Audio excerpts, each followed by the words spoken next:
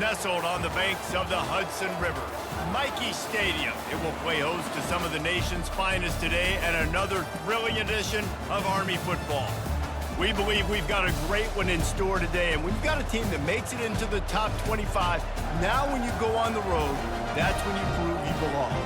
As we'll see the number 21 team in the country, the Kansas Jayhawks, taking on a team from the AAC, the Army Black Knights. For EA Sports College Football, Reese Davis with you alongside David Pollack and Jesse Palmer. And guys, can't wait to get this one started.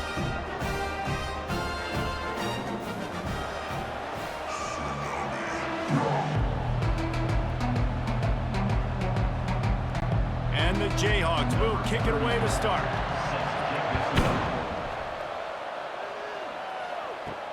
And he takes this from inside the 5.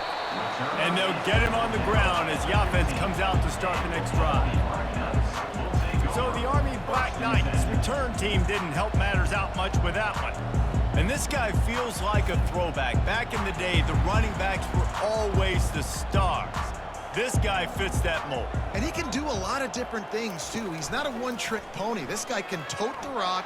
He can catch the ball. He can block. We might even see him throw the ball in this game. This is a jack of all trades. Really nice job by the defense shutting down all the options. Don't let him get into his reading phase.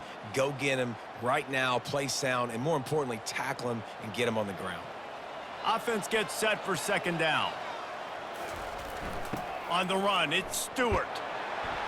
Nudges ahead for 1 out to the 16. And offenses want to continue to feature the run. They want balance. Even if it's not super successful, you can take it little bit at a time just to keep that defense honest. So already a challenge on this opening drive. It's 3rd and 9. Pre-snap motion in the backfield. Quarterback doing what he does best. He can move. Smashes through the tackle. He's run out of bounds, but not before turning in a big pickup and moving the sticks for a first down. Sometimes these guys just have eyes in the back of their head. You saw it right there. He was able to buy himself time, get outside the pocket, and at that point, I think the decision was pretty easy. Hey, I can go get this with my feet. And he was able to do that. Now they got a fresh set of downs. He'll take it himself. He'll be stopped at the 41, but give him 10 on that play. Well, I don't know what the quarterback saw on that last play, but he made a pretty quick decision that he was just going to tuck it and run it, and his offensive coordinator is glad he did. How about the speed by the QB on that play? The Black Knights look to keep this drive humming. Back to throw, it's Daly. Finds his tight end. They stop him almost immediately. Short gain there, and still a little ground covered to pick up the first. As a tight end, if you're going to be good in the passing game, you've got to be able to feel the windows when defenses play zone coverage. And he did a really good job of that right there. He didn't rush. He didn't hurry. He took his time, found the soft spot, and gave his quarterback an easy place to throw the football.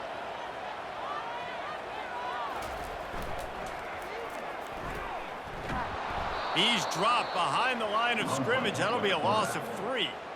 You know, when you're running counter, those offensive linemen crashing down, they've got to be able to pin those interior D linemen. They couldn't get it done there. They gave up too much penetration, and that led to the tackle for loss. A chance to sort of put the defense on its heels if you convert a 3rd and long. This one from the 44. Off the play fake. Moving out of the pocket. And the quarterback was trying to extend the play, and the defense brought it to a close. And that is how you silence this raucous crowd. Defensively on the road. First drive of the game, setting the tone, getting a huge sack on 3rd down.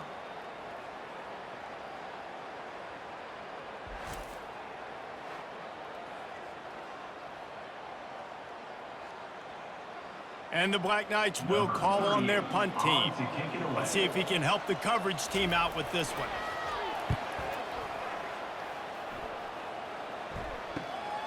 Running it back, it's Wilson.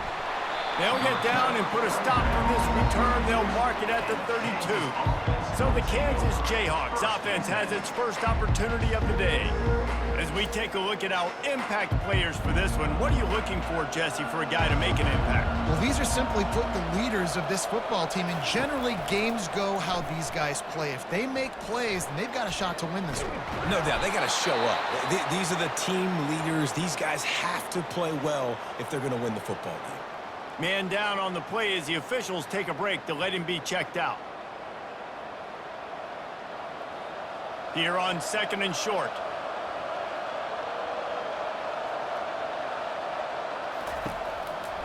Takes this handoff and headed to the right.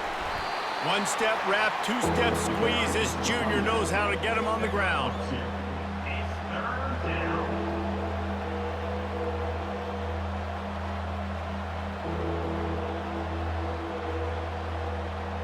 They've got it at the 41, 3rd and short, trying to keep the chains moving. They'll try to power their way ahead. At the 45 on his way. He found plenty of room, and he gets it to the 39-yard line. Yeah, 3rd and 1, you know they're running the football. It's just a matter of who's getting it and where they're going. But this offense, it really didn't matter. Nice job up front, nice execution, picking up not only the one, making it an even bigger play and getting the first down. Out of the gun, they'll run it inside. Using that running game to bludgeon forward. He's got 4 down to the 35. You know, it's so important for offenses to want to keep 3rd downs manageable. The way you do that is by having success like that, running the football on 1st down. Solid pickup of 4 on 1st down. It's 2nd and 6. To the air, it's Daniels. Fires to the wideout. Wide open downfield. Touchdown, Rock Chalk Jayhawk. A great catch and run for 6. This guy is so dangerous because of his speed. He can take the top off the defense, and he did it right there on the post.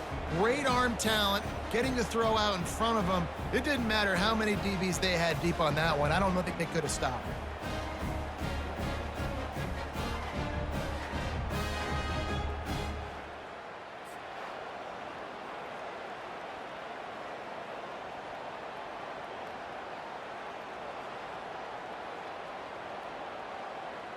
They'll try to add another to their lead.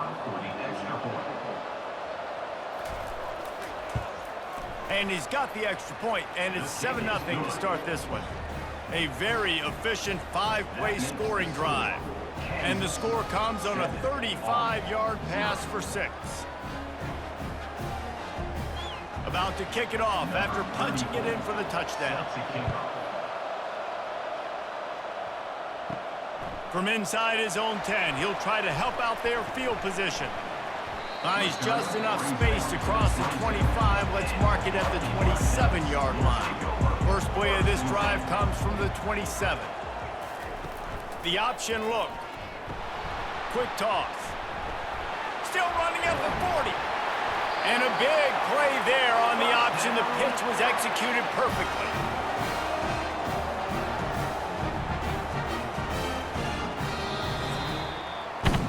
That's the end of the quarter. Kansas has the lead here. And after that first quarter, let's see if these guys can get back in the game in the second.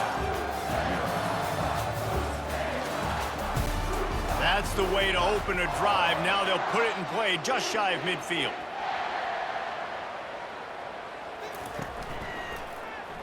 He'll do it himself. And they'll bring him down after a short pickup. The run game just has not been working for this offense all game long. You saw it on that last play as well. Just not getting enough push up front on the offensive line. They haven't been physical enough. Now on 2nd down.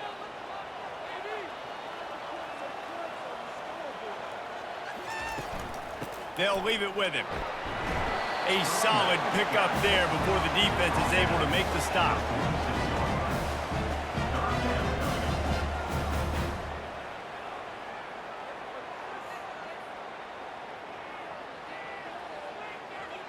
How bold will they be on 3rd down after that last run? To the air, it's Daly. Got his man quickly. Putting together a real scoring threat here as they pick up the first down at the 36. Well, look, that wasn't a touchdown, but that was a massive play for this offense. They needed some momentum. They needed to find a rhythm, and what better way than converting on third down. Awesome job by the quarterback getting through his progression.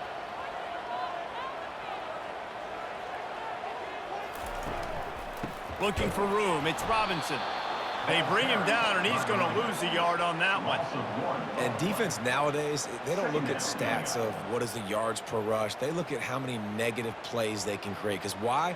Now you look at second down, man, it just became very predictable for this offense. Nice job creating the loss on first down. Lost one on that last one. It's 2nd and 11. They'll run the option. And he has a solid gain before the defense bottles him up. I love fullbacks that are versatile. You don't see many of them in college football anymore, but this guy's unique. He is a weapon when he has the ball in his hands. How bold will they be on third down after that last run? They'll run the option. Nice move to pick up yardage. And they're able to get a third down stop here. See if they go for it on fourth. And you could tell the QB wants to run. He's going to be a big part of the game plan, and the defense really, really understands that. I got to understand, and more importantly, when I get a lick on this cat, I got to take it. Like, not dirty, not cheap shots, but end of the plays, when I can be physical and really make him feel me, I think that'll always bode well in a fourth-quarter game. Didn't make him sweat at all. It's good.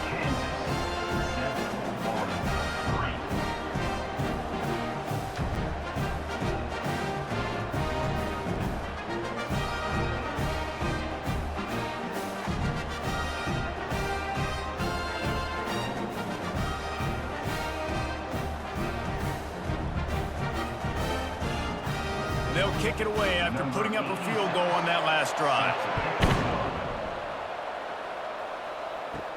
From inside his own 15, looking for a crevice. Probably needed to pick up an extra block or two, but as it is, he'll be stopped at the 28. From the gun, to give, looking for room. Defense closed down quickly after a gain of 3. They'll mark it at the 32. Well, man, there's some big hitting going on in the trenches right now. This defense, they take a lot of pride in stopping the run. Let's keep our eye on them throughout the course of the game and see if they can contain this running attack. It's the 2-minute warning, and we'll see if the offense can tack a little something extra on their lead before the break. Let's see what they've got on second down. Back to throw, it's Daniels. Quickly to the tight end.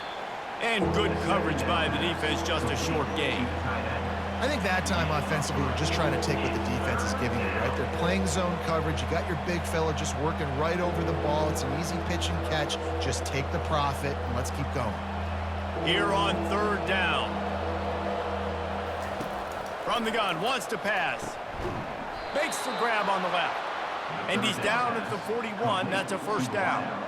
It's all about critical downs and distances on defense. You want to be great unit defensively, you've got to be good on third down and in the red zone. For this defense giving up a third down like that, that is just a gut punch. The Jayhawks will snap it on 1st and 10. He's going to pass. Got out of trouble and throws. Grabs it in the middle. They'll get him down, but not before he crosses the 50. He's down to the 49. It is so good for an offense early in the game to get in a rhythm and to start stringing first downs together. It makes the game really easy and puts that defense in a situation where they're starting to get tired. They want to sub. They want to get other guys in the field. Stringing first downs together like this makes it hard to defend. Using the back as a receiver on the screen. They make the stop, but a good pickup there on first down. Quick timeout call by the offense after the play. And that's kind of a lot of today's running game, right? Spit the ball out quick, get it to your playmakers in space, get positive yards. It's instead of running the ball a couple yards up the middle, now you just spit it out wide, and a lot of times if you break a few tackles, it could be even bigger.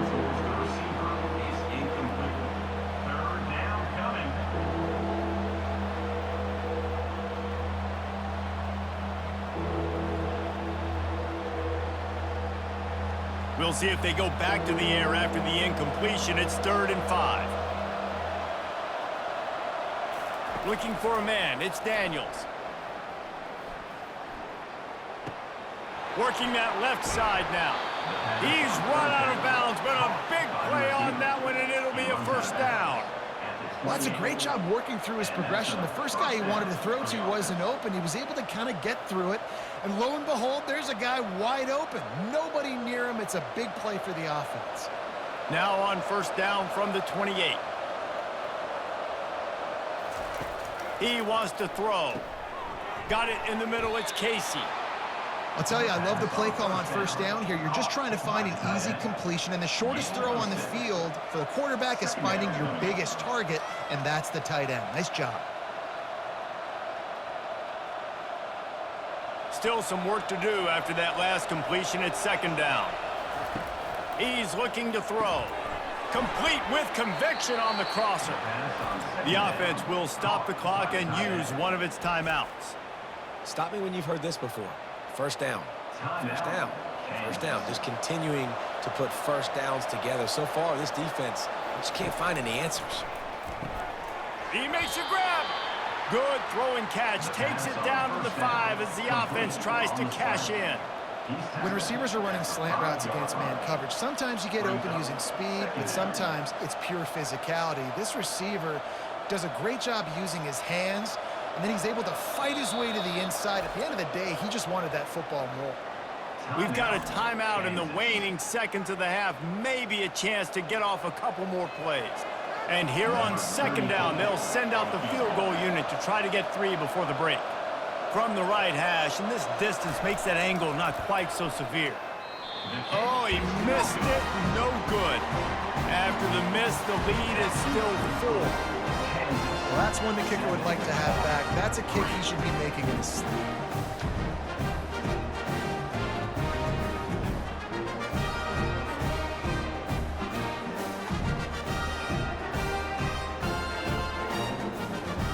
They'll come out and take a knee, and that should send us to halftime.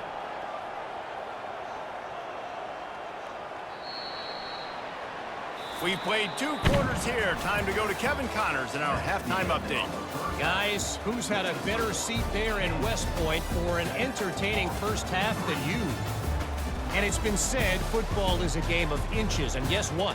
Based on the comparison between 3rd down conversion rate today and the average yard per play, how can you argue that? I mean, the low-lying fruit is to look at some of the explosive plays we've seen and panic. But really, this game is going to come down to which team is more efficient when they have the ball and how they play when it matters most. With that said, let's send it back to the guys at Blake Field inside Michie Stadium.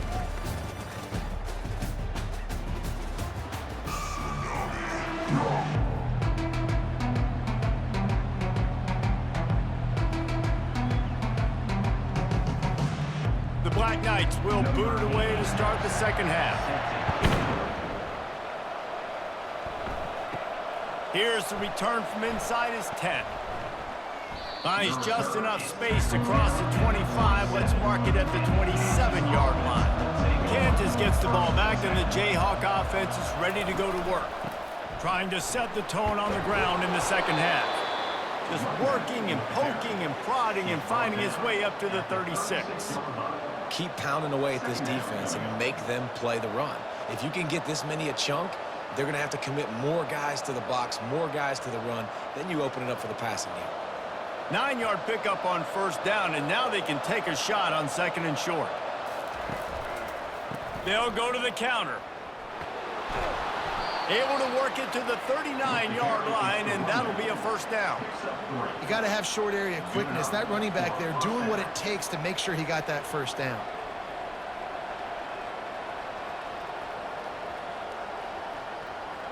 From the 39-yard line, it's 1st and 10.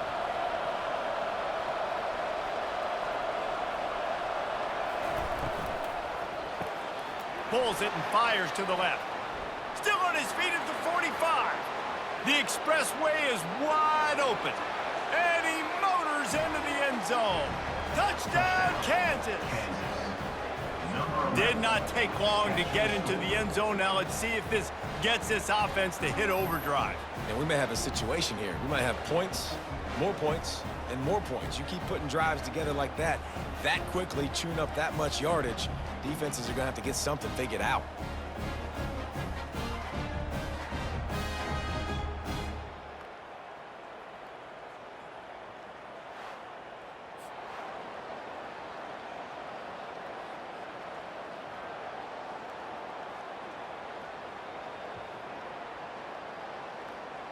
Lining up to tack one more onto that lead.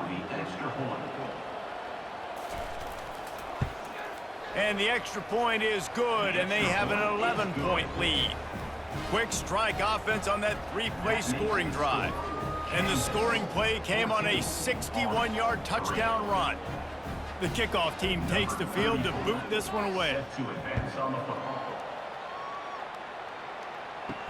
He'll bring it back from inside his 5. Didn't find any crease in that kickoff coverage, and he'll be stopped at the 17. The Cadets have it back as Army goes back on offense. Off the play fake on first down to throw. He'll pull it down. Well, you're making a positive out of a negative. And that time, quarterback, nice job buying time. He's trying to throw the football downfield, nothing there. So instead of throwing it away, getting the incomplete, just get what you can get and make this next down more manageable. Here comes the offense on second down. On the option. He'll pitch it. And they'll ride him down, but not before he picks up the first down. And how about the timing on that pitch? And I don't care if I get it by 2, by 20, by 30, by 40. I just want to get the first down, understanding the situation, understanding where the sticks are. Doesn't have to be sexy, but I got to make sure I get to that stick, get to the first down marker. They'll move the running back to try to force the defense to adjust. And he is just engulfed at the line by this giant defensive tackle.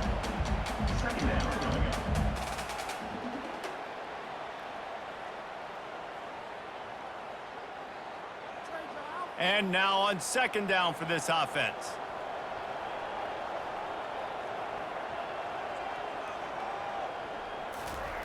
On the option. He's dropped behind the line of scrimmage. That'll be a loss of 3. Loses 3. Third down coming up.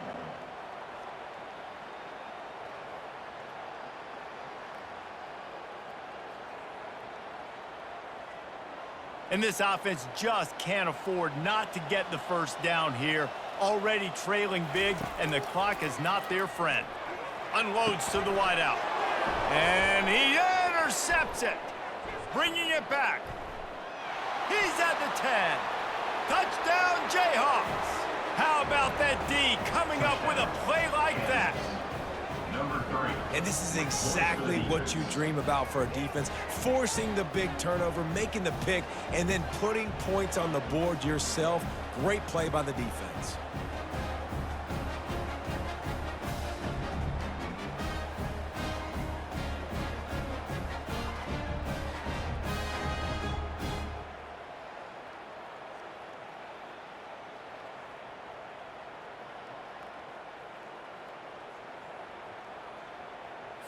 They'll try to add another to their lead. For the extra point.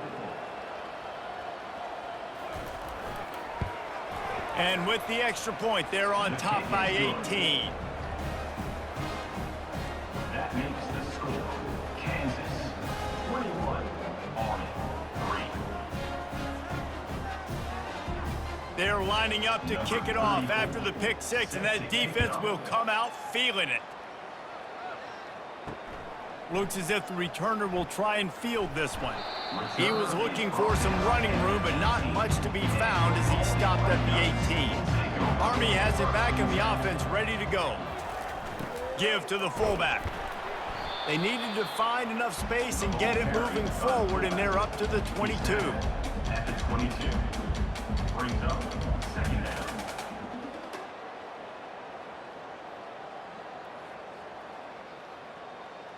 So after the first down run, here's second down. They're going to test the right side with this one. Got room at the 35. He will step out of bounds, but not before the big pickup and a first down for this offense.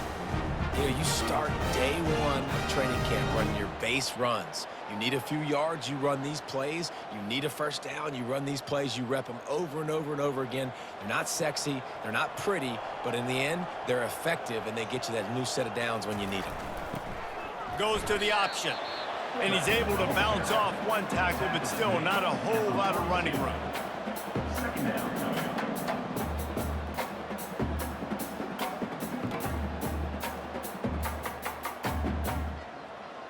Clock winds inside a minute to play here in the third.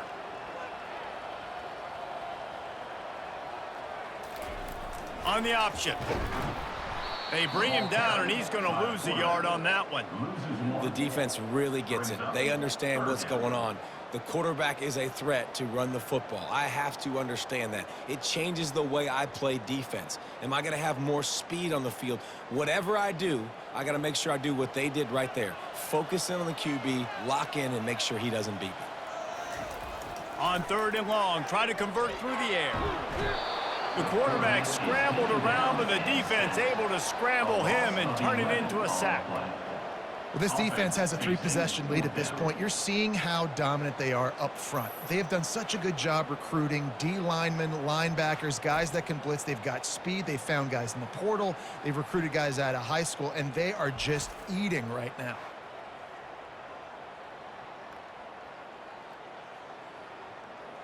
Number 38, on to punt it away.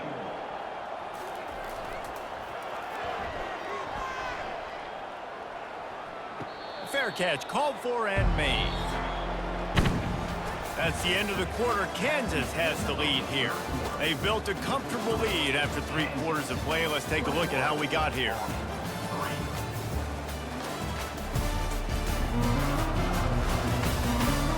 One more quarter to go, and it looks as if we are ready to play. The Kansas offense returns to the field.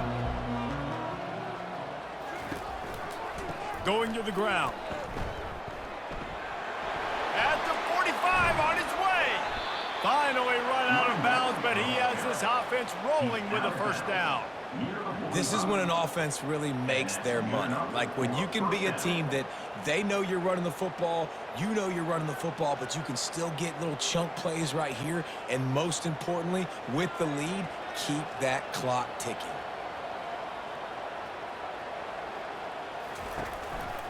They're going to go right back to him on first down. And they try the middle of this defense, and that is not happening. Man, nowhere to run on that play at all. About all you can say is do better. But that's the problem. Are they able to do better?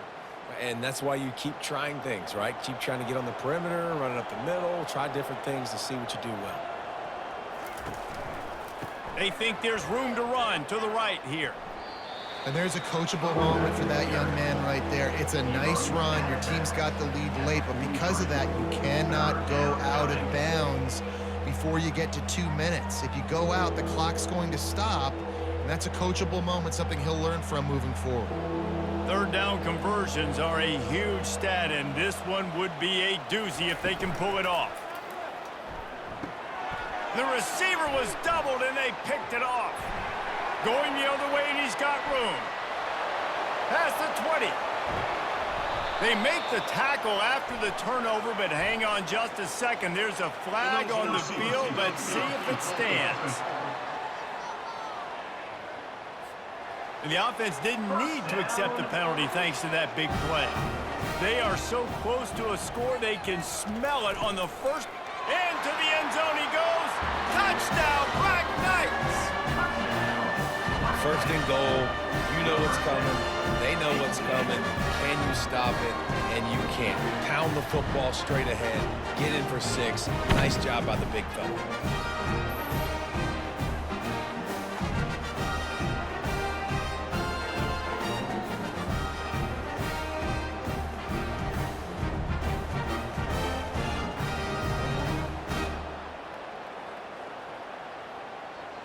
Getting set for the point after. On for the extra point.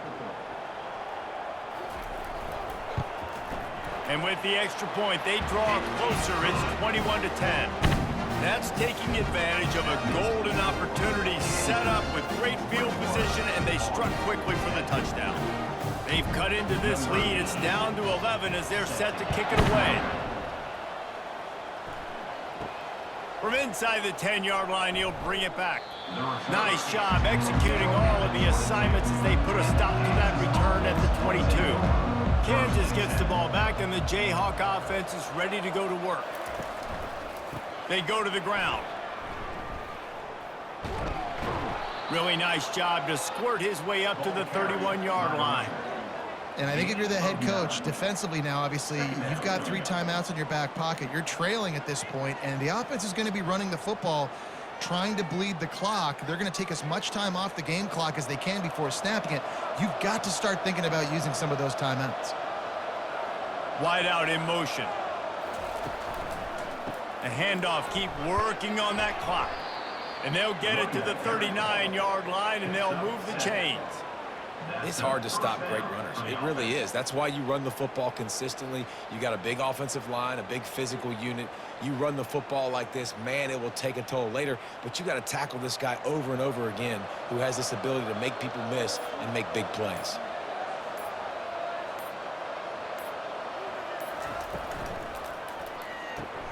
Quick completion to the right. And they pick up just a few on that completion. I don't know if that's the coverage you want to be throwing wide receiver screens against. Oftentimes, you want the receivers to have some access. You want the DBs to be off a couple yards so you can help set up the blocks and give the receivers somewhere to go with it. It's hard to run that against press coverage, and they only picked up a few yards there.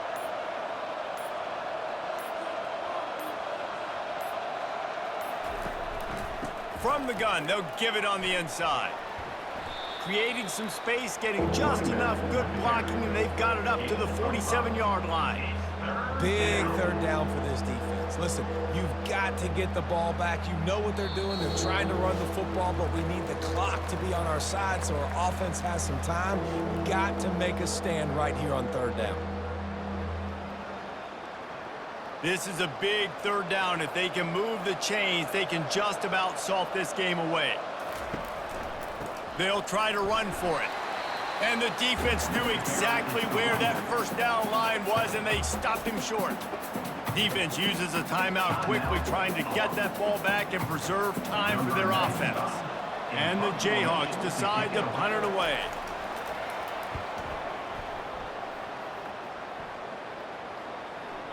You couldn't dial it up much better than that as he knocks it out of bounds inside the 10-yard line. The Cadets have it back as Army goes back on offense. Moving the running back, forcing the defense to adjust. Throws to the wideout. Picked off. And he slid through that attempt, and he's got room. And they'll drag him down after a good return on the interception. That should be the nail in the coffin. What a great break on the football, getting the big turnover. You got the lead. Now just go out there, be smart on offense, and run that clock.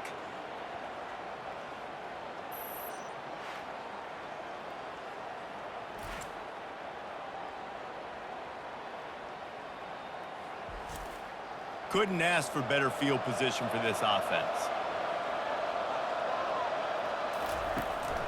They'll run it. It's Neal.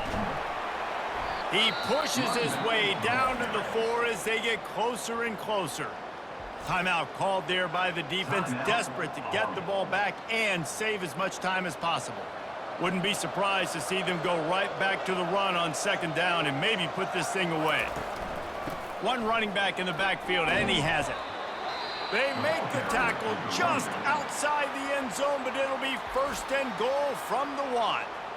Quick timeout called by the defense, stopping the clock to save as much time as possible for their offense. With the game in hand, the offense choosing to just have the quarterback take a knee.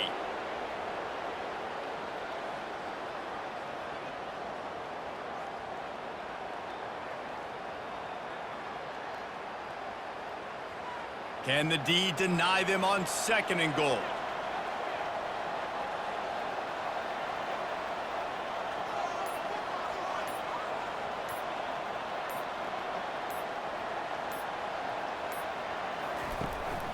They'll try to pound their way in. And he takes it to the house. Touchdown, Rock Chalk! These guys looking to put the finishing touches on this game with that score. Yeah, I think you feel confident that ends it, right? Late in the game, it would take a miracle for the defense to get back in it. That miracle is no longer coming now.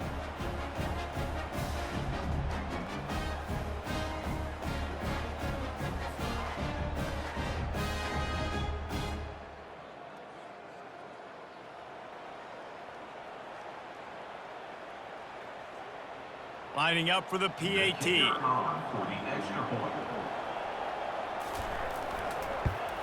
And now with the extra point, they're up by 18 here in the fourth. Quick work on that scoring drive, just 4 plays. And finish the deal with the short touchdown run from the 2. The kickoff team out there set to boot it away. Set to kick off. He'll start the return inside his 5. And he'll be brought down after a solid effort on that return. Army has it back in the offense, ready to go. The deficit is large, hope is fainting, but they'll try to finish strong. Made a lot of mistakes in this game, and that's why it looks like they're going to take the L. Lots of things to improve on, lots of things to coach upon, and at this point, I think if you're a head coach, David, you're just trying to see which of your guys aren't quitting late in the game. Yeah, which is a real thing, by the way. Who's going to compete to the final whistle? What do we talk about all the time? Coaches are always preaching to these guys. Don't worry about the scoreboard. Just compete as hard as you can. So, good opportunity to try to finish this game with something positive. Here's a throw downfield late. And that's going to fall to the ground incomplete. That was a physical matchup there. 3rd down coming. Well, this guy must feel like he's run into a buzzsaw in this game. He has been under duress all game long, and that's a big reason why he's thrown multiple interceptions in the game, too. Nothing coming easy to him. It's hard to see the field when your internal clock is going off so fast because of the pressure of this defense, and that's why they find themselves down by so much here in the 4th. Didn't have much of a choice, just had to throw that one away. It'll be 4th down. It's a nice adjustment by the defense here. With a big lead in the game, you're putting extra DBs on the field, knowing the offense has to throw to get back in this one in the 4th quarter. So your best cover guys on the field, and they force an incompletion on the last one. 3 straight incompletions, and undaunted, they'll go for it on 4th and 10. Incomplete pass, and the defense comes up big, and they take over.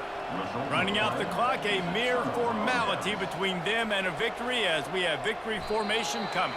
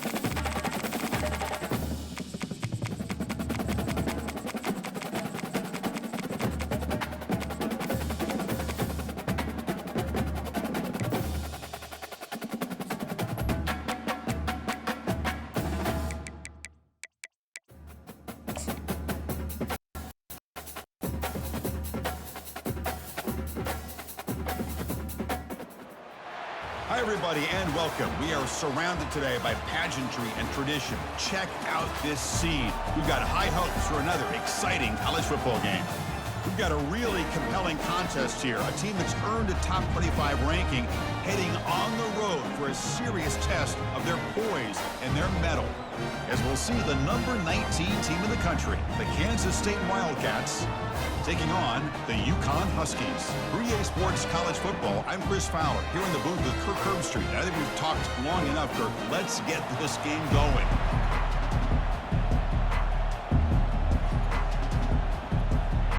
Kickoff team has come on the field now to send this one away. Return begins inside the 10. Tackled at the 22. Good job by the coverage team. So the Kansas State Wildcats offense making their way on the field today. Here comes that star wide receiver with the swag that kind of rubs opponents the wrong way, Kirk, because he's saying, I don't care who you are, I'm going to embarrass you today. Well, Chris, there's a rumor that this guy actually DMs the opposing corners before the game that he's going to go up against, as if to say, hey, it's going to be a long day for you today. But the wild thing is he actually comes out and single-handedly unravels defenses to the point that by the end, it looks like he's in the heads of the opposing secondary.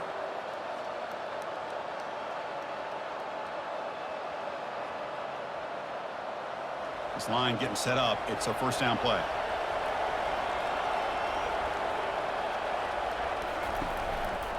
They'll try the right here.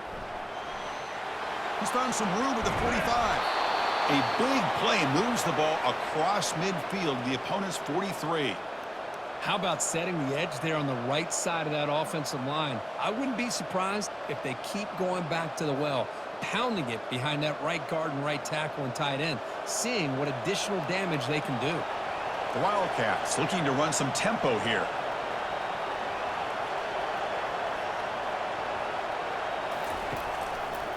It's a quarterback keeper. They tackle him behind the line, a loss of 4. Well, the quarterback does everything right except pitch the football. The defensive end's going to take him, which is great. That's what you want.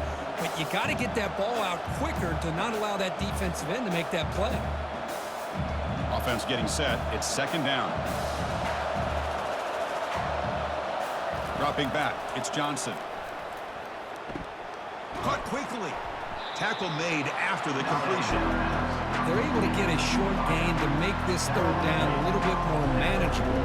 But it is third and long, so this offensive line's got to be ready, do a good job of communicating, and pick up any potential blitzes here on third and long.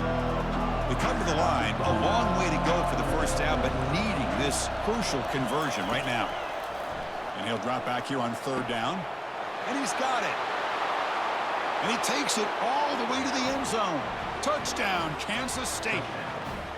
Well, that is a dream start for the offense, Kirk. What an opening possession. You know, sometimes you just want to kind of get settled into a game. These guys didn't really wait at all. They had a script. They knew exactly how to attack the defense, and it works out.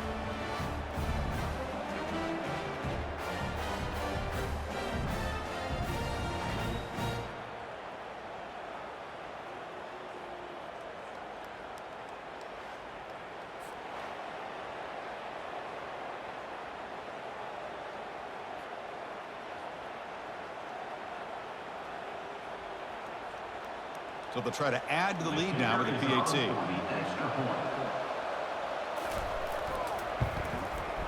And it's 7-0 after the PAT. That makes the score Kansas State 7, UConn 0. Here's the kickoff team. Let's see if they give the returner an opportunity to bring this back.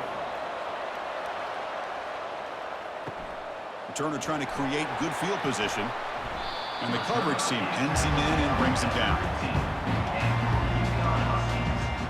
The Huskies offense makes their way onto the field for their first possession. First down play call coming up. How aggressive will it be? And they'll give it to the back. Picks up 2, so it's 2nd and 8.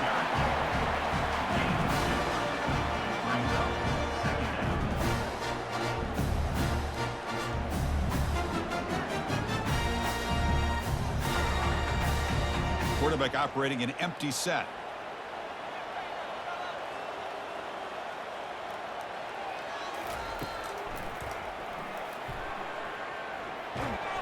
The junior able to bring him down quickly. He's brought down at the 18-yard line. Third down coming up.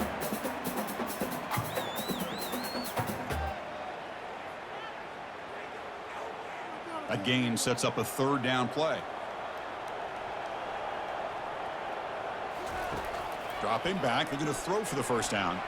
Looking for his big tight end. Grab down the middle. It's Harris. They bring him down, but a big chunky yardage on the play.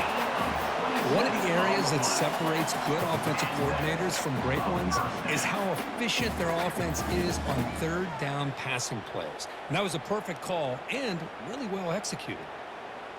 Offense keeps moving. It's a completion for a first down. Takes the handoff. It's Edwards. And he'll maybe get back to the line of scrimmage, but no more than that.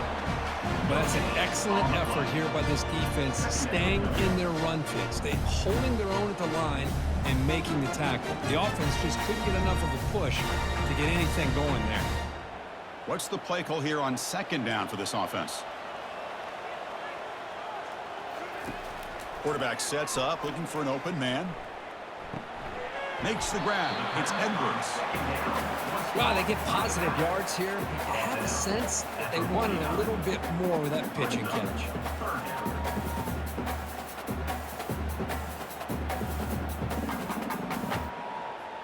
Third down play, looking for a fresh set of downs. Here's the snap. Quarterback looking to throw. Catch made down the left side, an explosive play. That moves the football inside the 40, and it's another first down. That's good execution of the pitch and catch to pick up the first down there. Nice conversion. Really nice conversion here. To me, the route is what separated this play. And the fact that he's able to get to this point downfield, and by the time he turned around, that ball is on him. So nice route and nice hands there to be able to pick up the first down. They'll stop him behind the line for a loss of 1. My gosh, this offensive line's got to do a better job of blocking. The defense was zeroed in on the ball carrier and absolutely nowhere to go for the offense. Second down after that previous play.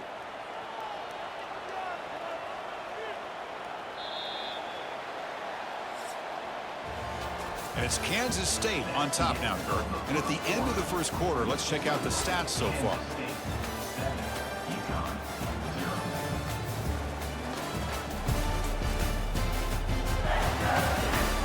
Plenty of time for some plot twists here as we begin the second quarter. Here's the second down play. They'll give it to the running back. But the gain is just 1 yard. Sets up a 3rd and 9 now.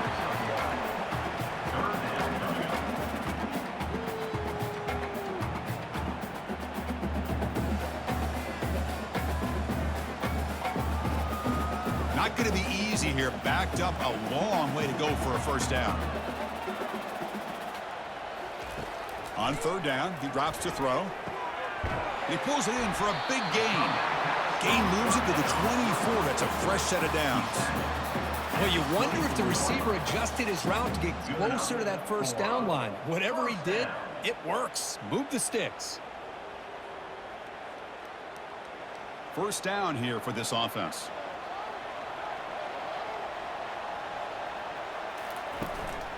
Using his legs, it's Edwards. Hat on a hat up front. Good job of opening up the holes. Anytime you get positive yards on first down, that's a win.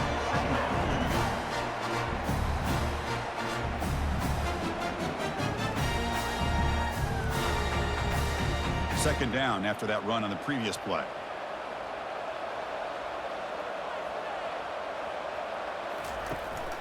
A handoff to the back. Running with purpose. Running up the middle, but stuffed for no gain. Boy, this defense is strong up front. Linebackers are flying downhill, able to make plays against this run game. Now they get this offense to another third down. Now you pressure that quarterback and try to build on the lead. Now it's 3rd and short from the 21. Defense trying to make a stand here and prevent a touchdown. Dropping back, looking to throw for the first down. That one is incomplete. The defender was right there, and it brings up 4th down now. Now, 4th down.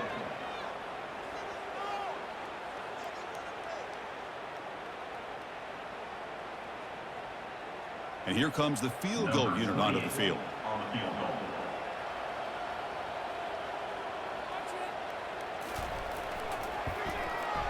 Knocks that one right down the middle. Snap, the hold, the kick, everything there perfect to put 3 points up here for the offense.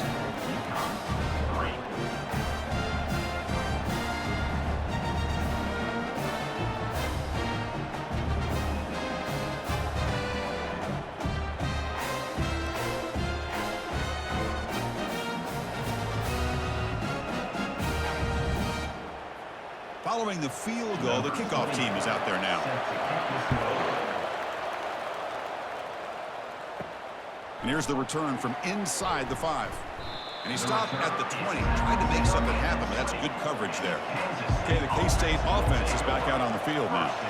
Great possession last time. They punched it into the end zone. Can the defense come up with a stop this time? The pickup is 7 yards. Now it's 2nd and 3. I tell you, to be able to pick up a nice gain like that, those offensive linemen have to sustain their blocks. Gave them a chance at a really nice gain. Now it's 2nd down here. Back to pass. It's Johnson. And a short pitch and catch to the tight end. Brought down at the 33. That's good enough to move the sticks.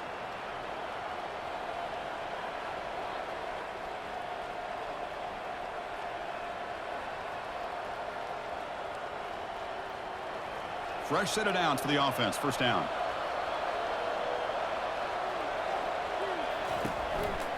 Gonna run it. It's Giddens. Breaks loose at the 45. And a big gain before he goes out of bounds. The offense keeps churning, gets a fresh set of downs.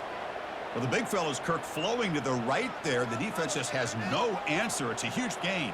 Yeah, and what a patience there by the running back, just allowing those blocks to be set up there off to the right, and then once he saw the crease in the defense, accelerates through that hole to show you what kind of speed he has for a big gain and a 1st down.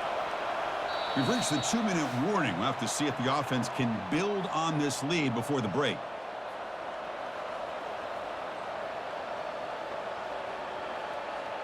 Kansas State getting set with a 1st and 10 coming up.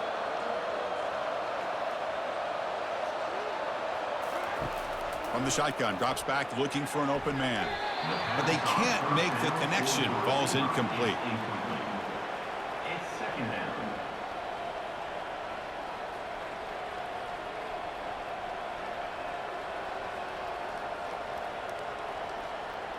Second down play coming up.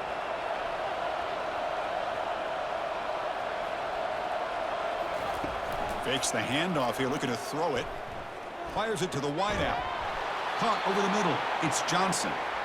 Not much after the catch, but it is good enough for a 1st down. How many 1st downs is that on this drive? This defense allows 1 or 2 more drives like this, and they're going to be gassed by the 3rd quarter. The drive stays alive with that completion for a 1st down. To throw, it's Johnson. Here's a screen pass to the running back. And he's brought down. Good job by the defense getting through the blockers, but we stopped short of the 1st down. You can see what the offense is trying to do here with this screenplay, but they avoid disaster by at least getting a few positive yards. The defense doing a great job of anticipating the screen here. 6th play of the drive coming up. Try to catch the defense with the draw. There's the tackle, but 1st down yardage.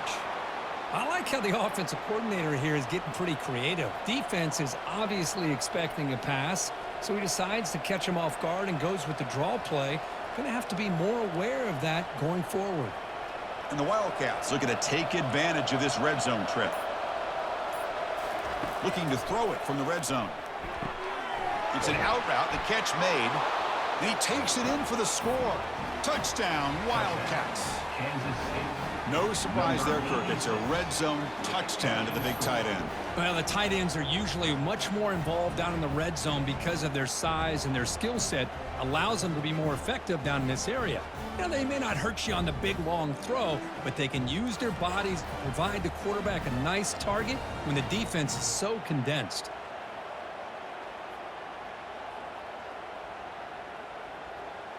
So they'll try to add to the lead now with the PAT.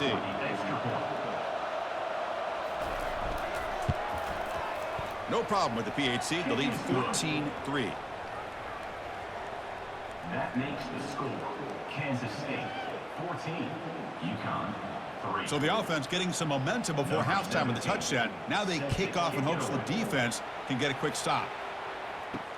Fields it inside the 5-yard line. Makes it to the 16. That's good coverage there.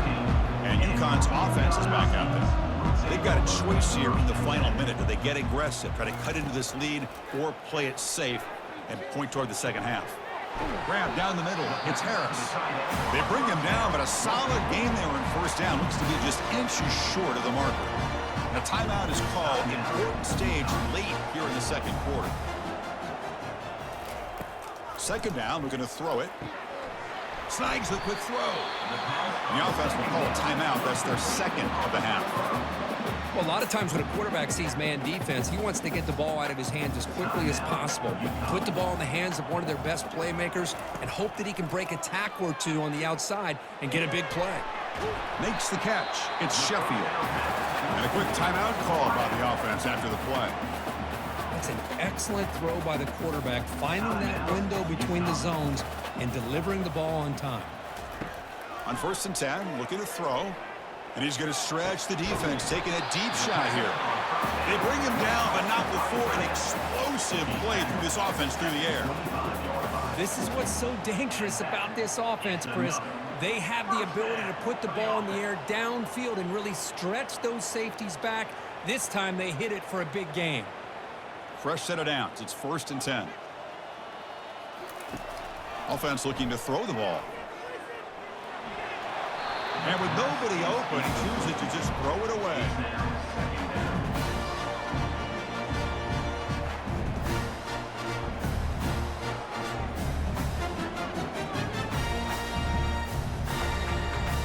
So the offense takes the field in the final seconds of the half. Chance for just a couple more plays. After the incompletion on 1st down, looking to throw it again.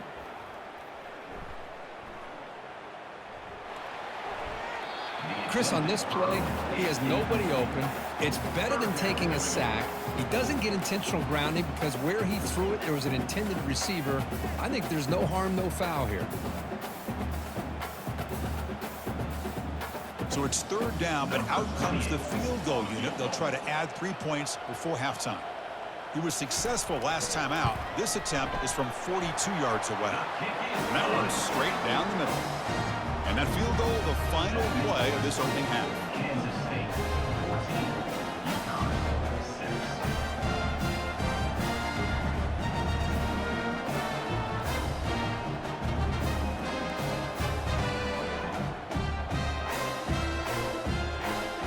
6. Miller's going to wrap up the first half here. Let's kick it now to Kevin Connors with our halftime update. Guys, a first half that saw a little bit of everything there in East Hartford. And I get it. A lot of coaches will say the difference between winning and losing comes down to stopping big plays and getting big plays. But if you ask me, it's more about how good you are on 3rd down and how efficient you are in keeping drives alive. Those two stats can help you break the will of even the best defenses and help you come out on top. For now, let's get back to the guys in the booth to start up this second half.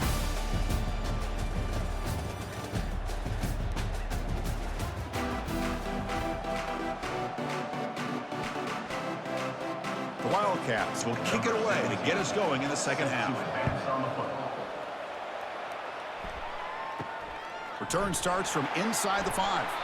And the returner is brought down. Here comes the Huskies offense back on the field. And the quarterback keeps it on the option. That's a nice tackle there by the senior. Not exactly the outcome this offense was hoping for here on the option. They didn't lose any yards, which is great. I think they're definitely looking for more from that play. Offense getting set. Second down play here. They're going to run it. Mack gets the carry. They test the middle of the defense, but get nothing. Well, they keep trying to run the football, and they keep getting dominated at the line of scrimmage. That has been a theme throughout this entire game. We've talked about it earlier in the game. It's not changing at all. They've become one-dimensional, and I think it's allowed this defense to really lock in on that quarterback. Drops back, needing a third down completion here. Pulls it in. It's Sheffield. Tackled at the 32. That's enough for a first down.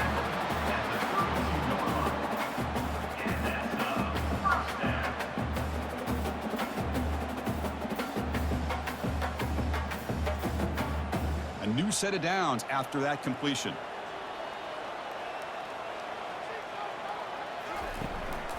On the run, it's Edwards. He stopped just short of that first down marker, inches away from it. Boy, positive yards there on 1st and 10. Good job up front by that offensive line. Good hard running by this running back. And now you got a lot of options. That playbook can really open up on 2nd and inches. Second down after that run on the previous play. Quarterback drops back, probing the secondary. Looks to the left, and it's complete. Tackle is made, but that's good for a first down to the 47.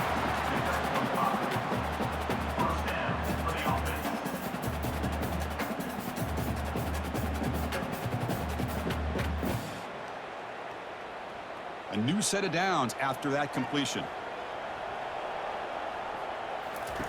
On 1st and 10 here, looking to throw the ball.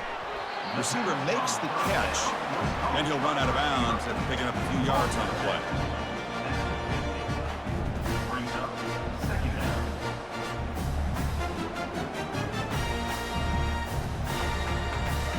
Second down after that short completion.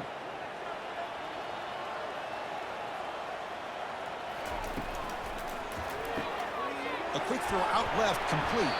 They get him down quickly, not much of a gain on that completion.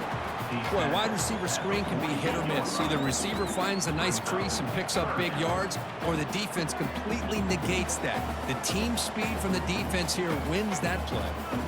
They come to the line on 3rd down, trying to keep this drive going. Can the defense get a stop here? Looking to throw yet again. Incomplete. He was hit as he threw the ball. That's a big 3rd down defensive play. Well, the defense picks the right time to get after this quarterback. 3rd down, critical down and distance. Do a good job of dialing things up and good coverage downfield. He didn't have anywhere to go with the ball. The punt team making their way on the field.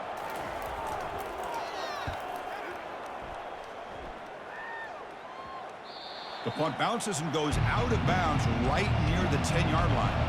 And the Wildcats offense back out on the field. They scored a touchdown on their last possession. Let's see if this defense can make adjustments and prevent that this time. Running back carry.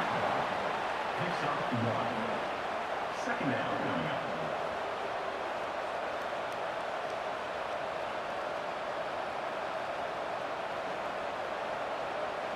Getting set. Here's 2nd down.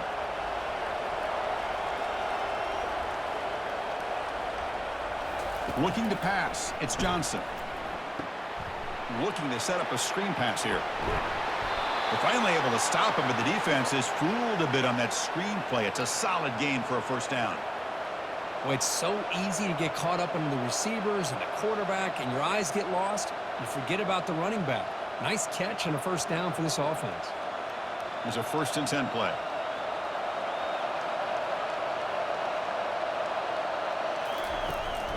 And now the handoff.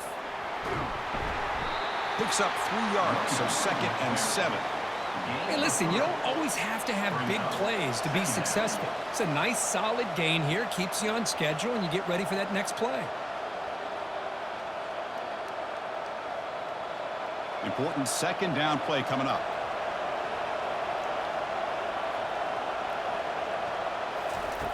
From the shotgun, drops back. That's reeled in. It's Cephas. They tackle him at the 38. Solid gain. Nice play there. I thought the defense was in pretty good position there. They sat back and had good coverage, eyes on the quarterback, but you almost got to just give the quarterback and the receiver credit for being able to come up with that completion. This Kansas State offense is quickly moving down the field.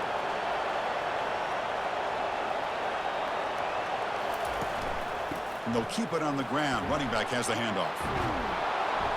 Tackle made after a nice pickup on the play.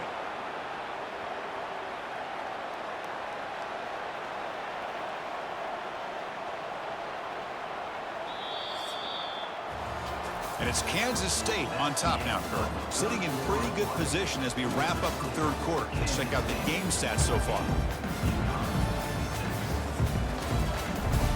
Back at it to start the quarter. Offense getting set to run a first down play. And now the running back's got it again. And the senior able to make the stop after a short gain. Yeah, I like the run play here. And offensively, at this point in the game, you want to remain in that attack mode first, while also staying in bounds and working that clock. The offense has done well to chew some clock here. Now they'll come up on second down. Looking downfield, it's Johnson. It's a deep throw down the right sideline. And the pass is dropped incomplete. Would have had a huge gain. Took his eye off the ball.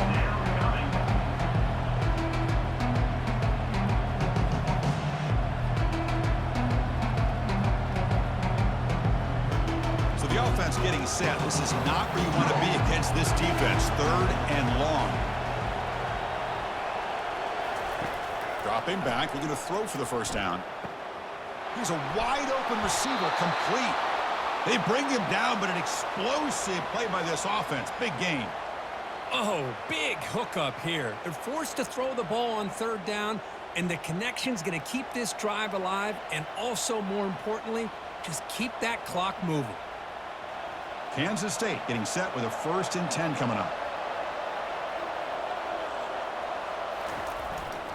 Trying the run, it's Giddens. And the stop made just short of the goal line. They'll put it at the 2. Boy, is this guy fun to watch or what? Here we are in the fourth quarter, critical down in distances, and this guy is just churning out yards the way he has most of this game, showing a lot of physicality and natural running instincts in space. So down here in the red zone, every yard tough to find. Here is a crucial play coming up. Couldn't quite get in, but they're knocking on the door at the 1. Good call here by the offense to be able to pick up this first down. And, Chris, it makes you wonder, with under 3 minutes to go in this game and trailing, the defense sitting back in their base, I thought they might be in a little bit more of an aggressive mindset, turning the blitz loose, trying to create some plays to get the football back. It's an option look. Pitch to the back. Fights his way into the end zone. Touchdown, Kansas State. So the offense flexing here, Kirk, and stretching their lead here in the second half. Yeah, that touchdown gives you a little bit more breathing room, but now it's up to your own defense to help preserve that lead so you can go back out and build onto it in the second half.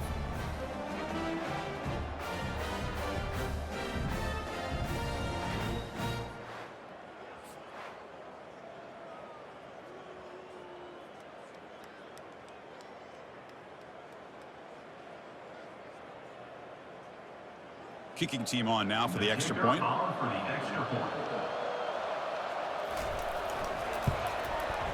And the extra point makes the lead 15 here in the final quarter. That makes the score Kansas State 21, UConn. Kickoff team on the field getting set now. Number 17, set to kick it off. And he takes this from inside the 5. Returner tackle right there. That's when they'll start the drive. Here comes the UConn offense back on the field now. The last drive stalled. They were forced to punt it away. Let's see what they can come up with this time. The pocket breaking down. And that's incomplete. Even on a first down pass attempt, he felt heavy pressure. Boy, the defense rolls the dice here on this screen pass. If they don't hit this quarterback, this is a big play. But give them credit. They were able to get to him before they were able to complete that pass. Incomplete. Second down coming up. And the quarterback drops back looking for an open man. He's got a receiver wide open here. Tackle made after a big gain. Well, this was a beautiful play when the timing is right, as we see right here. The receiver's got to do a good job of working his way back to the football as the quarterback is throwing it. The timing here is impeccable. New set of downs for the offense. 1st and 10.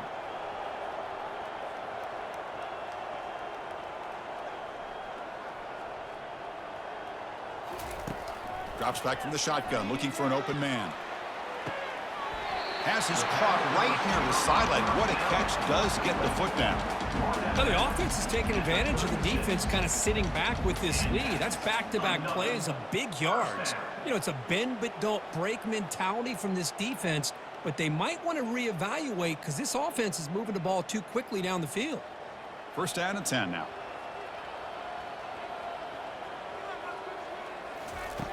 Here's the snap, looking to throw. Caught over the middle. It's Harris. They bring him down to the 25. They're moving closer and closer to the red zone.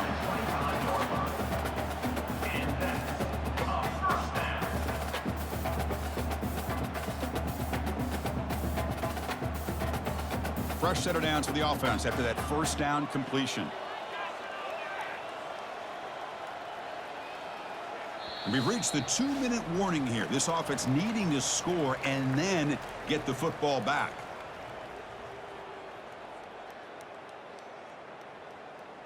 Big guys up front lined up. It's 1st down.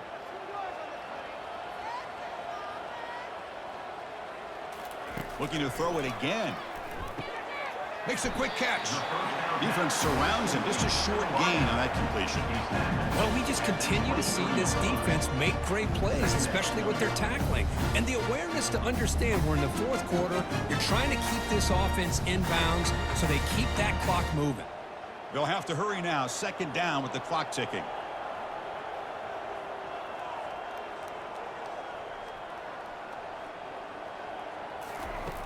And he'll set up to throw. Running out of time in the pocket. Pulls it in. It's Sheffield. 4 set of bounds, but a nice gain there. And the offense will have a 1st and goal. Chris, the more we watch these spread offenses attack in today's game, it's not just about the vertical shots with the taller receivers on the outside. Defenses are challenged even more by those smaller slot receivers and their quickness in space.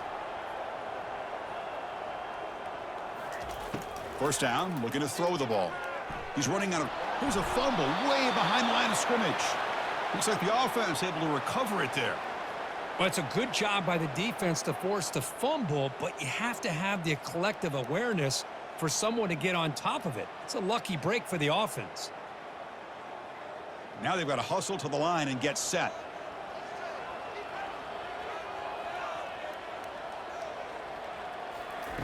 Quarterback looking to throw it on 2nd down. And he just throws it away there. Safe move. Had nobody open.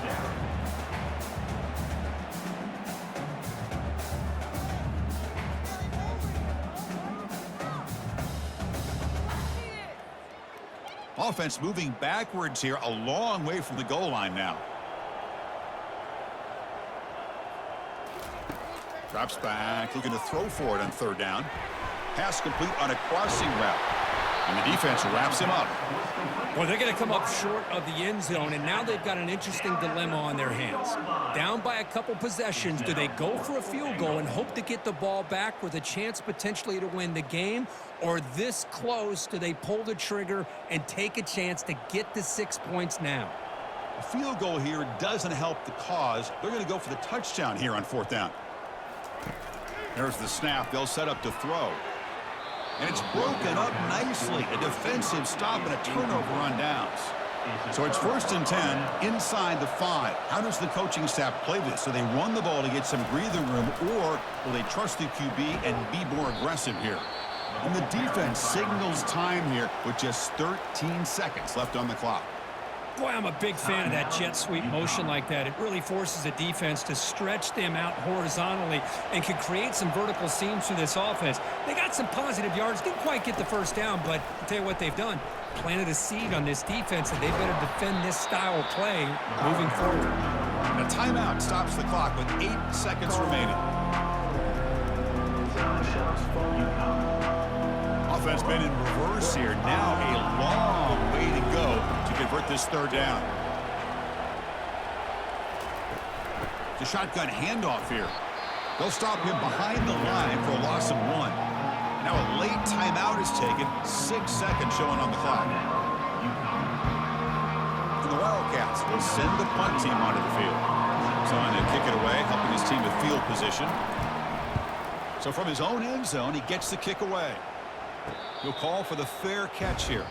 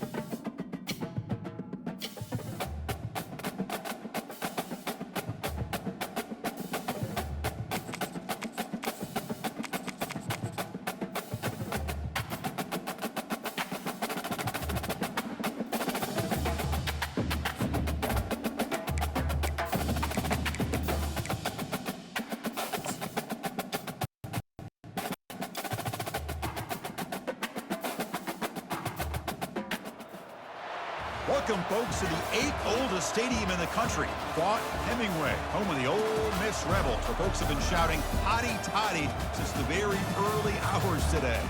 Colliding here today, two top 25 teams having tremendous seasons set to battle it out against one another. As we'll see the number 18 team in the country, the Oklahoma State Cowboys, taking on the 5th-ranked team, the Ole Miss Rebels. For EA Sports College Football, I'm Chris Fowler, joined here in the booth by Kirk Herbstreit. Kirk, let's get to the action on the field.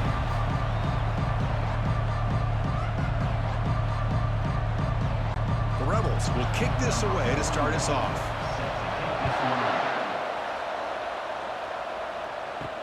He's going to return it from near the goal line. He'll be tackled at the 17. Strong job by the coverage team. Cowboys offense comes on the field to open this game.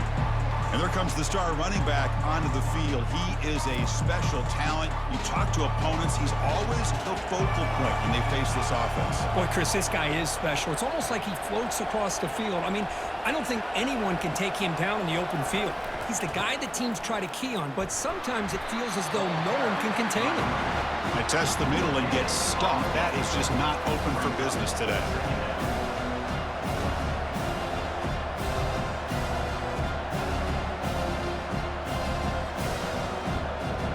Second down play coming up for this offense. Out of the shotgun, he hands it off. Brought down at the 28, and that's good enough for a first down. I mean, this is exactly how they wanted to start when it opened up this game, especially on the road. It's a really well-blocked play, pick up a good chunk of yards, and if you're the offensive line, this is what you've talked about all week in your meetings. Establish the line of scrimmage and take control of things up front. They give their running back plenty of room to pick up those good yards. Shotgun formation. Here's an inside give.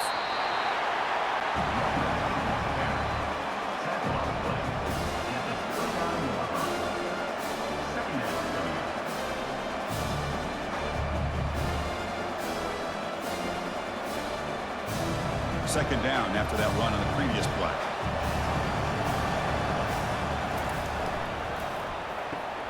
Grab behind the line. It's Presley. They bring him down after a short gain there. I think it's important to kind of let your quarterback get into a rhythm early in the game. Sure, you'd love to see the big gains, but plays like this allow the quarterback to get settled into the game, find his rhythm, and then he can make the bigger plays later on. Solid gain on the running play. Third down now. Looking to throw. It's Bowman. It's a quick grab. They make the stop just short of the marker. It's going to be fourth down and inches to go. Well, a quick short throw here, not able to convert for the first down. You'd love to see that route maybe a little bit deeper to give yourself a better chance, but they come up a little bit short. So now it's decision-making time for the coach. I'd be shocked if they didn't go for it. And on fourth down, the punter sends it away. And the coverage team gets the returner to the ground. Rebels offense gets their first crack now.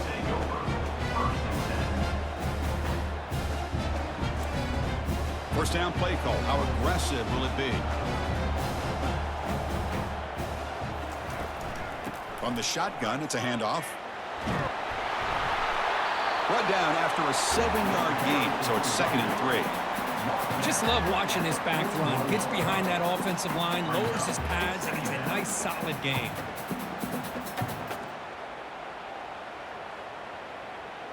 And the Rebels hustle to the line to run the hurry-up.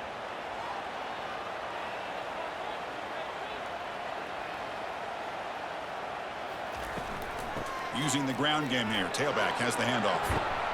That's a nice wrap-up there by the junior.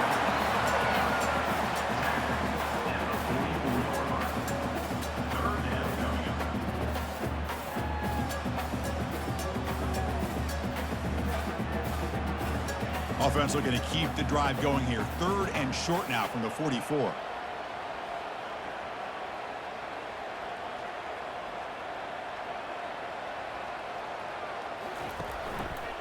Quarterback still with the football. And this one goes nowhere. Lucky to get back to the line of scrimmage. No gain on the play. Now, fourth down.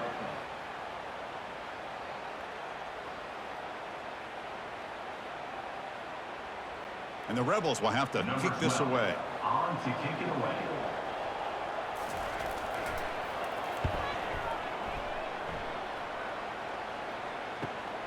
On the return, it's Presley.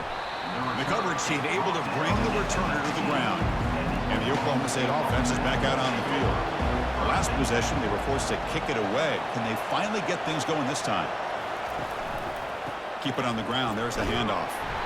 That gain moves the ball out near the 25.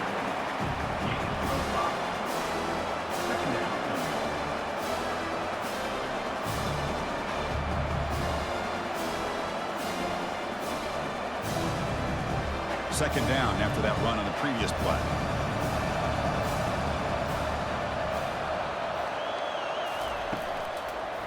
QB decides to keep it here.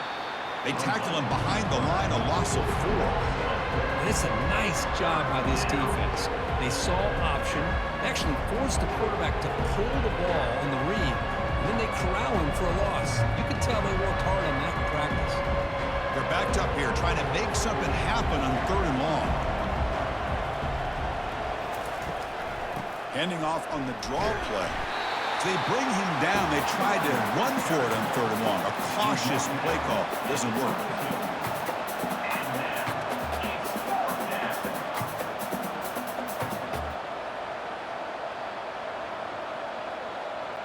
Number 29, odds upon zero.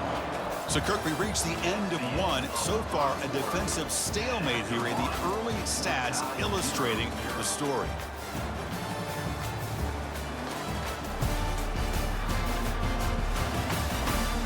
Getting set here now for the second period. Both offenses looking for some efficiency, for a spark after that opening. No, kick it away here. Oh, and he's got some space here. And the returner brought down by the coverage team. And the Rebels offense is back out on the field. They were held to a quick 3-and-out last time, looking to put together a positive drive here. They start the drive with a quick throw to the right. Receiver brought down after a short pitch and catch. Chris, this is a great game, but I'm always so impressed with the offensive line because they sell this as much as anything. The quarterback's making the read, trying to figure out if the defense is committed to the run or the pass, and then he's going to go the other direction. He makes the right throw here out to the flat to the right, but the offensive line showing the defense it's a run look is what opens this up eventually for the nice game. From the shotgun now, here's a handoff inside. And he's tackled, but only after picking up a first down. It was a nice job up front by the offensive line, but give the running back an assist for setting those blocks up before he was able to get downfield for the first down. The Rebels will crank up the tempo.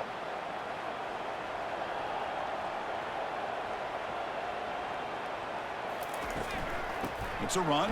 Running back's got it.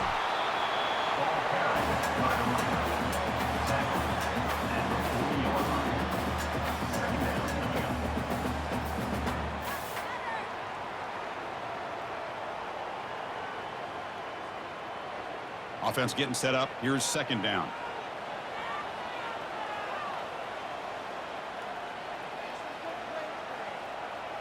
To throw. It's Dark. Fires it to the wideout. And he pulls in the catch. They bring him down, but a big chunk of yardage on the play.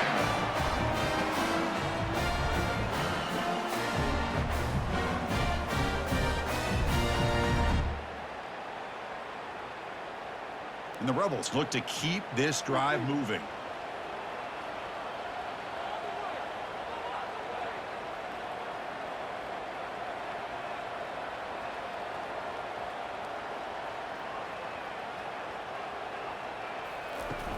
He hands it off from the gun. They'll stop him behind the line for a loss of 1. Loses 1. Brings up second down.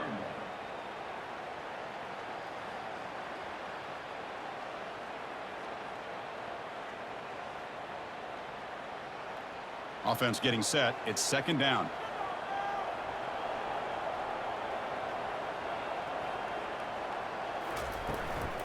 They'll run it from the gun.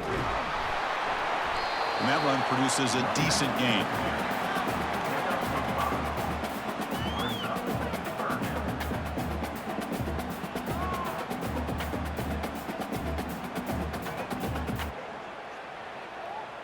Third down here. Time for perhaps one more play before the 2-minute warning.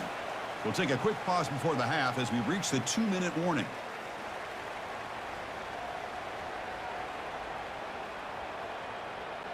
So here we go, third down. Defense needs a stop here. Try to force a field goal attempt. Drops back, looking to throw for it on third down. He's got it, looking for the end zone. The gain is not enough for first down, so it brings up a 4th and short. And now a timeout quickly called by the defense as they try to get everybody on the same page here. The coach is going to take the 3 points. Here comes the field goal unit.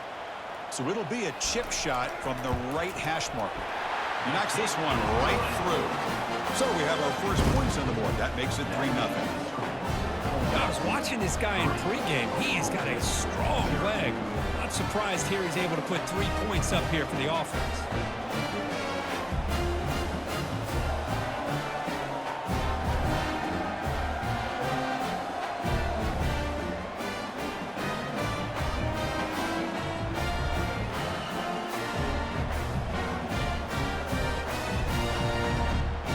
Come away with 3 points on the drive, and now the kickoff team will boot it away. They'll return it from inside the 5. Solid job by the coverage team. They bring him down at the 16. And the Oklahoma State offense is back out on the field. If they want to cut into this lead before halftime, they have to work quickly now. Makes the throw across the middle of the field. He's got it for a big gain. And the gain just good enough for a first down. It's really good timing here between the quarterback and the receiver. And how about the receiver downfield? Does a nice job of finding that open space in the zone of the defense. And as a defense, you're just basically throwing your hands up in the air because they had that covered relatively well. Just a good play call and good execution. Looking to throw it on first down. And it's incomplete on the overthrow. Just too much on that ball.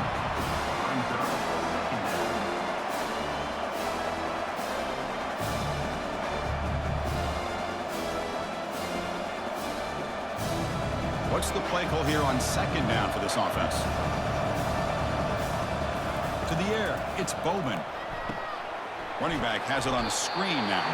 Good job with the defense to fight through the blocks on that screen. He's short of the first down marker. A lot of times this can be a tough play to defend because you're so concerned with getting pressure on the quarterback. But here the defense does a good job of coming off of coverage and chasing down the receiver. The clock is still running. I'll have to hurry up here, but it's a crucial third down.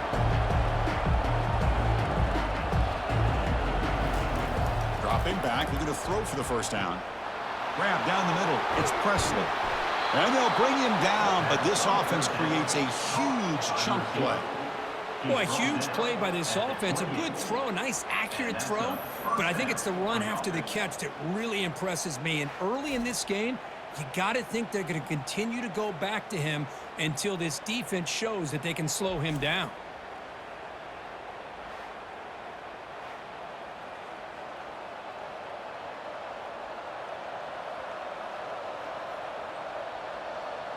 The offense finally producing here. Sets up a 1st and 10. And the quarterback dropping back. Caught over the middle. It's Foster. And a timeout is called to talk strategy. Close game here as we approach halftime. Boy, he has such great size. I just love this play call on 1st and 10. The defense is expecting a run. Instead, you go play action and you throw it to the big man for some positive yards on 1st and 10. Caught near the sticks. It's Presley. That's a big gain before he goes out of bounds. It'll move the sticks. More than enough for a first down. He goes out of bounds at the 2-yard line. 1st and goal, Oklahoma State. 1st and goal. Great chance to take the lead before halftime. They'll try to run this one in. Muscles across the goal line. Touchdown, Cowboys. Well, that's an example right there of what vision and patience and ability can do for a running back. He was on a mission to get into the end zone, and really, he made it look easy.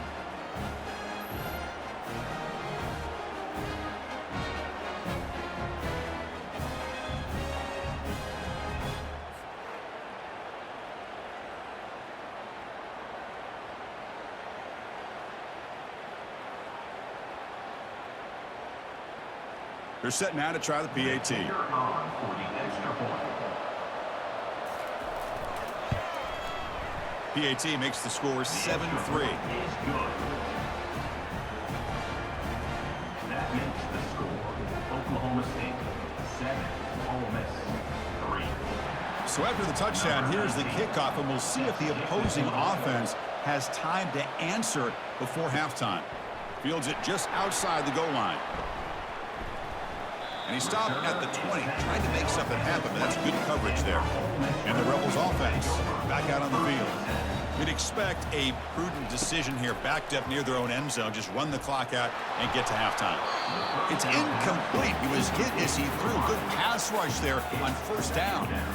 Well, it's pretty simple. The defensive line does a great job of getting after the quarterback and forcing him into that incompletion. Second down after that previous play.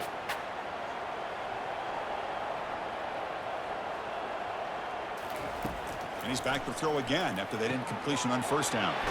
This time a completion. And the offense will now quickly spend a timeout. Of all the receivers to lose track of, it's this guy, one of the best receivers in the entire country. Lucky that wasn't a score. And looking to throw now on first down. Pressure is coming. Oh, a sack. The senior on this defense making a big play. Second down coming up.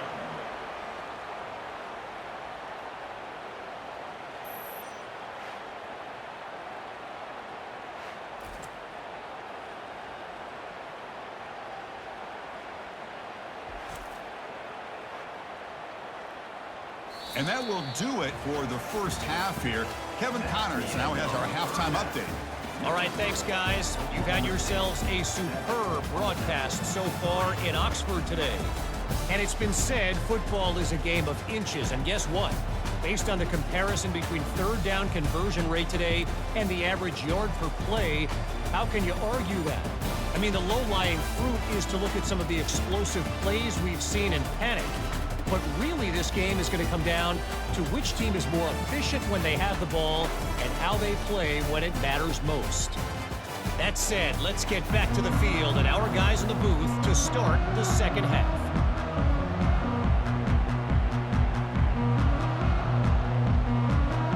The Cowboys will kick this away to begin the second half. And here's the return from inside the 5. And the returner brought down by the coverage team now. And the Ole Miss offense is back out on the field. First play of the second half is a handoff. It's a nice gain to move the football up to the 27. The offense looks fired up to begin the second half. That's the kind of play they've needed to give them a spark. Absolutely. I know they're down in this game. Clearly something was said at halftime to try to get this offensive line engaged, and it looks like it's working. They're playing with a different kind of energy. Let's see if they can do it again.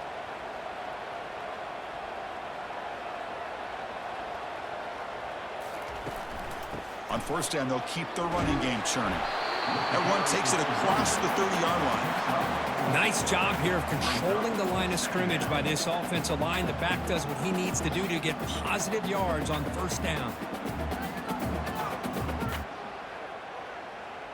And the Rebels come to the line in the hurry-up.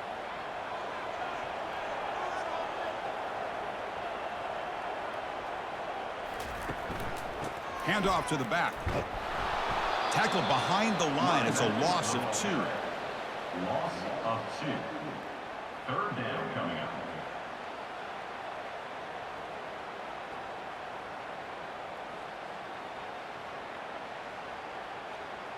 Offense facing a 3rd and long from the 28. Got to have your pass protection in order on this play. Dropping back, looking to throw for the first down. Doesn't hold on. Good hit by the DB. Now it brings up 4th down. Great job by this defense once again on that 3rd down, and now we get to 4th down. And you start to think about things here as we get into the second half, Chris. You go for it, you make it, everybody's happy. If you go for it on 4th down and you don't get it, now you're giving your opponent the football in pretty good field position. And at 4th down, they'll punt it away here. And the returner is tackled by this punt coverage team. And the Cowboys offense is back out on the field. This has been an uphill battle for both offenses. Let's see if they can get it going this time. And from the shotgun, an inside handoff. Makes the catch, but the defense breaks in the ball, and it's a short gain.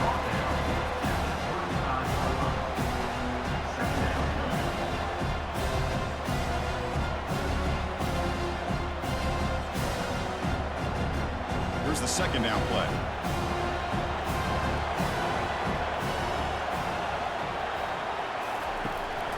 Same tailback, another carry. Tackled behind the line. It's a loss of 2.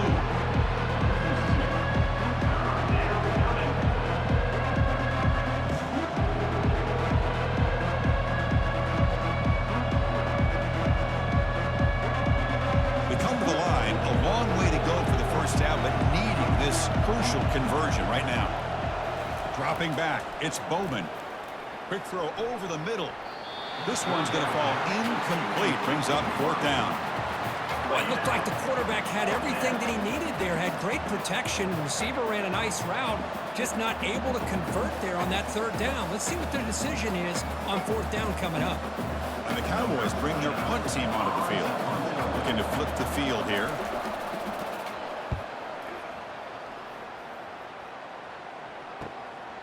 Bringing it back, it's Watkins. He's got an opening. Watch out. He's got great speed. It's a foot race. They can't catch him. Touchdown. Wow, so the punt return all the way to the house to put his team in front now. Well, that's one way to do it, right? You don't have to worry about your own offense putting points on the board when you get a score from the return team. 6 points on the board. Heck of a return, and they're up.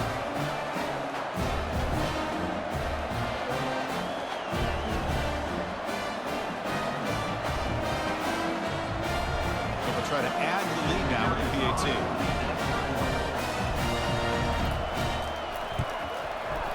And the PAT makes it 10-7.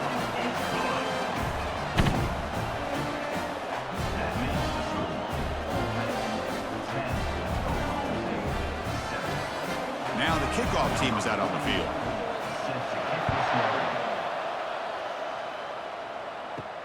Looks like he'll try to make a play with the return. And he's tackled at the 21. That's where the drive will start. And the Oklahoma State offense takes the field. Last time was a quick 3 and out. Can they get a drive going this time?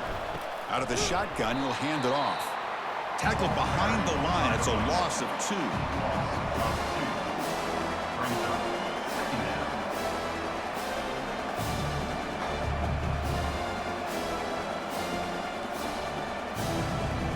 They go backwards on 1st down, so it's 2nd and long from the 19. Looking for a gap. It's Gordon. They'll stop him behind the line for a loss of 1.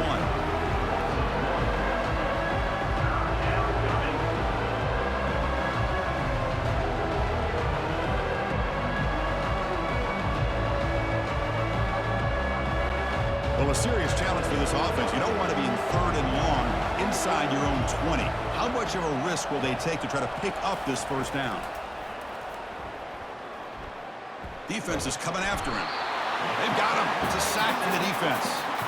Great call here going with that nickel defense, giving you more speed on the field on that 3rd down and long.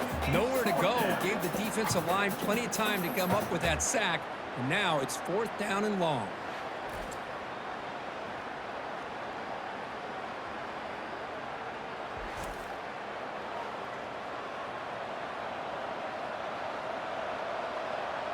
The Cowboys will line up to punt it away.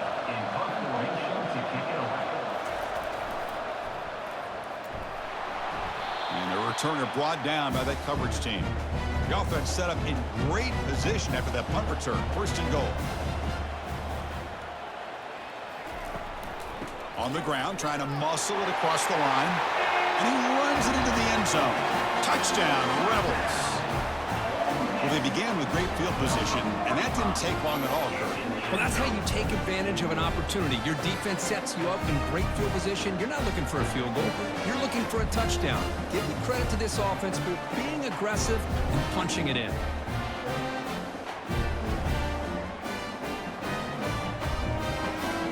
will set up for the PAT.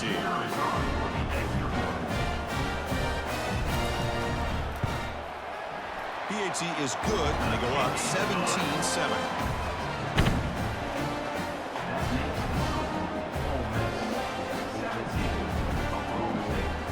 Kickoff team is on the field. Let's see if they give the returner a chance to bring this one back. Fielded in the end zone. It's Presley.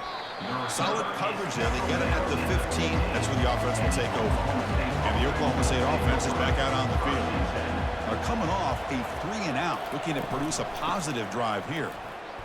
Fights off a defender. Goes backwards, losing 3 yards there.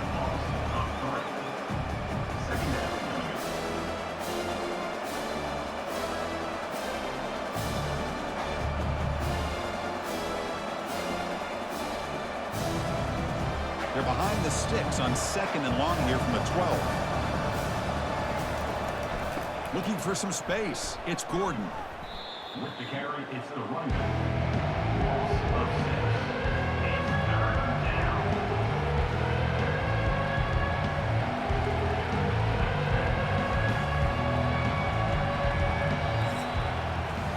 And Kirk gets Ole Miss on top. We've reached the end of the 3rd. Time is running out to cut into this lead. Let's check out the game stats before we go on.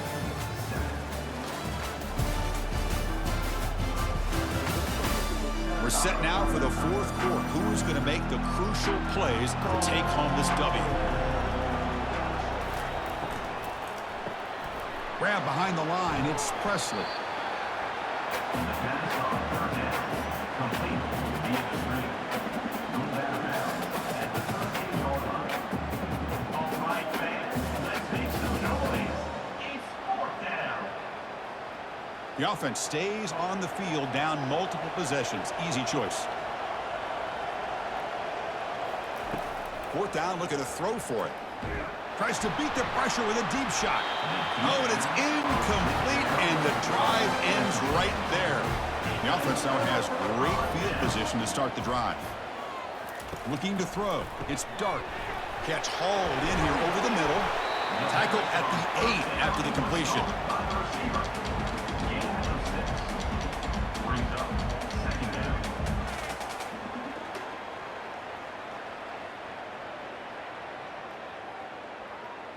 So here comes 2nd down now. Every play important down here in the red zone.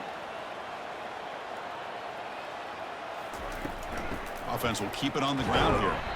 The junior able to bring him down quickly.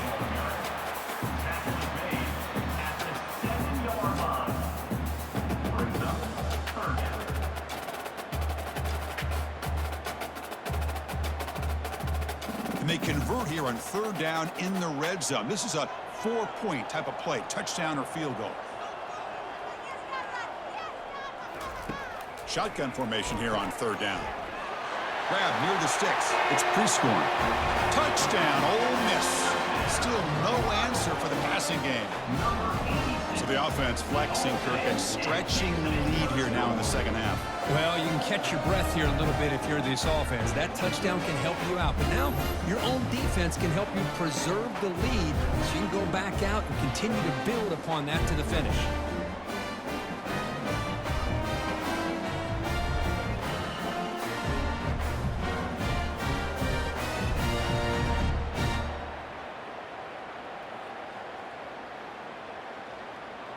So they'll try to add to the lead now with a PAT.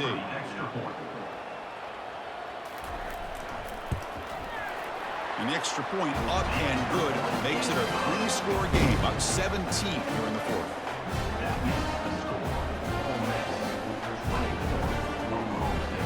Now they get set to kick it away.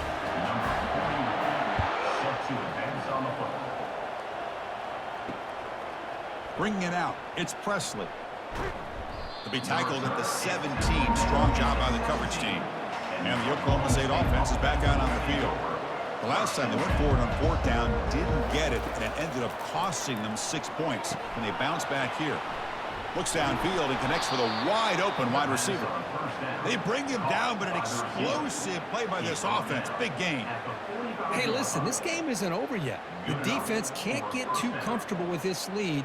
And I know the coach isn't content with giving up plays like that at any point in the game. And the Cowboys will hustle to the line to run the hurry-up offense.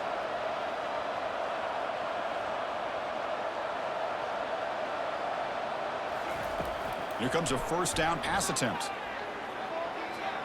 Incomplete. They cannot connect on the deep ball. Love this aggressive mindset from the quarterback and offensive coordinator. Found the matchup that you wanted, take a shot downfield. You don't hit it, but you made the defense be aware of it. Now it's second down here. Dropping back, it's Bowman. Quick throw, testing the middle. He's got an open man downfield, and it's caught. Potentially a touchdown-saving tackle, but not before a long completion. Well, this defense has played well with a letdown there. A little too comfortable with this big lead at the moment, maybe. Yeah, and what I love to see is this offense has not given up. This game has not gone the way they had hoped, but here they are taking a few swings late in this game. This one ends up working out, and now let's see if they can put another play or two together and get the points on the board. First down, looking to throw the football. Looking for the wide out. And it's complete downfield. He's brought down at the 6. The offense will have first and goal right there. Boy, this receiver in the slot is giving this defense all kinds of problems. He has another catch on the day. You may want to adjust out, get out of your base, maybe try 5 or 6 defensive backs on the field, somebody that can match up more athletically against this slot receiver. Back to throw again. Looking to the end zone. And it's caught. Touchdown, Oklahoma State. How about that, Chris? The quarterback does a nice job getting the ball out of his hands quickly, and why not? With a receiver like this who can run like that, get him the ball as fast as you can and let him do his thing.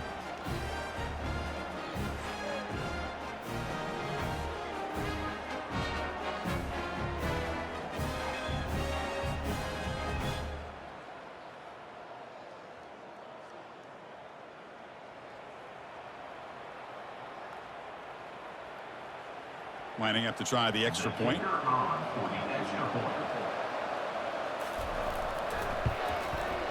The extra point is good. They cut the lead to 10, 24-14.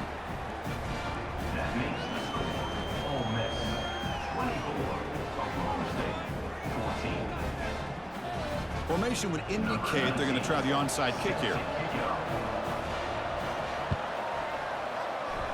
And the receiving team has recovered. Looks like the hands team did its job. Linebacker shifting around now. And the powerful Ole Miss offense is back out on the field. Keep it on the ground to work the clock here. Oh, the ball is not free. Who's got it? Defense recovers the fumble. It's a turnover. Boy, incredible job here by this defense to create this turnover. It looked like this game was over, but now with this turnover, they got a chance to get back in the game.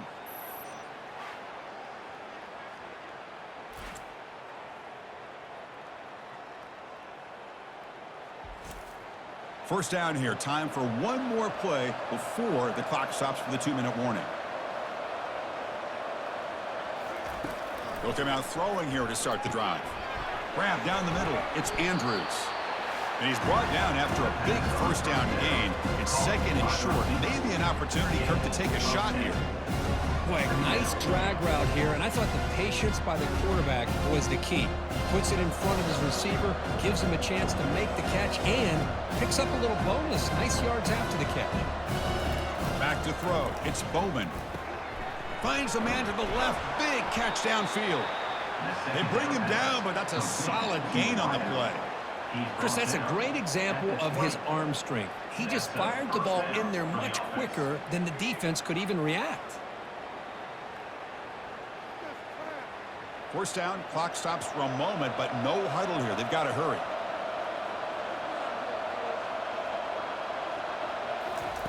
They snap it. Quarterback looking to throw the ball. Physical defending. That one falls incomplete. Brings up second down. And this is the one thing I love about this running back is his ability to get involved in the pass game. Runs a great route, just doesn't come down with a catch. Offense lines up for a second down play off the incompletion.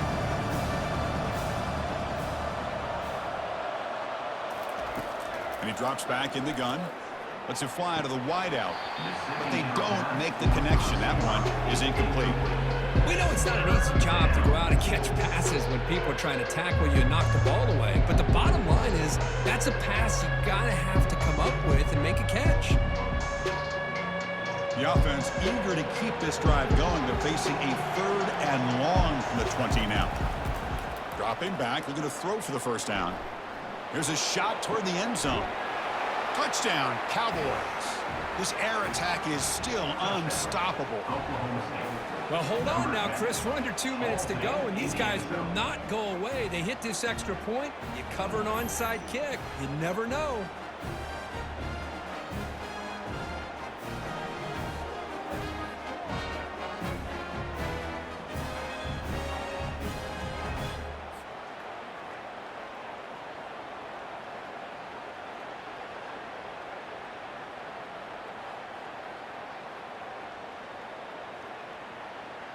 Now the important point after attempt.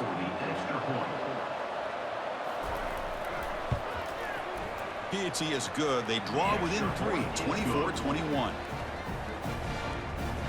That makes the score Ole Miss 24, Oklahoma State 21.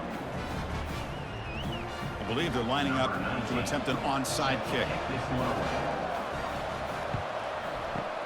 It looks like the hands team were able to recover the football. Well, Chris, as you know, this is one of the toughest things to do in all of football, trying to recover the onside kick. But let's give credit to the hands team there for coming down with that ball for the return unit. They tackle him behind the line, a loss of 4. And now it's the defense that calls timeout here, trying to get organized and preserve as much clock as possible. 2nd and long, but you'd expect another run here to try to bleed the clock.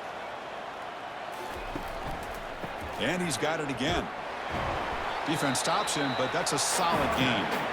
And now a timeout taken by the defense, trying to preserve as much clock as possible for their offense. Not going to be easy here. Backed up a long way to go for a first down. Scanning the field. It's Dart. They'll try a pass here. Easy throw to a wide-open receiver downfield. And now it's the defense that calls timeout here, trying to get organized and preserve as much clock as possible. Man, you just continue to see the chemistry between these two. And they told us yesterday in our production meeting, they spent hours and hours of working and developing that chemistry and that rhythm by throwing together throughout those summer months. And man, it's starting to really pay off. He's become his security blanket for the quarterback, and especially on 3rd down, get him the ball.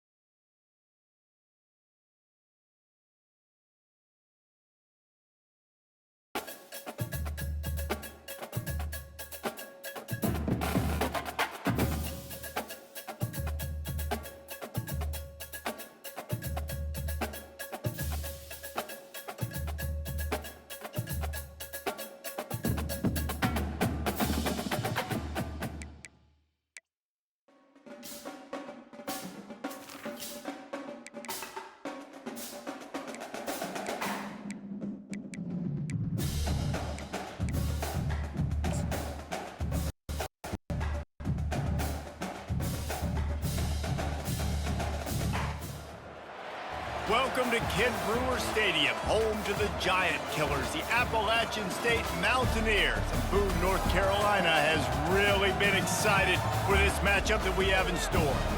Maybe you need a little caffeine, or maybe the sheer energy of this matchup will keep you wide awake, as we know anything can happen when you kick off after dark. As we see a squad from the Big 12, the TCU Horned Frogs, taking on a team from the Sun Belt, the Appalachian State Mountaineers. For EA Sports College Football, I'm Reese Davis, joined here in the booth, as always, by David Pollack and Jesse Palmer. Guys, let's tee this one up. And the Mountaineers will kick it off to get us underway. And he takes this from inside the 5. Didn't find any crease in that kickoff coverage, and he'll be stopped at the 17. The Horned Frogs offense takes the field for the first time today.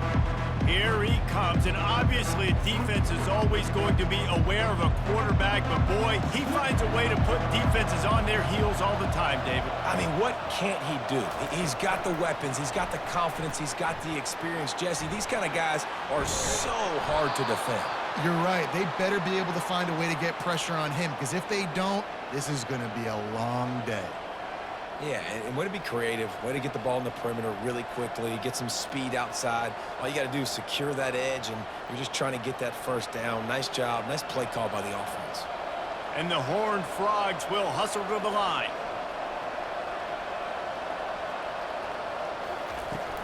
They'll give it to the back. And maybe he'll get back to the line of scrimmage, but no more than that. You got to have that defense you know you can go to in running situations. Your base defense where you say, okay, this is where I'm going to start, and I'm going to stop the run, stuff it up front. My guys play big up front. Then if I need to add some blitzes to it later on down the road, I can. But great job in the base defense making a play. Right back to the well. He stopped again. They went right back to him, and he still found no running room at all.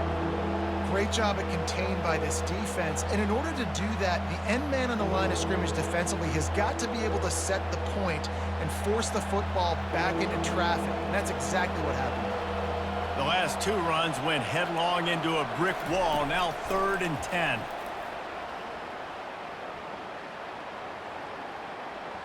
What great protection, and he lets it go down the middle. He got loose, almost housed it, finally dragged down at the 32. That's a beautiful pass and catch. I love the job the quarterback does manipulating the defense with his eyes. He froze that safety, and that allowed his receiver more room to work his route. The Horned Frogs are moving quickly down the field.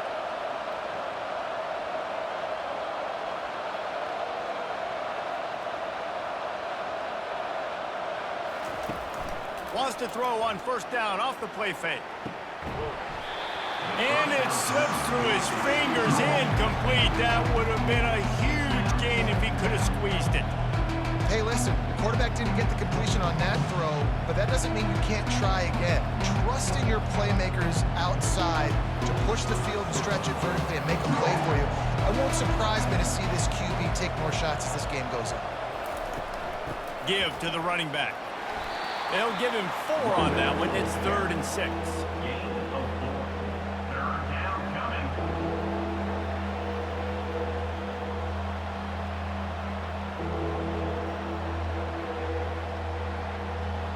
Offense lining up quickly.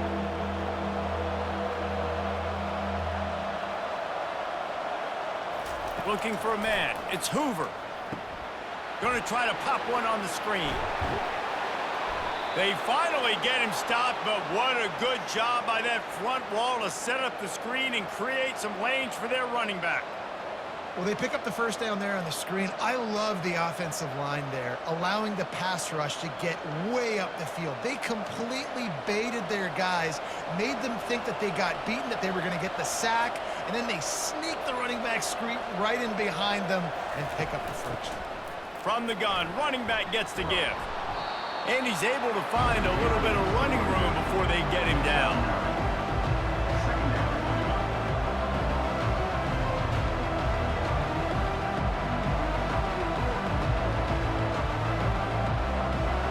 And the Horned Frogs want to crank the tempo.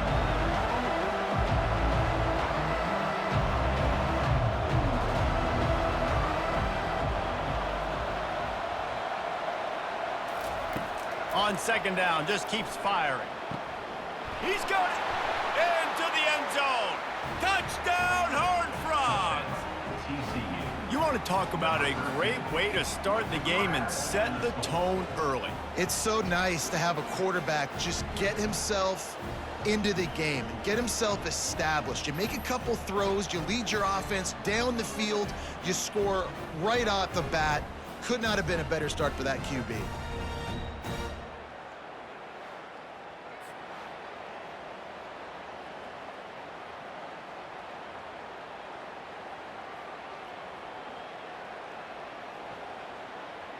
Lining up to tack one more onto that lead. Extra point. And the PAT makes it 7-0. Good. So a scoring drive there of 83 yards, and they close the deal with the 7-yarder for the score. Lining up to cover the kick after that touchdown drive. Sets a kick this one away. Here he comes from inside his own 5. He was hoping for something a little more dynamic, but they get him on the ground at the 20. The Mountaineers offense will go to work for the first time today. And the spotlight in this game will undoubtedly be on these star wide receivers, David. I mean, they're featured, Reese. Like, these guys are going to touch the football a lot. These offenses are built to get them the football, to make plays. We're in for a few catches today, Paul. We sure are. When you can get open like these guys can, when you have the speed to take the top off of a defense, you know you're going to see a lot of explosive plays today.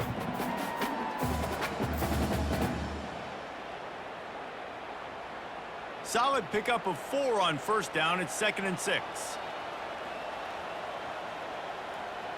Dropping back, it's Aguilar. Makes the grab down the middle. Boy, that was a precision play all the way around. Throw, catch, tackle, bang, bang, bang. Hey, man, if you're going to make plays like that on slant throws, you got to be able to make catches in traffic. Good, strong hands by the wide out there on the slant. Ball sitting right at the 30. It'll be 3rd and short. They'll try to pick up the first through the air. Fires to the wideout. And they dialed up a shot play, but they couldn't make the connection. And I like the aggressiveness on 3rd and short, trying to throw the football, take advantage of a look that they got. They weren't successful, and now it's 4th and short territory. Who knows what they're going to do? The Mountaineers will send out the punt unit. On to kick it away.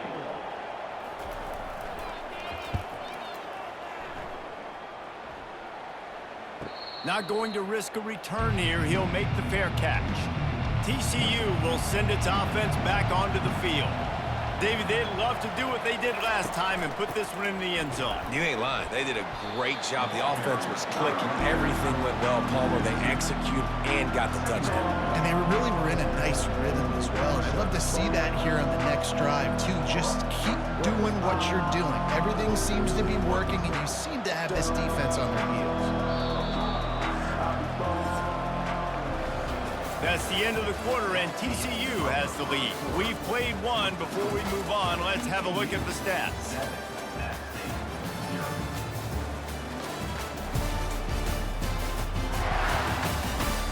Heading in the opposite directions now as we crank it up in the second.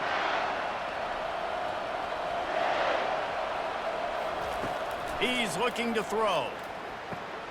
A strike downfield. Ripping off a pretty good chunk of yardage. They've got it out to the 41 with a first down.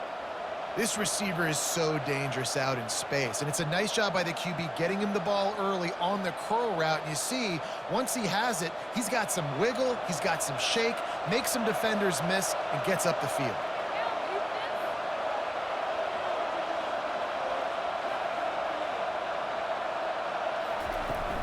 They'll go to the ground. They'll pick up 4, 2nd and 6 coming. And it's just simple. Simple first down run, showing your physicality, setting your offense up in a good spot.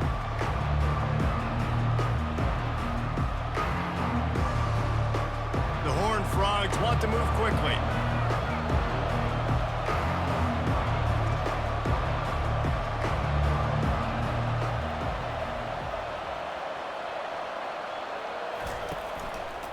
They feed him again. They bring him down, and he's going to lose a yard on that one. Linebackers have such an amazing responsibility. Got to play run, got to play pass. How about this? Seeing the run aggressively, getting downhill, and getting in the backfield and making a tackle for a loss. Now trying to keep this drive alive on 3rd and long from the 45. Looking downfield, it's Hoover.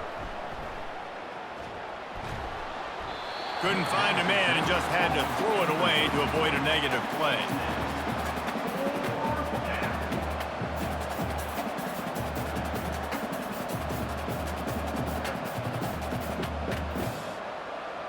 And the Horned Frogs send out the punt unit.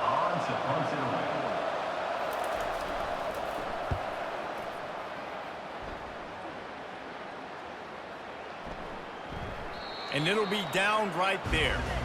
Appalachian State regains possession and the Mountaineer offense headed to the field. The last time we saw this offense, we had to look quick. It was a 3-and-out, Jesse. They just had no rhythm in that last drive. So someone's going to have to step up and make a play, David, and get this thing going. Yeah, let's find some juice. Find your guy. Find those plays that you know you can run inside out, forward, backwards. Get some first downs. Get some positive momentum. Got 8 on 1st down. Now looking at a 2nd and 2.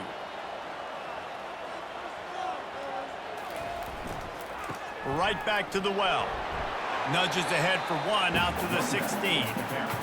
And the running back didn't get much there. Nice job by the defense. You can tell they're focused in on this running back, on this run game, being physical, getting knockbacks, and limiting his carries. This is the type of play that can give the offense momentum. 3rd and short from inside the 20. They'll try to bully their way for the 1st. And the Mountaineers will move the sticks. I don't need it to be pretty. I just need my inches. 3rd down in inches. Nice job by getting the 1st down. Always fall forward, play physical. Don't get east and west. Stay north and south. Nice job by the running back. The Mountaineers getting set on 1st and 10.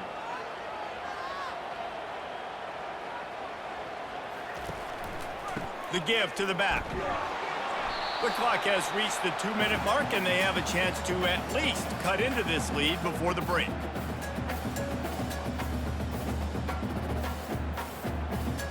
Didn't get much on 1st down. It's 2nd and 9.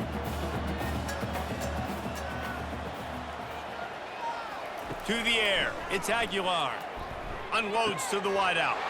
Got his man downfield. They'll get him on the ground at the 46, and it'll be a 1st down. Love to see the fearlessness of a quarterback to work the middle of the field. And he's got so much confidence in his own arm talent to be able to get that football there before the defense can break it up. They'll rush to the line. Clock stopped for the 1st down. They'll set the chains and wind the clock.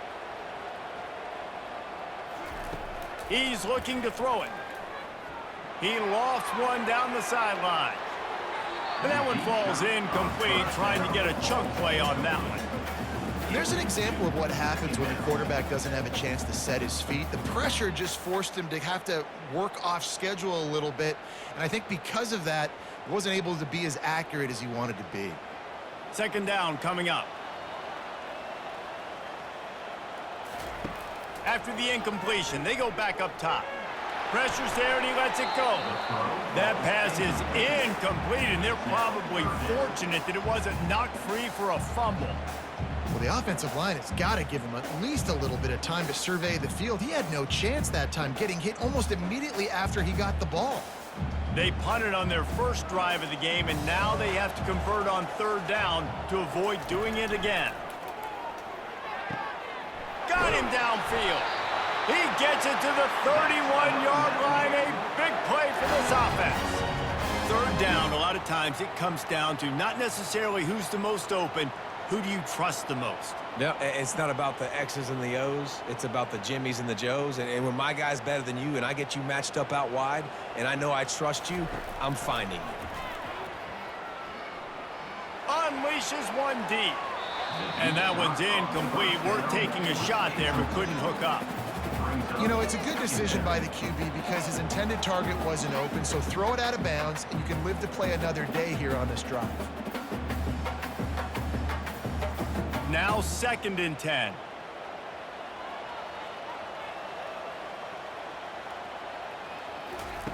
They're going to throw it again. Oh, he loves to fire downfield. How about that play to get a hand in there and force the incompletion? Yeah, that was a good play on the ball, getting his hand up and getting the tip, getting the deflection. Ball bounces up in the air, falls to the ground, incomplete pass. They were really starting to put a drive together, but after a couple of incompletions, now they need a big play on 3rd and 10. Quickly complete. Nice pitch and catch there, and they'll have enough for the first down. There's a timeout call as this offense tries to find a way to draw a little closer. On 1st down from the 13-yard line.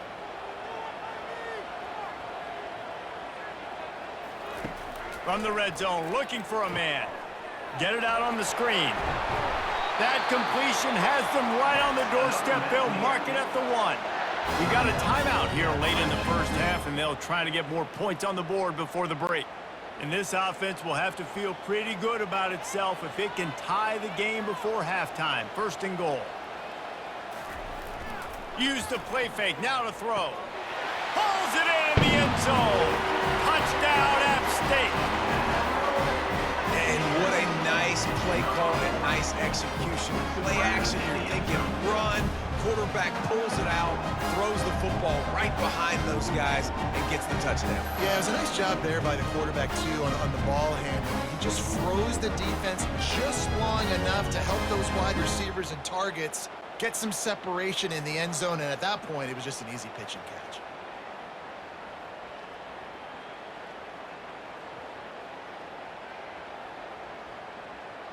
Now they'll line up for what they hope is automatic. Smashes it through for the PAT. Precise, relentless execution on that 13-play scoring drive.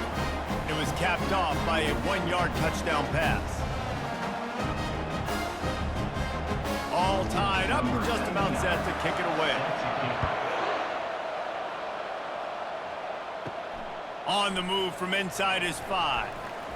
He was looking for more running room, but none to be found as he stopped at the 23. TCU has it back, and the Horned Frogs go on offense. They'll come out on this drive and let it rip. Hit hard just as he released it on 1st down and just couldn't get it to the receiver. He didn't have a whole lot of time to get rid of that one. The defense was all over him right after the snap. No wonder that thing fell in. That last incompletion leaves him with 2nd and 10 from the 23. Looking for a man. It's Hoover. Throws to the wideout. Excellent coverage and good use of the hands to knock it away. Listen, a lot of time, tips and deflections are because you got great eyes and vision on the quarterback. You see him release the football, you break on it, you tip that thing, and make sure the receiver can't get it. A 3rd and long coming up here. From the gun, they'll try the middle. How about this confidence in the running game, and he picks up 9, just short of the marker. It'll be 4th and 1. Quick timeout by the defense there, trying to make sure everyone has the same call. The Horned Frogs will punt this one away. This will be the 2nd time they've had to kick it away.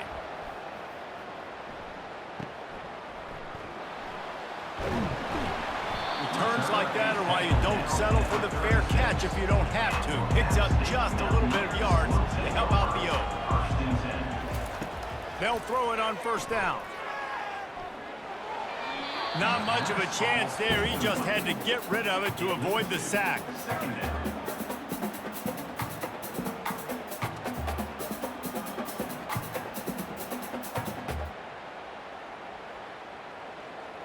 Time dwindling away as they try to put points on the board right before the half. After the incompletion, back to the passing game. Pocket starts to collapse. Nowhere close on that one as he got drilled trying to deliver the football, and now they face 3rd down. Yeah, and it fell incomplete because he did a great job of getting to the quarterback. He's in the pocket, yeah, he's comfortable, but you get in there and you get a hit on him. Now he feels it, can't throw the football, can't follow through with his arm motion. Nice job by the defense. And he just throws it away. That is not what you're looking for on third down. Fourth down coming up. And offensively, we know it's hard throwing the ball in third and long situations because the defense can play big zone coverages. They got a lot of guys with their eyes on you, so the QB had no shot there. Nobody open. Nice job not forcing it, not risking a turnover, just throwing it away. On fourth down, looking to pass. He lofts it high and deep down the left side. It's incomplete, and they tried to get one on the board before the break and couldn't quite make the connection. That's going to wrap up the first half here, and now we join Kevin with the halftime update. Guys, it is hard to beat Boone when that town is buzzing as it is today. And a really competitive game so far. I'm talking razor-thin margins in the big statistical categories. And while it may be a broken record, turnovers are the name of the game. The team that limits them, the ones that win that turnover margin, generally speaking, are the ones that have the best chance to get that done. And with that, let's send it back to the fellas at Kid Brewer Stadium. And the Horned Frogs will kick it off to start the second half. He'll bring it back from inside his 5. He was looking for some running room, but not much to be found as he stopped at the 18. The Appalachian State offense returns to the field. Back to pass, it's Aguilar. He makes the connection. They make the stop, but not before they do their work up top and pick up a first down. That was a nice pickup, running the drag route and finding that quiet, soft spot in the zone. Yeah, drag routes not only work against man coverage, they work against zone too. If you can find the soft spot and the quarterback gets it to him early, he can turn upfield, and you saw that right there. Out of the gun, the running back has it. He's got a yard out to the 30-yard line. Yeah, a lot of times you want those big plays. You want those splash plays, but sometimes you're going to take some losses. You're not going to run the football overly well, but if you continue to run it, you can at least create some balance. You at least have the threat of it. Otherwise, you're just going to abandon it, and now it's just going to be a passing game. Trying to move them on the counter. Still running up at 40. And they'll move the chains and get it to the 47-yard line. It's so hard to play defense when you've got things in front of you. Everybody going one direction, somebody coming back the other direction. You can't trust your eyes. Really good job by the offense, giving you some eye candy, something to look at so it wasn't easy coming downhill right at you. Hard to diagnose plays.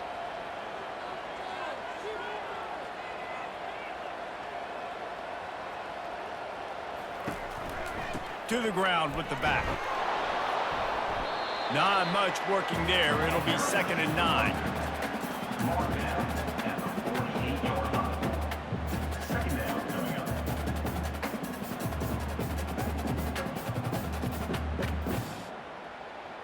Went to the running game on first down. Now here they come again. On second down, looking to throw. And he really needed to hold on to that one, but it was knocked loose, and third down is coming. And the big tight end, a lot of times that's a bigger strike zone, a bigger dude, and you could tell they put the hit on him, and that ball came out, and it came to the turf. Nice job playing physical by this defense. They line up with some serious work to do if they want to convert this one. To throw, it's Aguilar. And he just throws it away on third down. I don't think you can give up on a play like that. Defense has been looking so good on this drive so far. They already set up 3rd and long, and now they take all the throws away down the field. Great job in coverage. Great job reading the QB's eyes. So there's nowhere for him to go with it. He's got to throw it away. A fairly short distance here toward the sidelines, not his best work. TCU will send its offense back onto the field.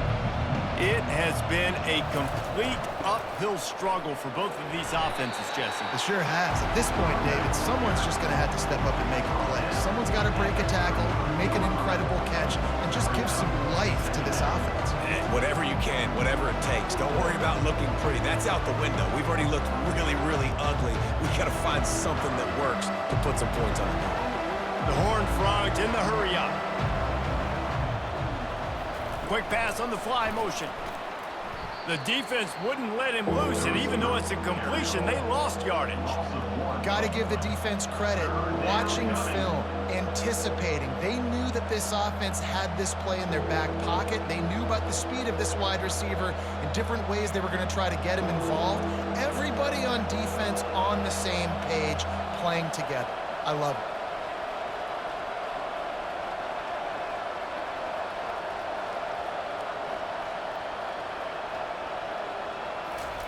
On 3rd and long, he has to throw for it. Got his man quickly. Gets it to the 46-yard line. First down for this offense. And a big key on that throw to the slot receiver, guys, is putting the ball out in front. The location of the throw is what helped that guy get extra yards after the catch. And the Horned Frogs with the 1st and 10.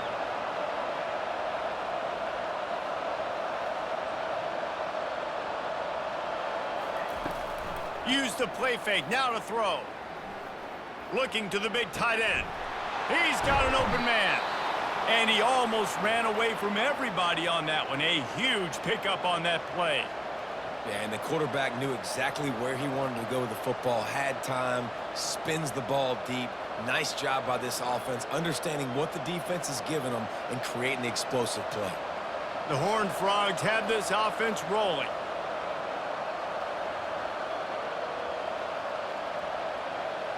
Back to pass, it's Hoover. Fires to the wideout. Got it! Touchdown, TCU! And that one will give them the lead. Number 7. One of the reasons this offense is so exciting to watch, they've got guys that are dangerous after the catch. And if this quarterback gets through his progression, David, he hits you in stride, these guys will take it to the house. Man, it's your job to do the rest, right? You hit me in stride where I don't have to stop running. I don't have to break down. It makes it so easy. The connection between quarterback, wide receiver, you can tell this is a good one, and that's why they got 6 on that play.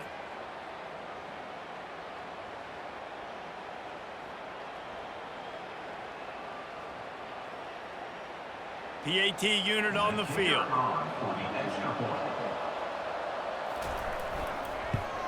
And the PAT gives them a 14-7 lead. A very efficient 5-play scoring drive. And they cap things off with a scoring toss from 27 yards out. About to kick it off after punching it in for the touchdown. He'll bring it out from inside his own 10. He was hoping for something a little more dynamic, but they get him on the ground at the 20. Appalachian State regains possession, and the Mountaineer offense headed to the field. Knocked down after picking up 5 out to the 24. Hey, 5 to 6 yards a pop. I don't know if you guys are really good at math, but that usually equals a first down every couple carries. So don't forget about the run game. Keep them honest, pound that rock. Halfway there on first down, it's 2nd and 5.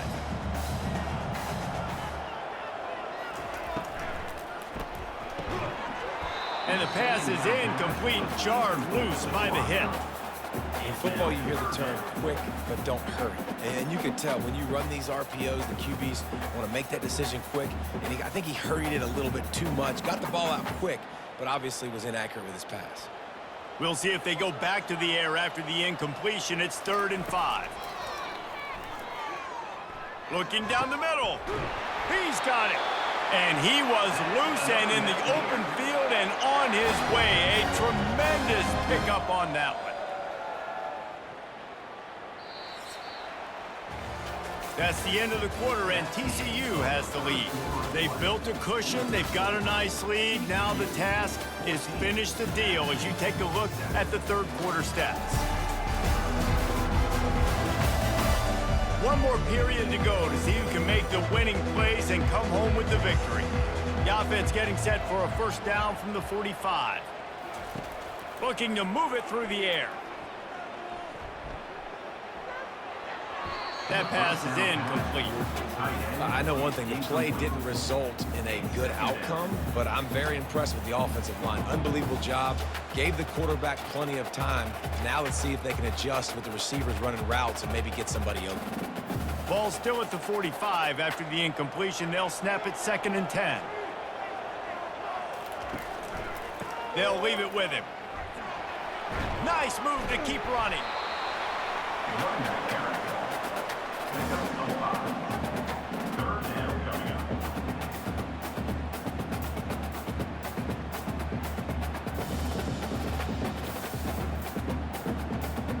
In the dead center of the field as they try to convert this 3rd and short.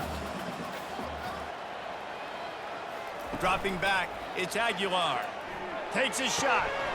It's complete. Boy, are they loving that huge play. He's got it down to the 9. How about that job after the catch on a critical 3rd down? He's able to make people miss. He's able to use his speed. Ball was thrown out in front of him so he could advance it, and all of a sudden, this offense set up 1st and goal.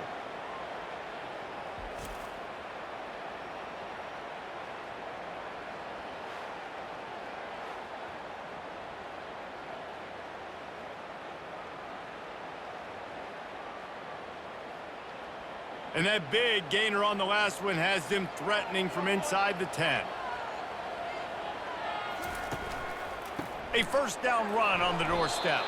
He's dropped behind the line of scrimmage. That'll be a loss of 3. Well, the linebacker's showing you read and react. He knew exactly where that running play was going, and he beat the football to the line of scrimmage and forced the TFL. Defense rose up deep in its own end on that last play. Now a 2nd and long coming. He's looking to throw. He's got it on the run. Touchdown, Appalachian State. That is the ultimate grab and go for the score. Quarterback's abilities to read the field is huge, and also the anticipation, the time to be able to throw the football, Jesse, and hit a guy in stride so he can get run after the catch and get in the end zone. That was a nice job by the quarterback. Yeah, it's critical, David. Listen, a lot of times touchdown passes aren't thrown into the end zone. You've got to read the coverage, hit the open guy, and let him do the rest.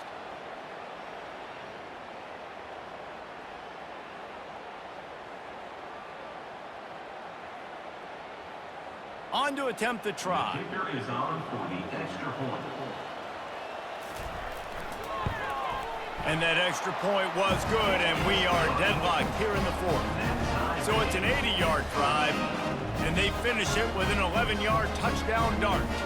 Coming down the stretch in the 4th, and we are all tied up, about set to kick it away. He'll start the return inside his 5.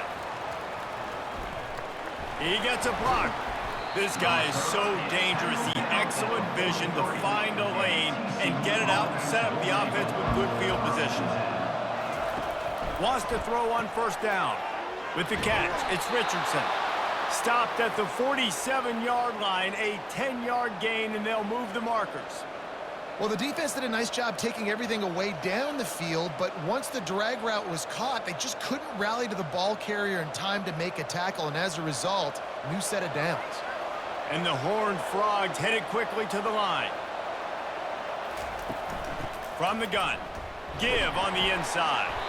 That's what you expect from a senior. Don't give them any extra yards. Great tackle there.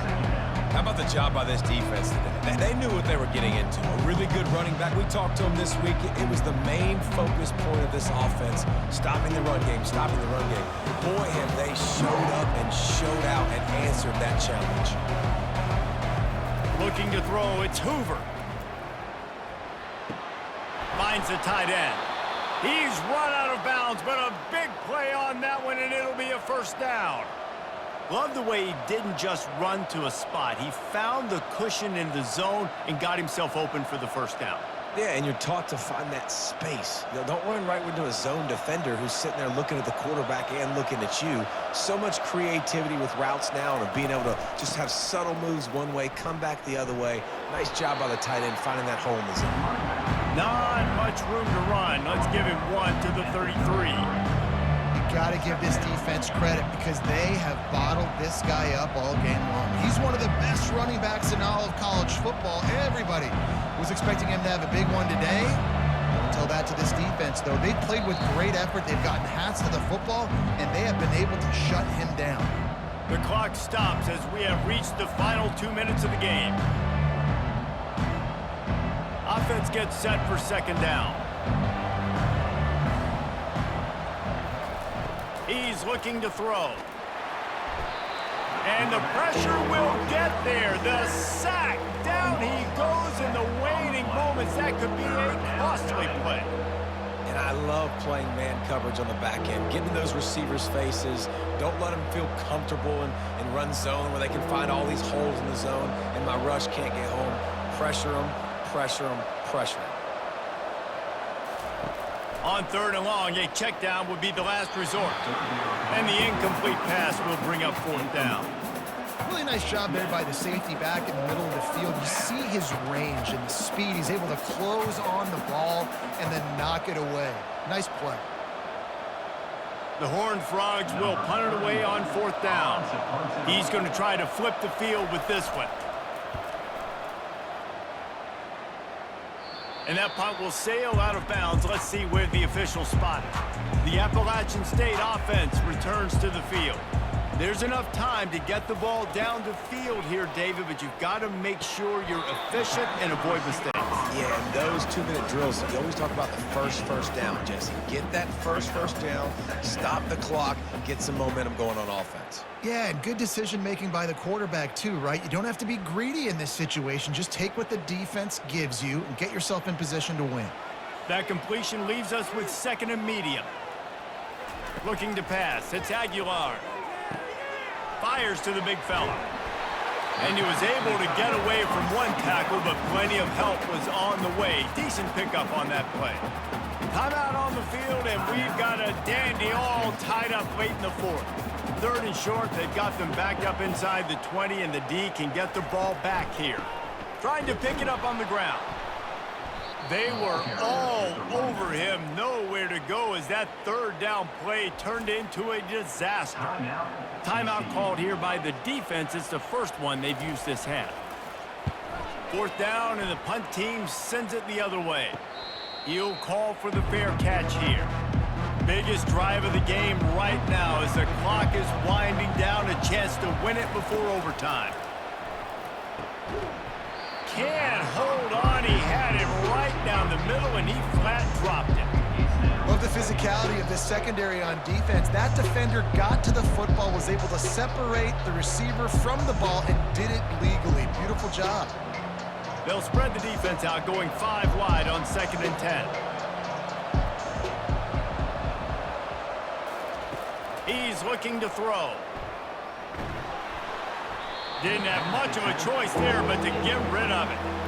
3rd and long, defense knows the pass is coming, so they're going to have guys with their eyes on the QB, but they're going to try to get to him with pressure, pinning their ears back. If you're on offense, you might be thinking blitz here. You better get rid of this one quick.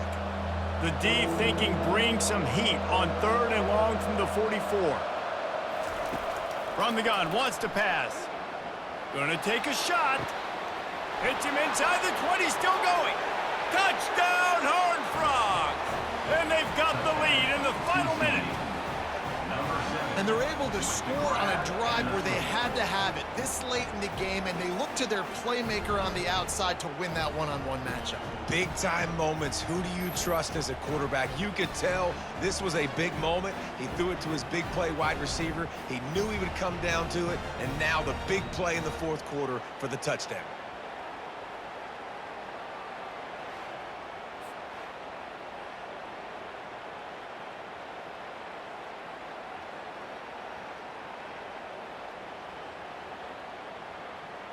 They'll try to add another to their lead. The extra point is good, and now in the 4th, they're up by a touchdown and an extra point. Quick strike offense on that 3-play scoring drive. And the scoring play coming on a 56-yard touchdown pass.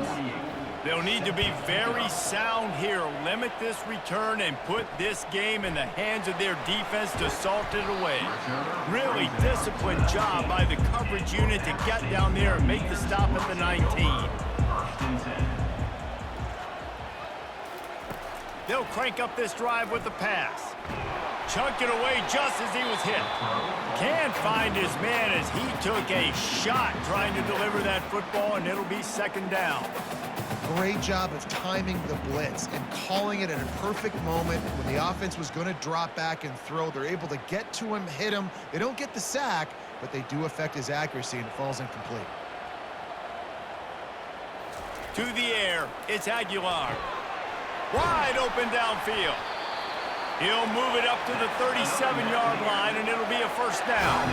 The offense uses a timeout, 20 ticks remaining. No time to waste here. They've got to get set and pick up chunk yardage. It's complete to the left. And he scoots out of bounds, picks up the first down, gets the clock stopped, and now they're in business in plus territory. Where's the defense on that last play? It's a 2-minute situation. You've got the guy making the catch in the middle of the field. You've got to tackle him in bounds and keep this clock moving. Somehow they were able to let him get outside and stop the clock. That just can't happen. Catch in the middle. It's Roberts. The timeout stops the clock with 10 seconds to play. Most important part of a clutch drive. Piece together some first downs. Get in position. And here they are on 1st and 10. And it's incomplete. It was wild, high, and wide on that one. All right, and now you're down to your last chance. Listen, you practice this every single week. You do it at the end, and you put together your package where you're going to put big guys in the game, and you're going to throw the ball up in the air and try to give them a chance to make a big play because you got to have a touchdown on this next snap. On 2nd down, he's looking downfield. Throws toward the end zone. It's incomplete, and the last chance is just out of reach, and that's going to do it.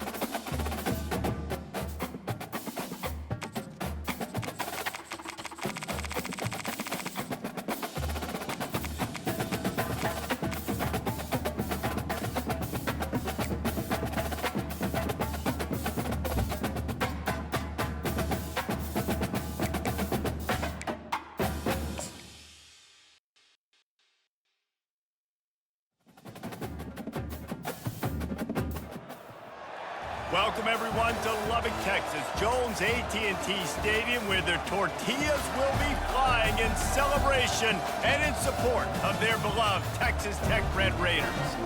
There's just something about the nightcap. After a day of wall-to-wall football, it just seems this is when chaos ensues. As we'll see a squad from the MAC, the Northern Illinois Huskies, taking on a team from the Big 12, the Texas Tech Red Raiders. For EA Sports College Football, I'm Reese Davis, David Pollack, and Jesse Palmer with me. Guys, it's time to get it going. The Red Raiders will put total leather and we'll get started. On the run from inside his own 5. Didn't find any crease in that kickoff coverage, and he'll be stopped at the 17. So the Northern Illinois Huskies offense will get the first crack at it here. This has an old school feel to it as this running back makes his way onto the field and all eyes are fixed. They are glued on him. Yeah, the old school, because nowadays it's usually quarterbacks and the other guys that get all the attention, but this guy's so good. He is the focal point. He's the guy everybody's looking to. He's the tone setter. He's the physical bell cow for this team. He will get the rock early and often. Offense has it at the 28 on first down.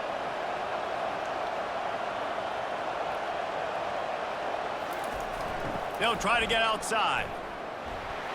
He picks up maybe a couple before he's stopped right at the 30-yard line. And those physical runs take a toll. It might not be a big gain now, but down the road, third, fourth quarter, late in the ball games, they tend to turn into bigger runs. Picked up 2 yards on that last one. They need 8 on second down. To the air, it's Hampton. Unloads to the wideout. Oh, what a grab by the defense. Got room on the return. And he's going to take it all the way back. Touchdown, Red Raiders. You always want to come out and set the tone as a defense. Get a stop, make a punt. How about this? Get the INT and take it back to the house. Way to set the tone for this defense.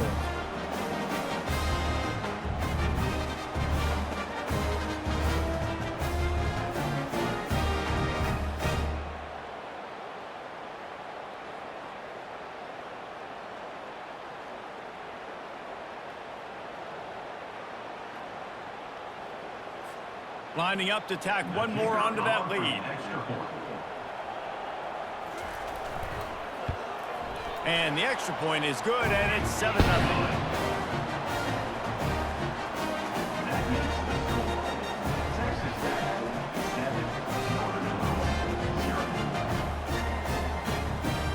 They'll kick it off and send that defense right back out there to try to score again after the pick 6. And here's the return.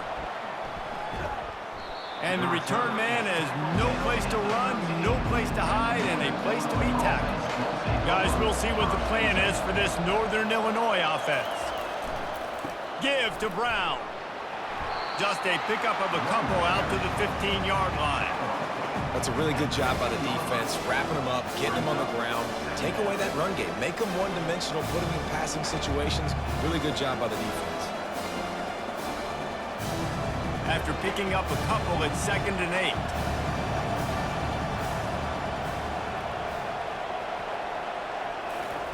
With jet sweep pass. Nice, solid form tackle from this sophomore. Well, and on these little push passes, timing is so important. You're trying to snap it right as he's getting a full head of steam. When he gets the ball, he's hitting the outside. And David, it puts the defense in such a difficult spot. You immediately have to be rotating when you see that motion, so everybody's got to communicate and kind of bump over. That's why offenses love to run it. It makes the defense communicate and see if you can just get him out of a spot. Tackled after picking up the first down. All right, well, look, I know the defense was feeling real good about their run D coming into this one and how they've been playing up to this point, but finally, David, the offense breaks through and they finally generate something positive on the ground. And I can't tell you how easy it is. When you're going to throw the ball consistently, and I know it, I'm going to pin my ears back, and I'm going to get to the quarterback. It makes life really easy on a defensive line. But when you can have balance, now the defense doesn't know what's coming. They need more of this if they're going to be successful on offense. They bring him down, and he's going to lose a yard on that one. They're trying to run the ball on first down, guys, but just nothing doing up front. Their offensive line got blown up on that play. There was nowhere for that guy to go. Lost one on that last one. It's 2nd and 11.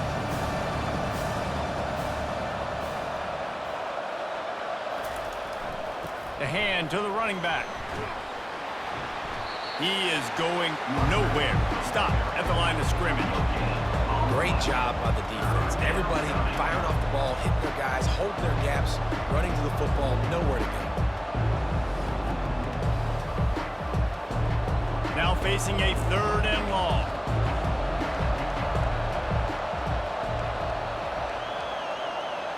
Back to throw, it's Hampton. Fires to the wideout. All kinds of room to throw that one in there. And they'll finally catch up to him, but not before a big chunk of yardage is picked up. It's important on offense in the passing game. You've got to have balance, and I mean you got to be able to attack different thirds of the field. You got to work the perimeter to both sides. You got to let the defense know, too, that you're not afraid to go over the middle, and they did right there.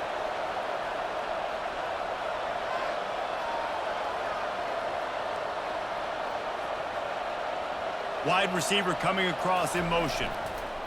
Leaves it with the running back. Now that's what you try to do as a defense. Limit those damages when they run the football. Get them on the ground, short gains to set your defense for positive situations down the road.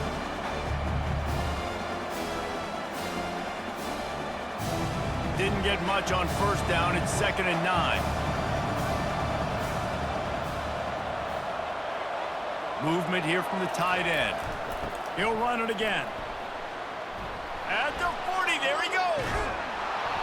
And this defense is a half a beat behind. They just can't quite keep up. They've got it down to the 21. Defense is going to have their hands full trying to stop this guy. They better rally to the football and get multiple hats because he is not easy to bring down. Time winding down in the quarter as they come to the line.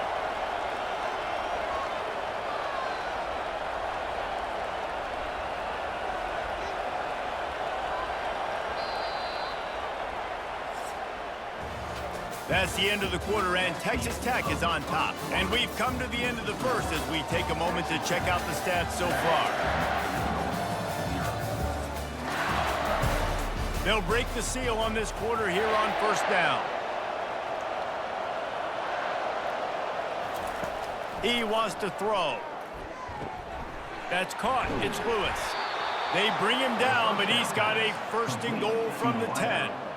Nice job by the receiver there, running the drag route against zone coverage, finding the soft spot, making it easy on his quarterback to get the completion. He turns it upfield, and he moves the sticks. Northern Illinois will line up with a 1st and goal. They'll move the running back to try to force the defense to adjust.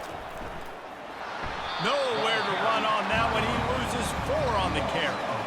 You know, you're in the red zone, you bring out a bunch of tight ends on the field. So the defense, they were expecting to run on that one. They were physical, and they were able to force the negative play.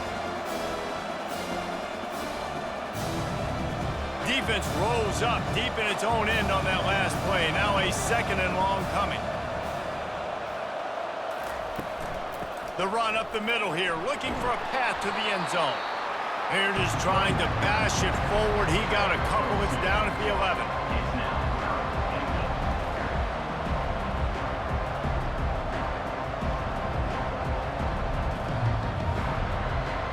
They've gotten pushed back, but it's still 3rd and goal. Looking downfield, it's Hampton.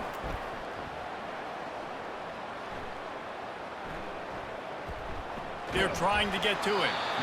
Nice job by the defense. They're mixing up their look. They're 3rd and long in field goal range. They go zone coverage, so everybody on the back end has the eye on the quarterback, and they're able to break on the ball, force the incompletion. And the field goal unit is on the field.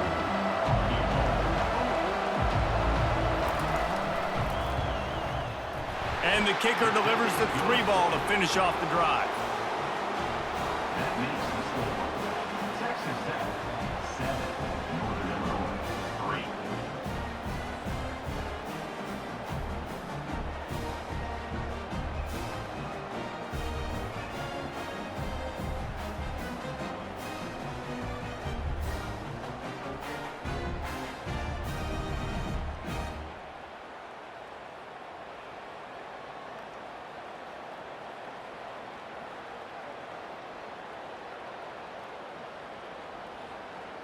So after the made field goal, they'll kick it away and rely on their defense.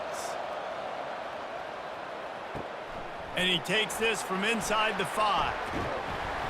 Not a lot of space to be found. Good hustle by the coverage team, and they stop him at the 21. The Red Raiders offense will try to get something going with their first possession. And these two electrifying runners can put on a show, guys. We always talk about the importance of tackling on defense, never more so than a game like this. When you've got two studs in the backfield that can make people look silly, you better bring hats to the football. Yeah, and you think there'll be a lot of carries today? When you got running backs like this that you can feature, you're going to see them get the football a lot, early and often. And the Red Raiders are in the hurry-up.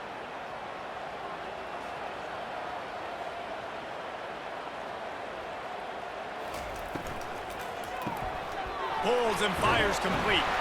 He's brought down quickly. Minimal gain there. Still a bit short of the first down. And those slot receivers nowadays, they're little watermelons, man. You can play touch football in an elevator to lose to these guys because they're so quick and so dynamic. Get open and catch the football. This is where you make the money on the drives. Ball at the 30. It's 3rd and short.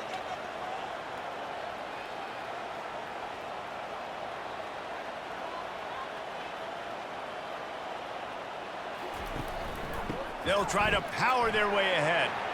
Still running at the 40. And he'll pick up the first down after a tough run there. Big 3rd down conversion, getting the ball to your running back, and he does the rest. This guy, I think, will get a lot more touches. And you want to know why he's on the field on 3rd down? Because he can block, he can catch the ball, and you can also hand it off to him, and he can go find the sticks and keep drives alive. What a weapon. It's the 2-minute warning, and we'll see if the offense can tack a little something extra on their lead before the break. The Red Raiders will line it up on 1st and 10. Dropping back, it's Morton.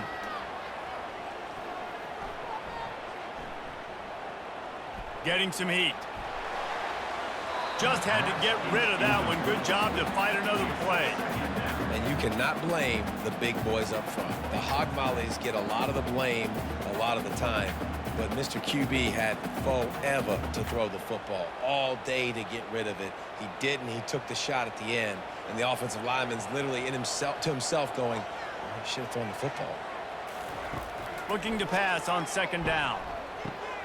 This time he's got it.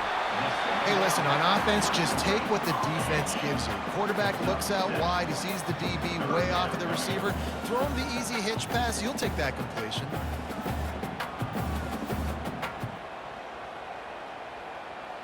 A completion, but not quite enough for the first down. 3rd down coming for this offense. Buying some time. He gets the job done, picking up the first down, then getting down. Defense in that situation just has to know to stay in their lanes. You know, it's hard enough to get this guy down on the ground, but you just can't let him escape. You got to build the fence. You got to build the cage. Keep him in the pocket, and that time he was just able to use his athleticism to get outside and go pick up the first down. Looking to go up top on 1st down.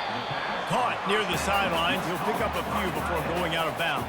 It must be nice for this quarterback knowing he's got this type of athlete playing the tight end position. He can work the middle of the field for him. He's a guy who can stretch it vertically as well, but this is a guy the QB will look for early and often in this game. They're about to snap it for the 7th time on this drive. On 2nd down, he'll let it fly. Quickly to the tight end. How about this backer in pass coverage and bringing the big hit stick with him too? The modest gain on the completion really shows why you want to run the zone. Make them execute and rally to the ball. 100%. Zone eyes on the quarterback. I see him throw the football, break on it, go make tackles, live to fight another down.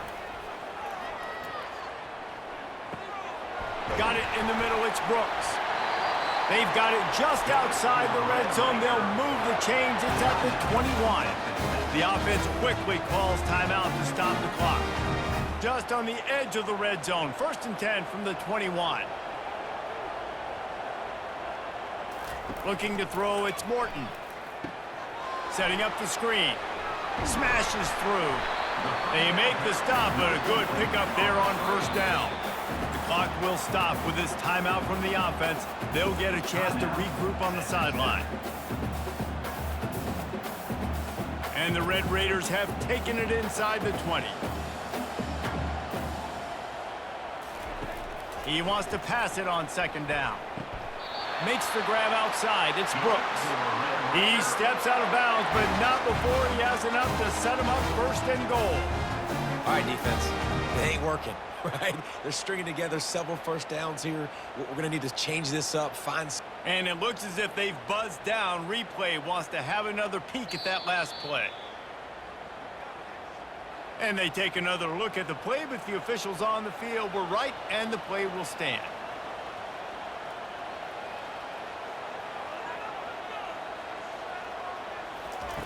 Wants to go up top. And swatted down by the defense to stop the scoring opportunity. Well, that last incompletion is a good example of why your timing has to be so good as a quarterback, because the windows, they open and they close so quickly in this part of the field. After getting nothing, it's second and goal from the 6.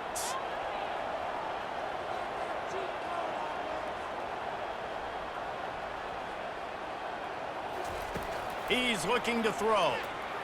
Dances away from the heat. And he's loose, and he'll take it to the house. Touchdown, Red Raider! That was an absolute sledgehammer of a drive, just taking the air out of the ball. And it's hard when you run that many plays not to make a mistake and throw an interception or get penalties and put you in a bad spot. The offense just strung play after play after play together and got in the end zone.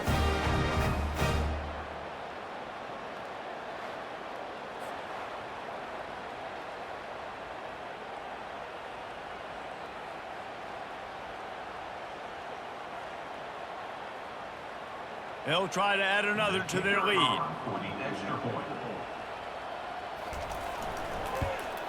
And the extra point will tack another one onto this lead. Precise, relentless execution on that 13-play scoring drive. And he got into the house from the 6 to finish it. They got the late touchdown on the board, now about to kick it away and hoping the defense can keep them from answering. Here he comes from inside his own 5. And the returner could find no daylight. He goes down. Offense set on first down.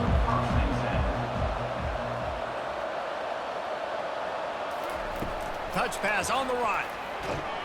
He's brought down, but he went backwards after that completion, not the way they had it drawn up.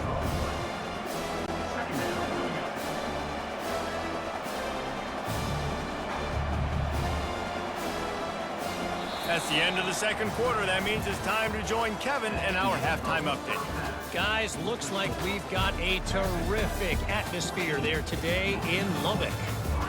And I get it. A lot of coaches will say the difference between winning and losing comes down to stopping big plays and getting big plays. But if you ask me, it's more about how good you are on third down and how efficient you are in keeping drives alive. Those two stats can help you break the will of even the best defenses and help you come out on top. With that said, let's send it back to the guys at Jones AT&T Stadium.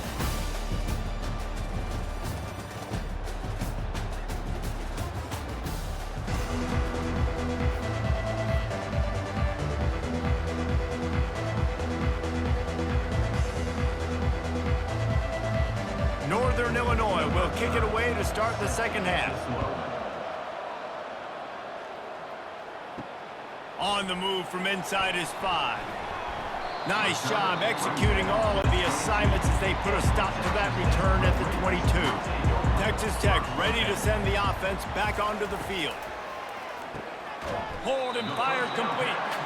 I like the decision by the quarterback here. Just get the ball out of your hands, get it to your playmaker. A lot of times he'll dance and make even bigger plays than he did here, but it was still a positive game. The Red Raiders come to the line in the hurry-up.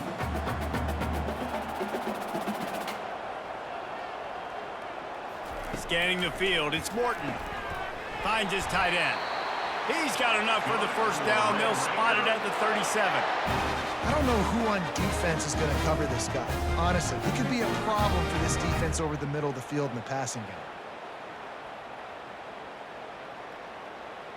They've got it at the 37. It's 1st and 10.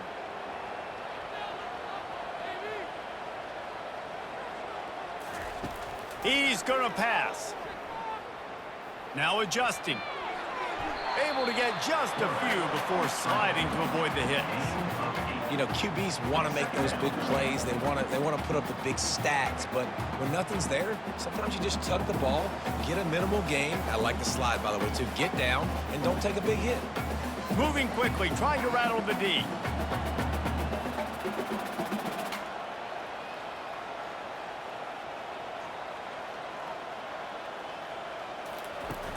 Now the play fake. That pressure got to him, and he just had to chuck it out of bounds.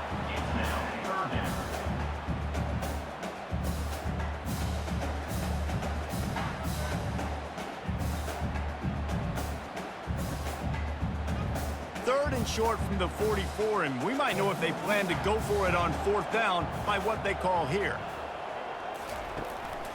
They'll try to run for it. And the Red Raiders pick up the first down. And I just love when guys know exactly where the sticks are. You could tell ran with purpose, finished through the sticks, and got just enough for the first down. And a nice job up front too, right? Good communication. Everybody knew where they had to go, hat on a hat, work the double teams, and get some push. The Red Raiders have their offense in high gear. Comes out throwing on 1st down. Can't hang on, and he'll tell you he really should have made that catch, and he had an opportunity right in the middle. It'll be 2nd down.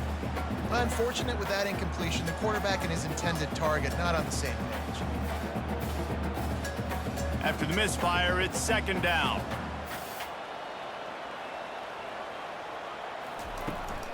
The inside handoff. Discards a man. Couldn't ask for much more there. A 1st down, and they're down to the 42. In halftime in this locker room, there's a lot of positive things to talk about. You got the lead. But you know what else will be positive, Palmer? Get the running game going early in this 2nd half. You're absolutely right here, and I think this coaching staff is going to try to put this game on the offensive line a little bit. Let these guys take this thing over, be physical, and push this defense around. To the air on 1st down. Good timing on the quick out. And he's able to shed one tackle and gets a pretty good pickup. And these quarterbacks have to really trust their wide receivers that they're going to be disciplined and run to the right route when they're throwing that ball to the outside like that, because those corners are sitting there on the inside, and the worst thing that could happen is to miss inside and that cornerback be going the other direction. Looking to throw, it's Morton. Coming after him. And that's just a flat misfire, not even close to his receiver.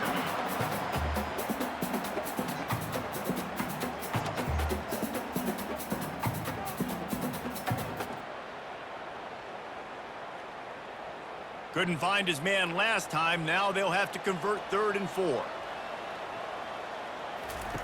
From the gun, wants to pass. Got the quick pass. Just what they'd hoped for on 3rd down, as they've got a 1st at the 32. And on that 3rd and short, I don't think he was unhappy to see that zone. Nope, it was a great job by the offense. Hey, see where the holes in the zone are? Sit down. You only need a little bit of yards on this 3rd down. Get the conversion, move the sticks. Quarterback touch pass on the jet sweep. You'll take this every time. 5 yards on the 1st down play. And these little touch passes, man, they're just the easiest completions ever for quarterbacks. Palmer, I bet you would have loved being able to just flip it forward. That counts as to your completion percentage, which is good. And then it's all run after the catch. So pretty easy for a QB. You wouldn't have been the only All-American in this booth, David, if I were allowed to have push passes when I was playing quarterback. I'll tell you that. It is so hard to defend. It's so hard to seal that edge, especially when this guy's full speed ahead coming around the outside. The throw. Got his man. Touchdown, Red Raiders. A great catch and run for 6. Well, when you call the wheel route, you need to have the right matchup, and that time they did. It was the linebacker on the running back, one-on-one. He uses his speed, beat him to the outside, and that's about as easy as it can get.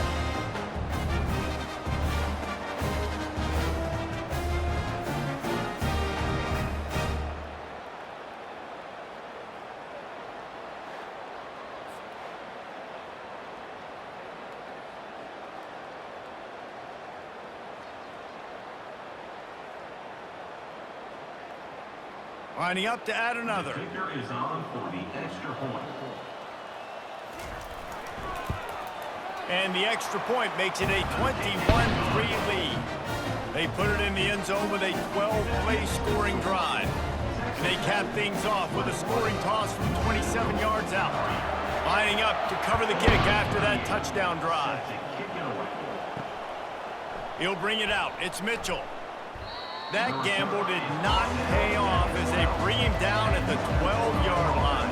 The Northern Illinois offense ready to go back to work. Going up top on first down. Quickly out to the tight end. Really good job making a play, getting it out to the 24 and moving those chains. Well, I know the tight end did some good things after the catch, but got to give the quarterback credit, too, for the location of the throw. Because he put it out in front of his big man, he was able to make the catch and accelerate, creating some distance there between him and the defense. Give to the back. They get him stopped after a gain of 4 out to the 28. Small gain, I know, but again, the defense knows he's going to run the football. He's willing to run the football, not just drop back and pass, make him honor the run game. You got to do a lot of this.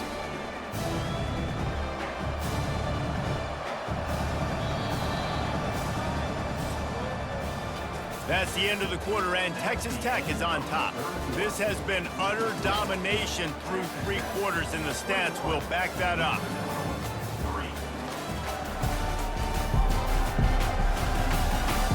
One more period to go, and we'll see just how much fight they've got left in them. And now on second down for this offense. It's a draw. Good, solid pickup on that one. They've got it out to the 40, and it's first down. Yeah, and a nice big pickup on the ground. Palmer could have used some of this earlier in the game. Are you calling runs at this point? No, I'd be a little bit more aggressive, I think, throwing it. I think part of it right now is because the defense, they've got the lead big. They're just playing a little bit more zone, a little bit more prevent. They're fine letting this offense just chip down the field, but they're wasting time off the clock. Incomplete, and man, is he lucky to get that one back. Defense that close to an interception. And that's just the kind of game it's been for this quarterback in this offense. You got a great game plan all week long. You're watching it throughout practice. You think you're going to have a chance to light up the scoreboard, but they're just not able to hook up. You got to give this defense a ton of credit. They've done a great job in coverage. They've been breaking on passes. They've had their number, and that's why they're leading by as much as they are. A strike downfield. He's close to the first down, but they're going to mark him just a little short. Man, that quarterback knew that was a tiny window to throw into, and he just showed off his cannon of an arm. Third down coming up after the completion. Back to throw, it's Hampton. Can't make the connection on third down thanks to that tough, hard-nosed pass defense, and now it's fourth down. You see an incompletion there. I think a big reason why this team is in such a hole right now in the fourth quarter is they have just not been able to find the explosive plays throwing the ball. And you got to wonder at this point, is it too little too late? Here we go with the run on fourth down. He is stopped short, and they'll turn it over on downs. Just a crushing blow at this point in the game. Smart move to keep it on the ground. You'll take 4 yards on first down every time, 2nd and 6.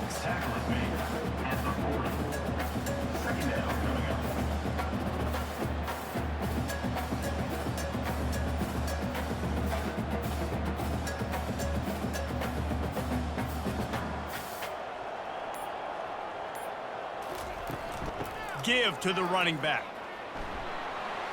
Just a solid stop by this sophomore. Tackle is made at the 37-yard line.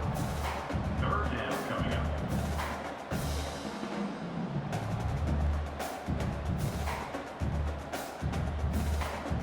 down after the run.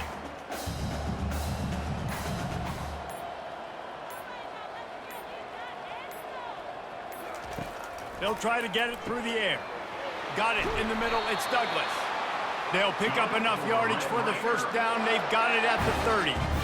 And it's tough on the defense there. Third down, you're in zone coverage. Everybody's watching the quarterback, and you're trying to make a break on the ball, but he just got it out of his hands too quickly, and the throw was too accurate. Really nothing you can do there, and it's now a fresh set of downs. We've reached a 2-minute warning, and this offense will be quite content just to drain the rest of the time away. And the Red Raiders will have it 1st and 10. One man in the backfield, and he gets it. And they'll bring him to the ground after a short gain. Brings up 2nd down.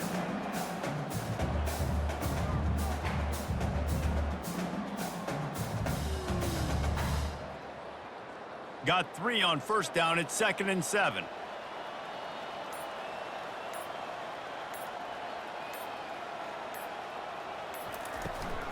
Back to the ground with the running back. Slammed to the ground, but not before he gets the 1st down. I think you have to like what you see if you're the coaching staff here. Your offense is on the field, and it looks like you got a pretty good drive going. You're just going to try and keep this thing marching, keep the clock ticking. You've got a really nice lead here late. Just want to find ways to keep the chains moving. They're doing that.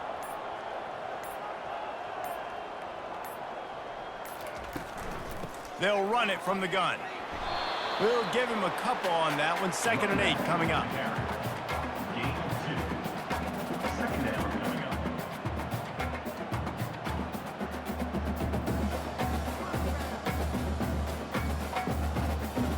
Tried to pound it on 1st down. Now back to the line.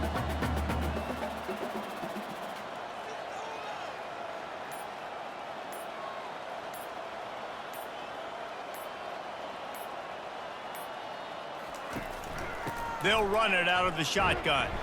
And they get him on the ground, and that's going to do it. Ball game is over.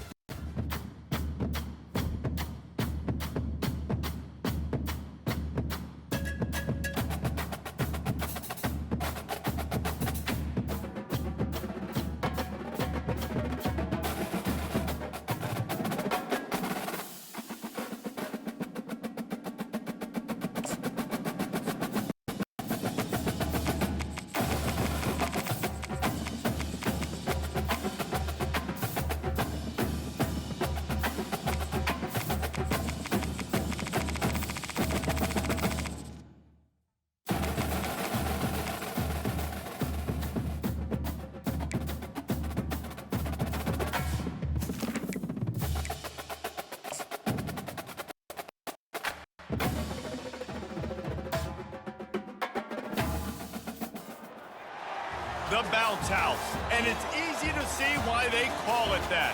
Home of the Knights of UCF. What do you think about that? And this crowd is ready for a big one. We've got a sensational matchup for you. Fans have been filing in and getting ready for this game. As we'll see a squad from Conference USA, the Sam Houston Bearcats, taking on a team from the Big 12, the UCF Knights. For EA Sports College Football, Reese Davis with you alongside David Pollack and Jesse Palmer. Time to get this game started.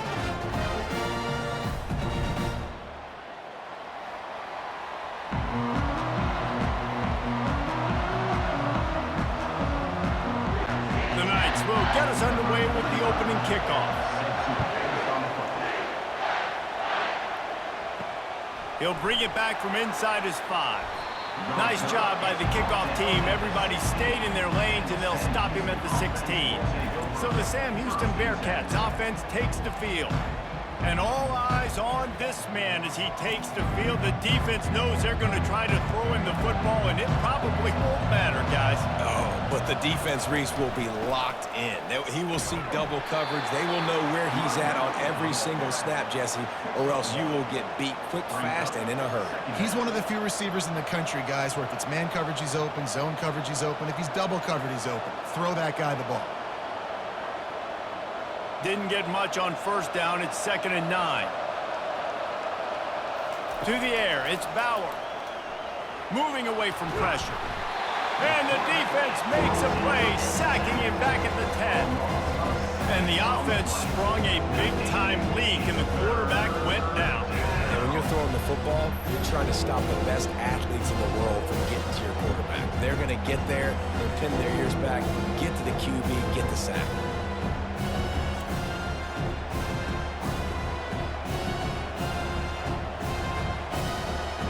I'm not sure you have much in the script to convert a 3rd and this long on the opening drive. He's looking downfield to throw. He's going to take off. Open space at the 25. Picks up the first down and gets down to avoid contact.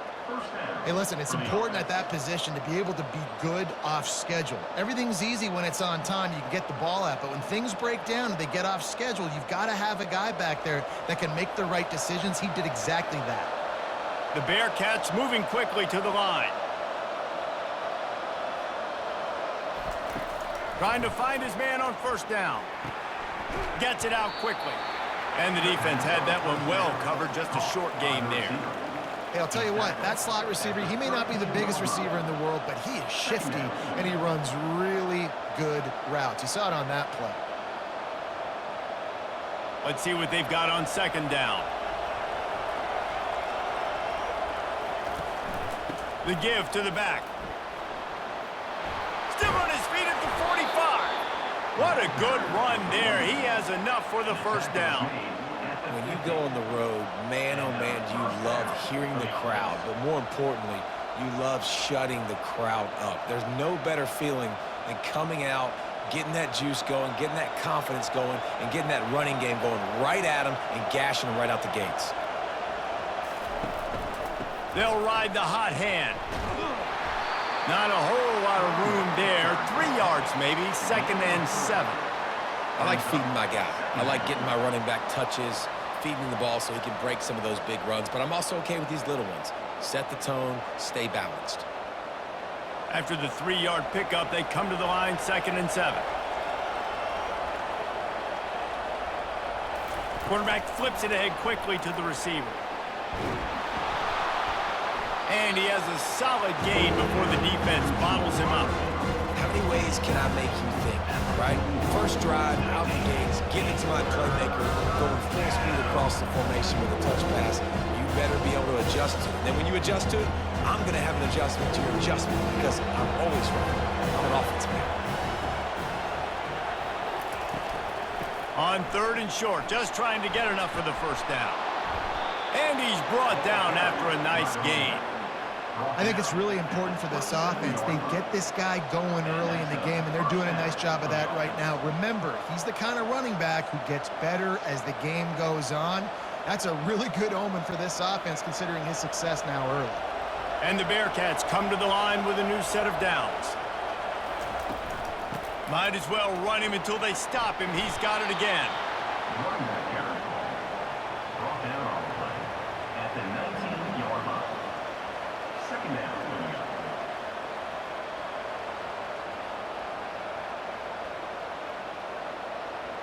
8-yard pickup on first down leaves them with second and short. From the gun, the running back has it. The Bearcats get enough for the first down. You know, they pride themselves on being physical at the point of attack, dominating at the line of scrimmage. Nice job there picking up the first down. All the way down to the 15-yard line. It's first down. From the gun, the ground game. Relying on the run, he gets a couple before he's knocked down. Ball's at the 13. At the 13-yard line. Brings up second down.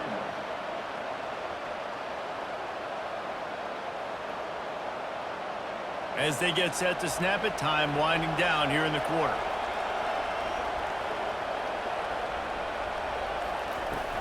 Leaves it with the back. And after the tackle, we are headed to the end of the first quarter. It's been a defensive battle through the first period, and the stats tell that tale.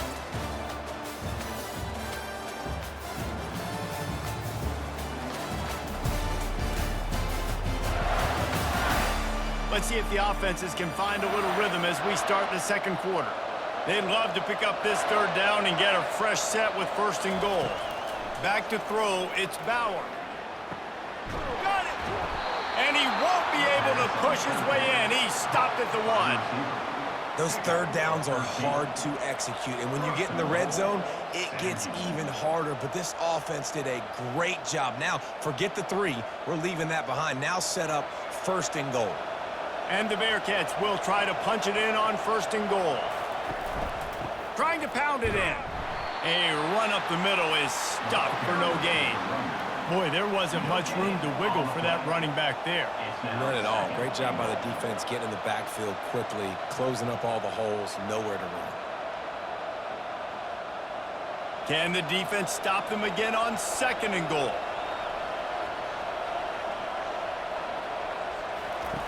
The option look. And he gets nothing, and this defense is not giving an inch right on the goal line.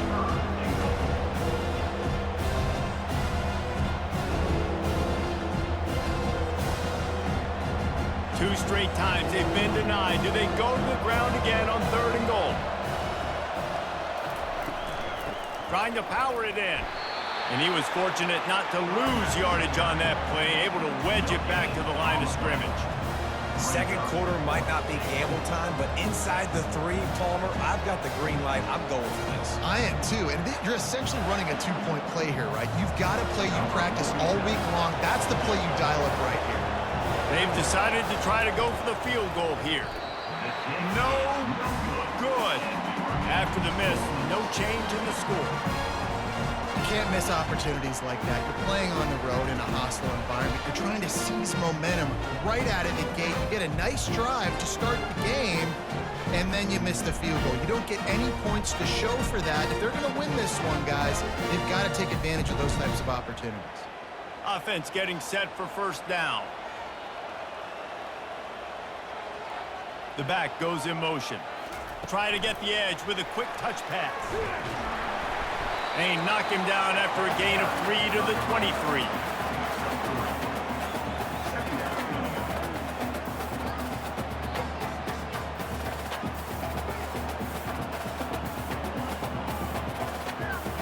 The Knights want to pick up the tempo.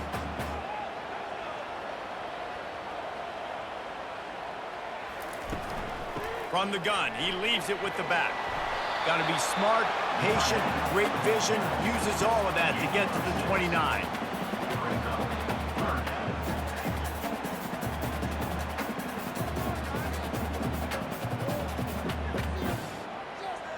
You got to think they'll try to muscle their way forward on third and short from the 29.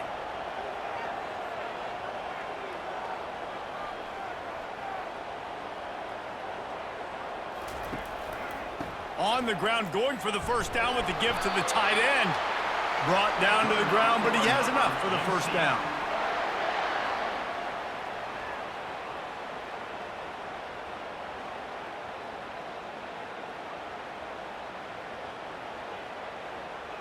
First down here with time for maybe one more play until the 2-minute warning.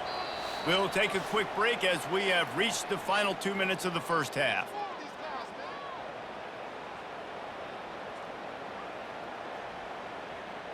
The Knights will snap it on 1st and 10. He's looking to throw it. Grabbed over the middle. It's Harvey. And they'll spot it at the 45. That's good enough for a first down. I like the running back there on the route and the patience he showed, really setting it up. He got to the defender, he was able to put his foot in the ground, get some separation, catch it, and turn upfield for the first. The clock is not their friend. Got to get everybody to the line quickly.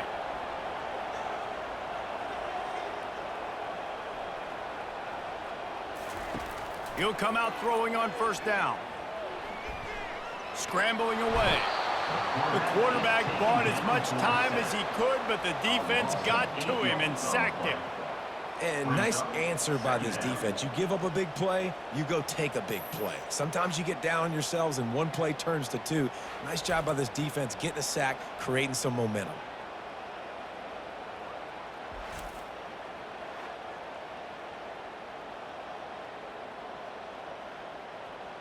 First down sack, pushes it back. Now it's 2nd down.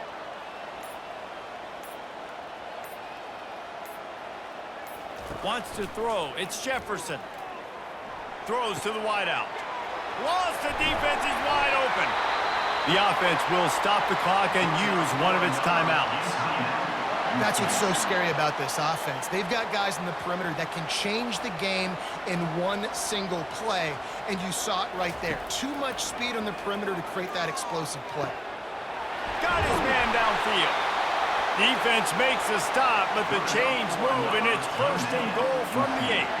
The offense will quickly use a timeout.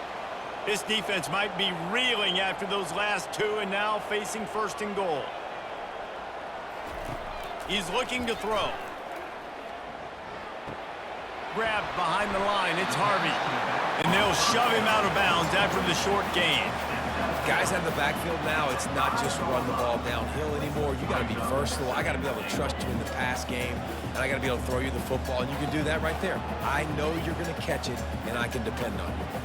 Picked up some of what they needed on first down. Now it's 2nd and goal from the 5. He's looking to throw. Unleashes to the end zone. It falls incomplete. He was trying to find his man for 6. Well, I love the coverage on defense. In the red zone, everyone's got their eyes on the quarterback, and they're flying to the football, and you saw that there on the incompletion. They played keep away with the football, but if this defense can make one more stop on 3rd and goal, they might force a field goal attempt. Into the end zone. And it's caught! Touchdown, UCF!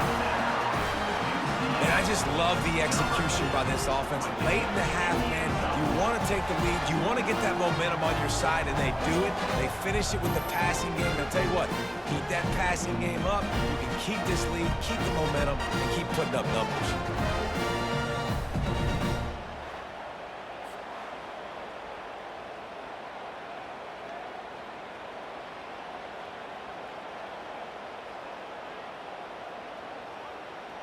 Getting set for the point after.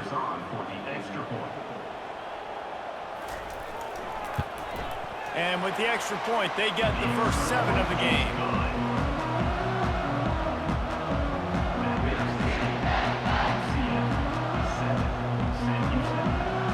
So they got the touchdown, now going to put it in the hands of their defense to finish off this half. And he'll return it and try to get behind his blockers. And the coverage team able to wrestle him down. The Bearcat offense ready to go back to work.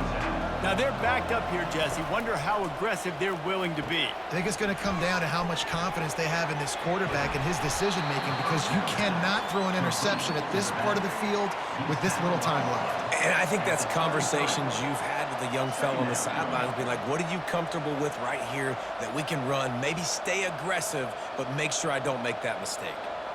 This will likely be the last play of the half. We've played 2 quarters here. Time to go to Kevin Connors in our halftime update. All right, guys, looks like we've got a great scene there in Orlando. And it's been said football is a game of inches. And guess what? Based on the comparison between third down conversion rate today and the average yard per play, how can you argue that? I mean, the low-lying fruit is to look at some of the explosive plays we've seen in panic. But really, this game is going to come down to which team is more efficient when they have the ball and how they play when it matters most. With that said, let's send it back to the guys inside the bounce house.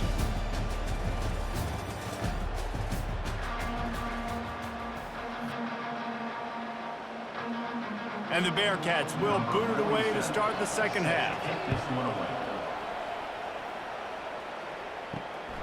He'll bring it out. It's Harvey.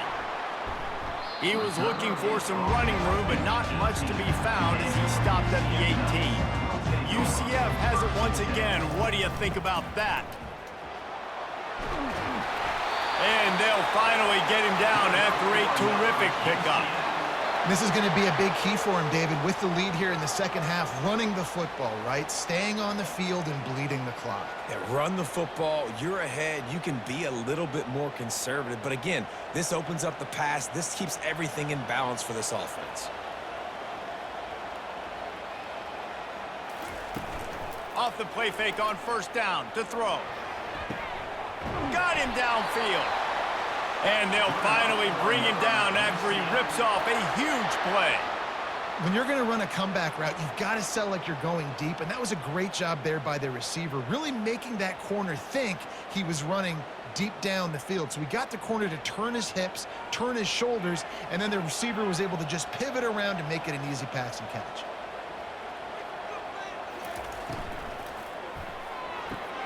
Fires to the big fella. He's run out of bounds, but not before turning in a big pickup and moving the sticks for a first down.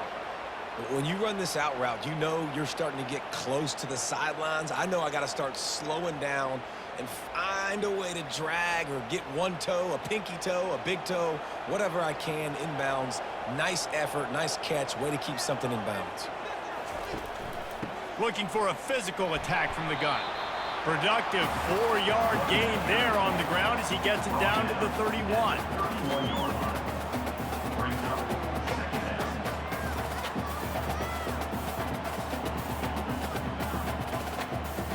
The Knights racing to the line in the hurry-up.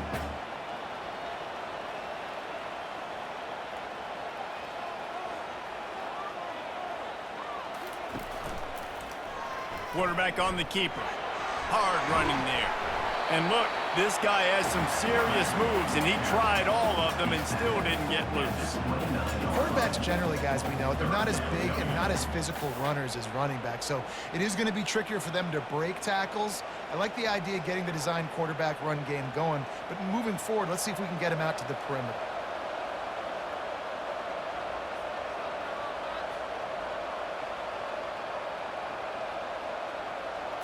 Looking for a man. It's Jefferson.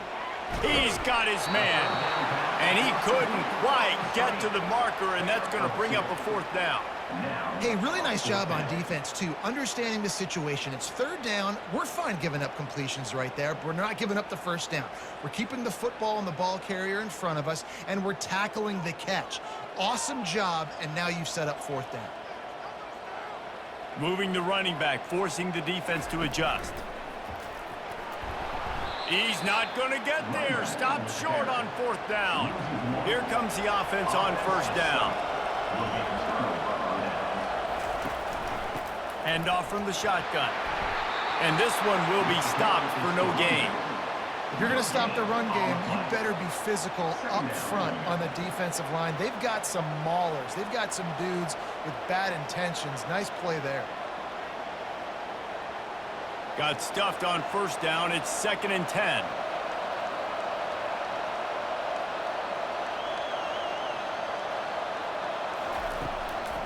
Keep it on the ground.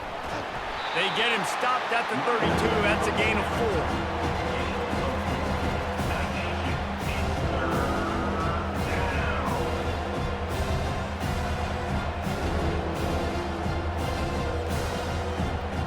4. Here comes the hurry up.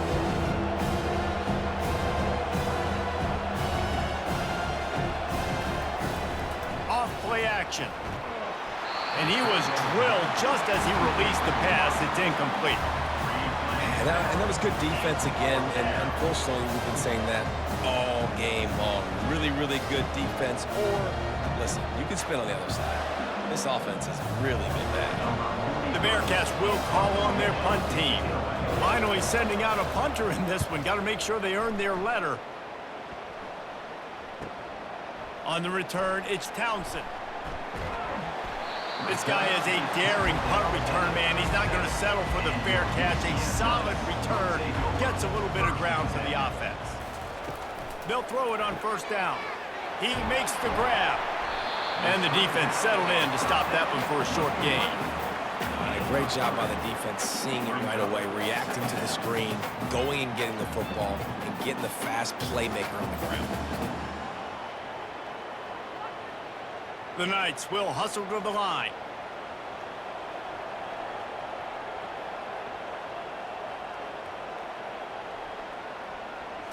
Dropping back, it's Jefferson. Makes the grab on the left. Really confident throw and catch there. Big pickup, and they have a first down. And after giving up that completion, guys, I wonder if the defense is going to decide to stay in zone or maybe mix things up, a little more man coverage, maybe blitz. See if they can turn this drive into points. They've got it 1st and 10 at the 50.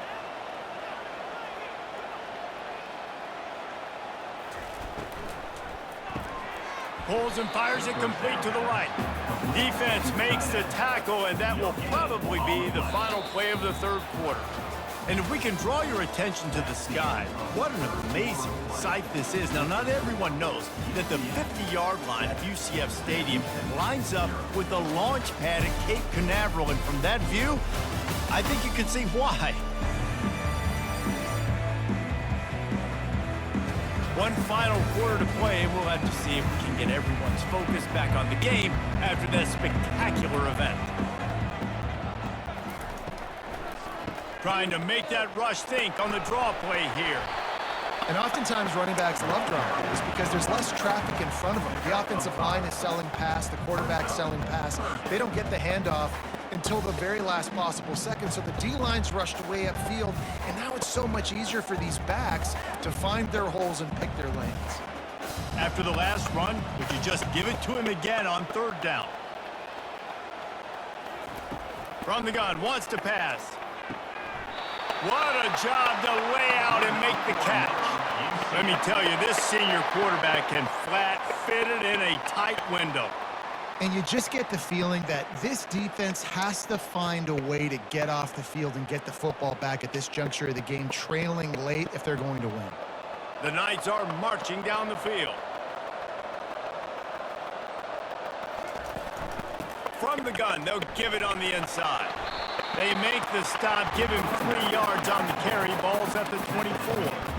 At this point of the game, the offense has the lead. The offensive coordinator knows they want to keep running the football. So he's going back, he's looking at his playlist, and he's saying, which runs work the best for me in this game? What can I lean on right here to make sure we win this one? Time is on their side, and they're going to wind that play clock all the way down.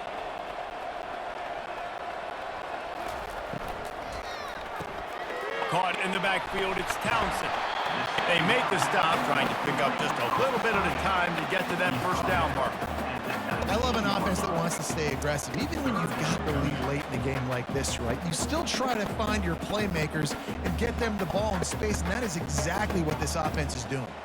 The Knights want to crank the tempo.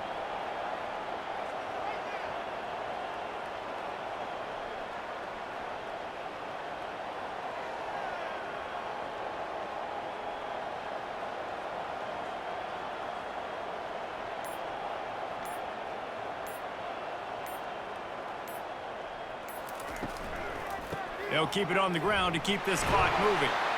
They get him on the ground, but not before he gets enough for the first down. And this is so frustrating late in the game when you got to get the football back and you can't stop them. My goodness, this drive's been going play after play after play. This defense has got to find a way to bow up, make something happen, get a stop, and get the football back. The Knights come to the line with a fresh set of downs.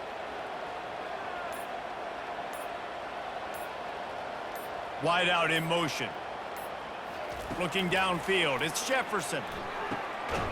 And this will be incomplete. A big hit there forces second down.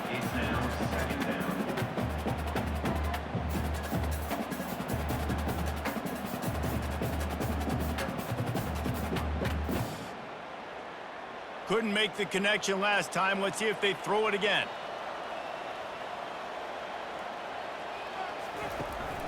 The give out of the gun. Got enough space. And he'll step into the end zone. Touchdown, Knights! Precision blocking up front. Created the open lane, and the running back followed it beautifully. Yeah, it's pretty easy to follow an offensive line that makes those holes and just gives you a caravan all the way to the end zone. What an unbelievable job blocking up front.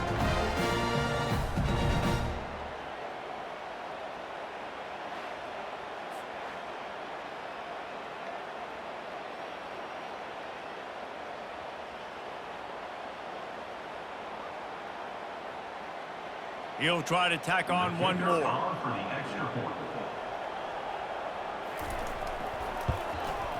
And the extra point is true, and they have a 2-touchdown lead, up 14 in the fourth.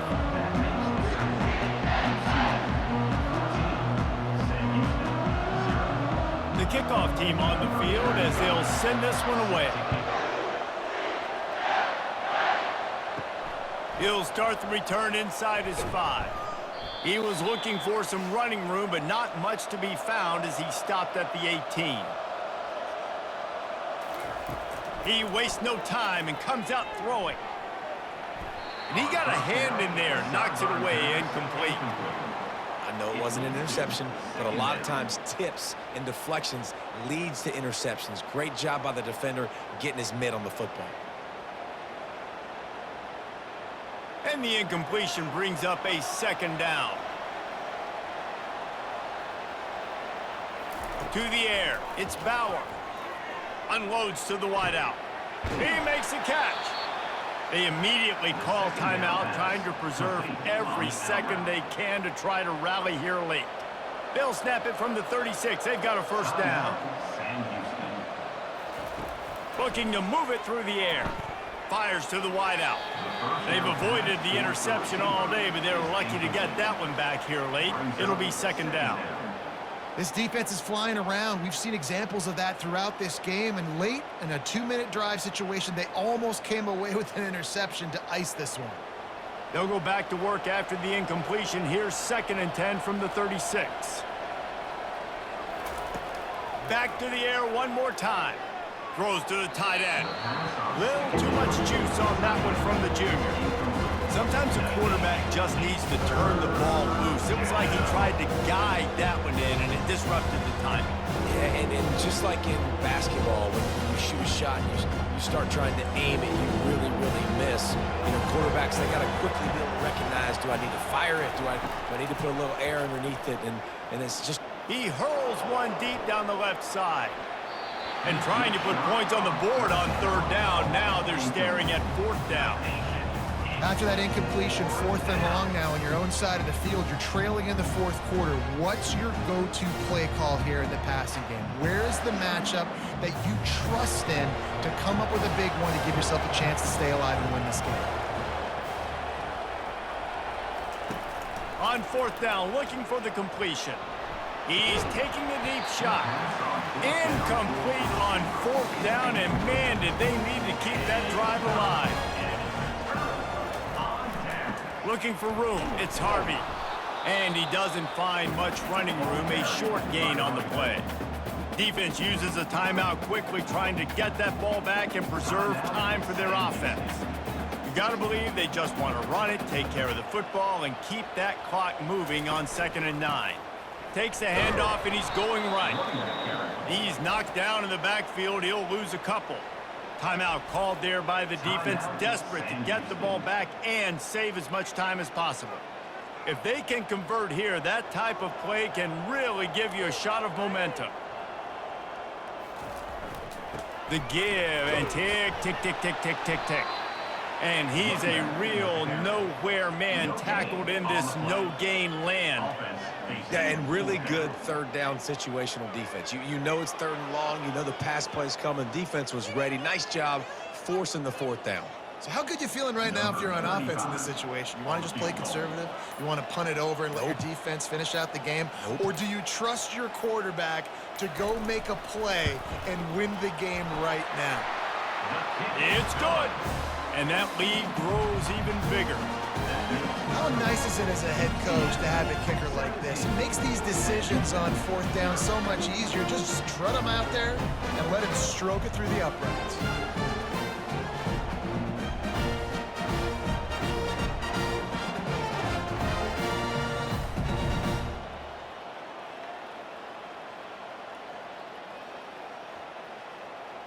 First order of business here, don't give up a big return, then the defense just has to keep them out of the end zone. On the run from inside his own 5. Nice job by the kickoff team. Everybody stayed in their lanes, and they'll stop him at the 16. The Bearcat offense ready to go back to work. Not a lot of hope here, down 3 possessions late. No, and I love this part as a pass rusher because I'm just pinning my ears back, getting to the quarterback. I know it's a pass every single time. Palmer, I'm trying to pad my stats. I'm sure you're just trying to stay upright. Well, we're definitely just trying to stay alive at this point, but you're also trying to build confidence, too, for your next opponent. If you can find some completions late in the game, even though it looks like you're going to lose it, it's all about building on the... And they got him. They'll get him down for the sack. And a great job by the defense, dropping in zone coverage, all eyes on the quarterback, taking away the options, and then finally the pass rush gets home, gets him on the ground. The Bearcats want to move quickly.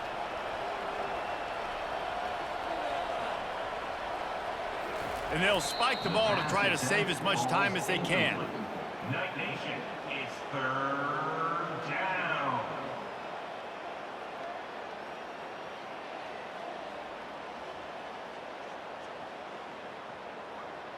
One more play to pad the stats.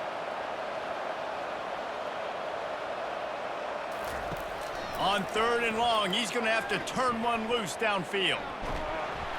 And they got him. Didn't have much of a chance on that one, and a fitting way to put a capper on this game.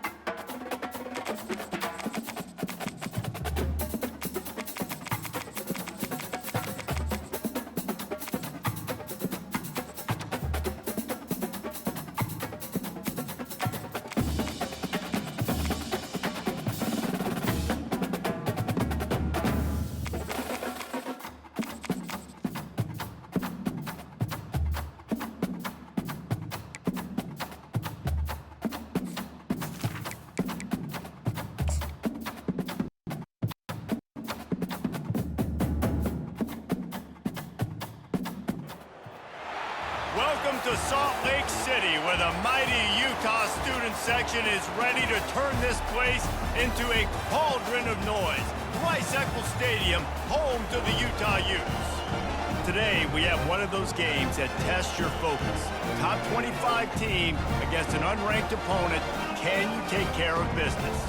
As we'll see a squad from the back, the Buffalo Bulls, taking on the 12th ranked team in the land, the Utah Utes. For EA Sports College Football, I'm Reese Davis, joined here in the booth by David Pollack and Jesse Palmer. And guys, let's get this thing started.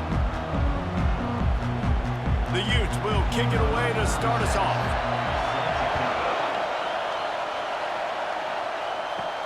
And he takes this from inside the 5. He was looking for some running room, but not much to be found as he stopped at the 18. So the Buffalo Bulls offense will take the first swing of the game. And here he comes, guys, the man who makes everything go. Everything in this offense is built around his ability. He's got such great field vision. He's got it all, Palmer. He is must-watch TV. Let's not get it twisted. People show up to this stadium. People are watching back at home because of this guy right here. I think tackling is about effort most of the time. It's about how much passion, how much physicality you can bring to get your guy on the ground. Refuse not to get him on the ground. That's not a big back. You got to get that guy on the ground. You can't let him pick up an extra couple yards and stay ahead of the sticks. Yeah, it's a bit of a surge, and he's knocked down after picking up 3 to the 26. You know, I think a big part of this isn't necessarily scoring a touchdown on that play, but you're just trying to get your offensive line in the rhythm of the game. Let those big fellas get lathered up.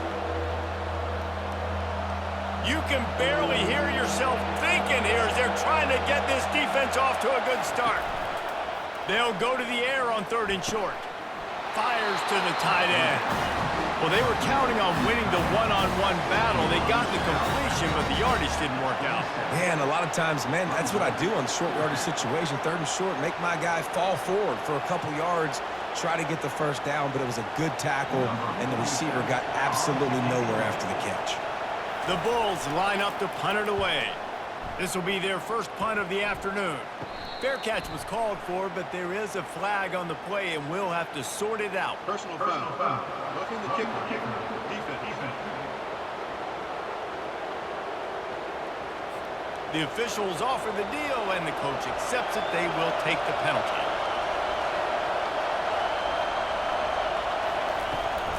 From the gun, running back on the move. They bring him down, and he's going to lose a yard on that one. How about the defender being a heat-seeking missile? He was on radar lock. He found the football and flew down with some bad intentions.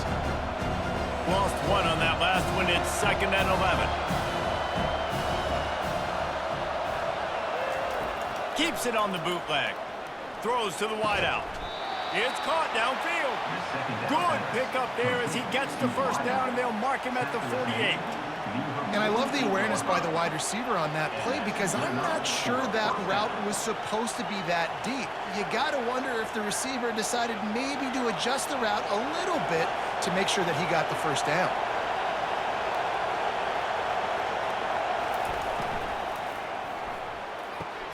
Here's a quick throw out to the left.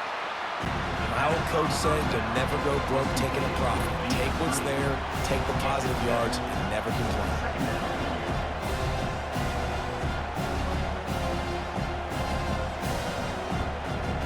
This offense set up with a 2nd and short.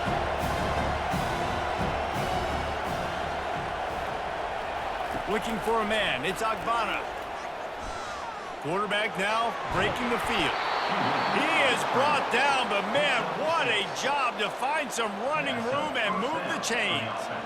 It's just so nice as a coaching staff when you've got quarterbacks who make good decisions. And on a 2nd and short play, you're throwing it, you're trying to catch the defense napping, you might take a shot, nothing there. Go get it yourself. Make the right decision to keep it, not panic, and get you a fresh set of innings. They're strong and they're strong. Defensive tackles, they're strong. There's such big jokers in the middle where they just lock out those offensive linemen.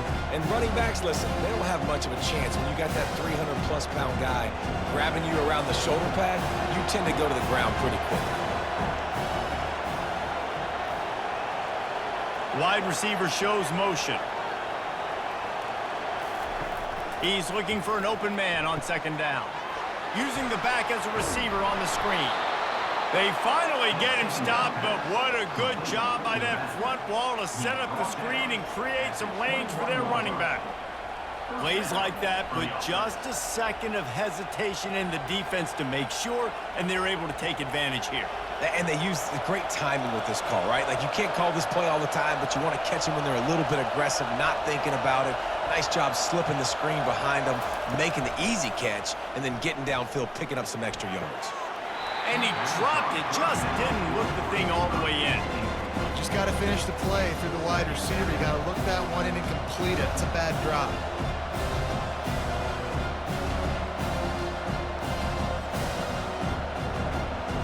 That last incompletion leaves them with 2nd and 10 from the 21.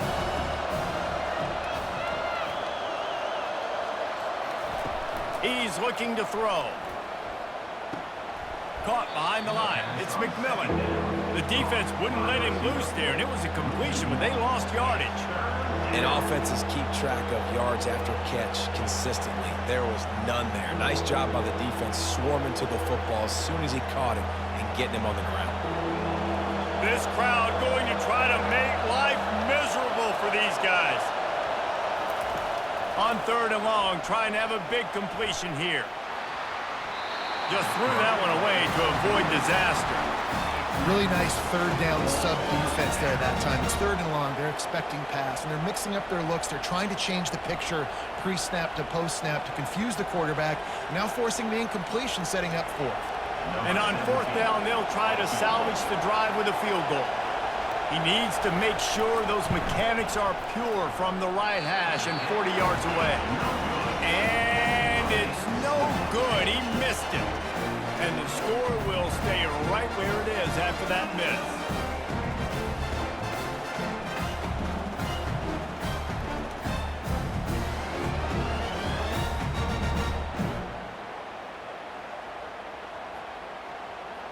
Utah has it back on the offense coming onto the field. Line gets set, 1st down.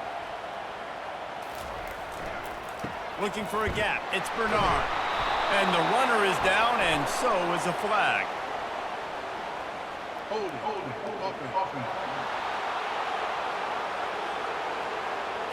Holding penalties, the ultimate drive killer. We'll see if it costs this offense here.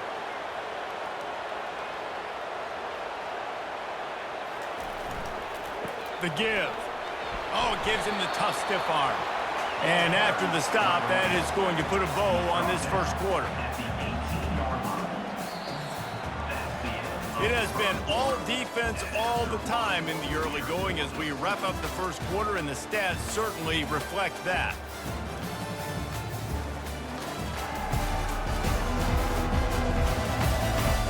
Let's see if the offenses can find a little rhythm here in the 2nd. Win with the running game on 1st down, now back at it. Power football with the run. He'll be stopped just short of the 20 at the 19. Give him 1.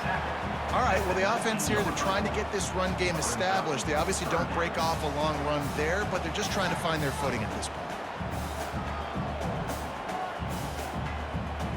This defense has kept them backed up. Now one more stop, and they can get off the field on 3rd and long. Back to pass, it's Rising. Feeling some heat. Didn't have anything working and just had to throw it away on 3rd down. And this is why you don't want to get in these situations. 3rd and long, defense knows it's pass. They're playing pass, playing deep. QB has nowhere to go with the football, so he just throws it away. And the Utes will line up to punt it away.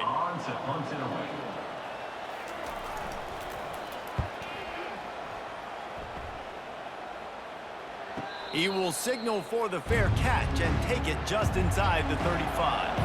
The Buffalo offense headed back to the field. We talk about settling for points, but sometimes when you have to settle for nothing, David, it can be demoralizing. Yeah, and it can definitely be frustrating. And I think it leads you to say maybe I can go for it more. But, Jesse, I think this offense just needs to put another drive together and just finish stronger. Yeah, and be a little bit less predictable, too, especially as they get closer and closer down to the end zone. And the Bulls in the hurry up.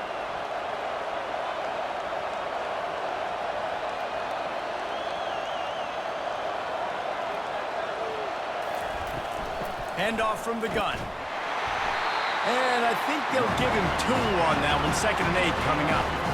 The big defensive tackles in the middle, they're not always the best pass rushers, but they are strong, and I say country strong. They put their hands on you, you feel it. They lock people out on the line of scrimmage.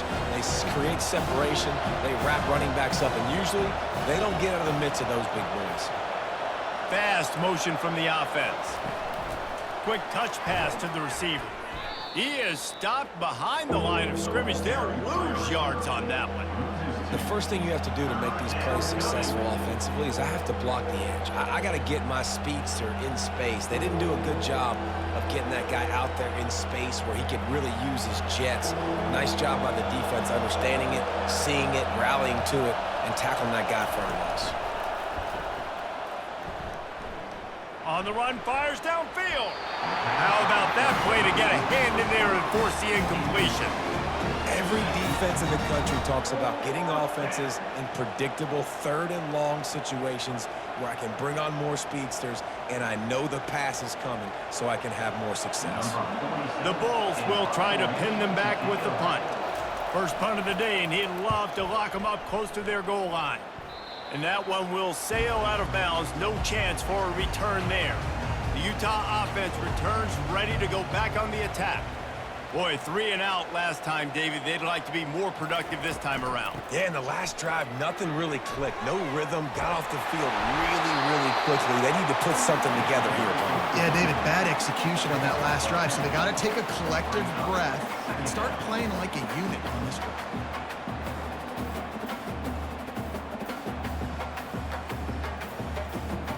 And here comes the offense on 2nd down. They go right back to him. They bring him down, and he's going to lose a yard on that one. And a great job by the linebacker. You could tell starting to crowd the line of scrimmage, get up there in the line of scrimmage, see it, diagnose it, get in the backfield, get the running back on the ground for the tackle for the loss. It's 3rd down now, and they ought to be able to get off one more play before the 2-minute warning. The clock has stopped, and we've reached the 2-minute warning before halftime.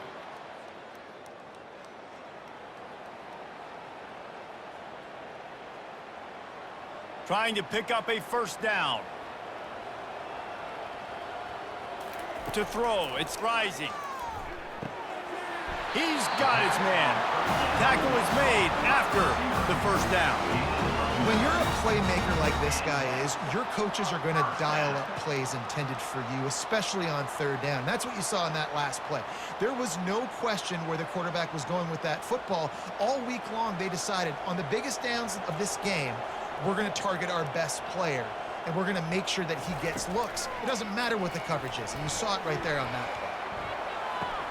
Fires to the tight end, and he'll run across the sidelines after the good gain. And you see so many smart wide receivers, so many smart tight ends nowadays that they know where the holes in those zones are, and they work with their quarterback, and they find them, and they sit down in them and make big plays. It's tough to sit back in zone against such smart players nowadays. Wants to throw on 2nd down. He's got an open man. Hit the gas, kid, wide open ahead. And he motors into the end zone. Touchdown, Utah! And what a nice start for this offense. The throw game getting working, getting the touchdown pass. This quarterback getting a little bit of confidence. This passing game getting in a rhythm. Nice start for this offense.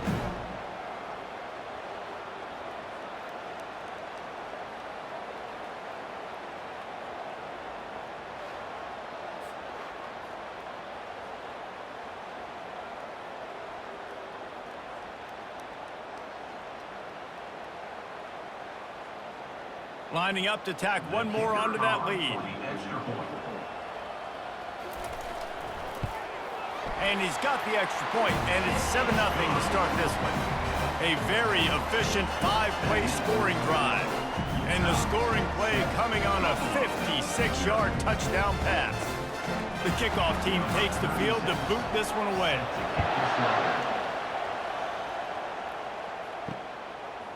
Fielded in the end zone. It's McMillan. Not nearly as much as he'd hoped when he brought it out of the end zone. He'll be stopped at the 15.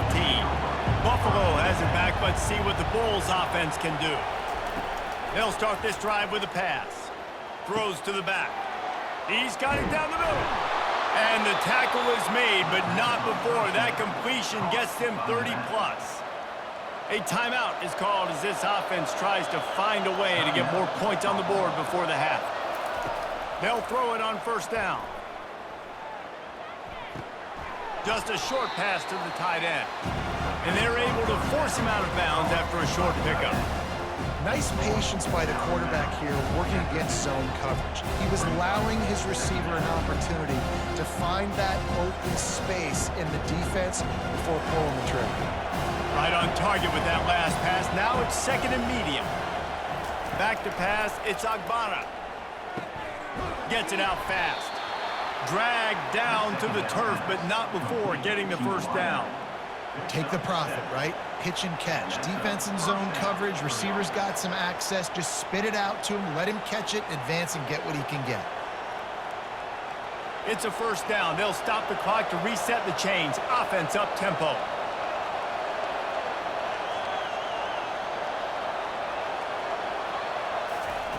He wants to throw. Got a man. It's Morrow. There's a timeout on the field. Tight game here late in the first half.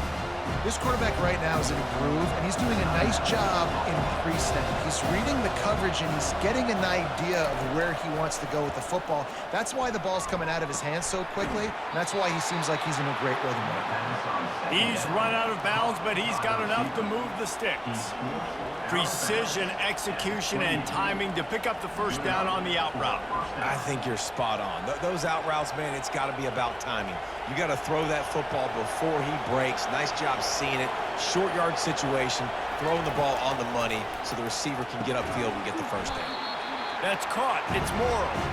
He's brought down. Solid pickup, but a little bit short of the first down. I love offenses and quarterbacks that are willing to take the easy stuff. Take those easy throws that are guaranteed to get positive yards. Yeah, I'm going to take big shots down the field too. But don't forget, it's easier to pick up 2nd and 5, 3rd and 5 than it is when we start getting those long yardage situations. Just didn't seem like the quarterback and his intended target were on the same page there.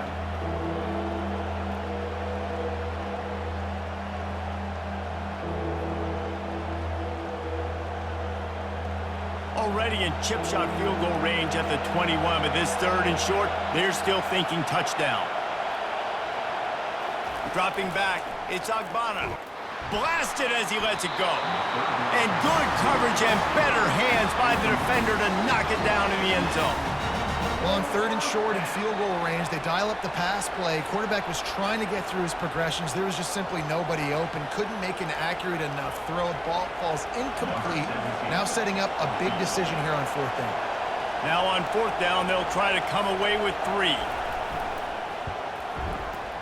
Between the uprights, it's good. That makes the score Utah 7, Buffalo 3.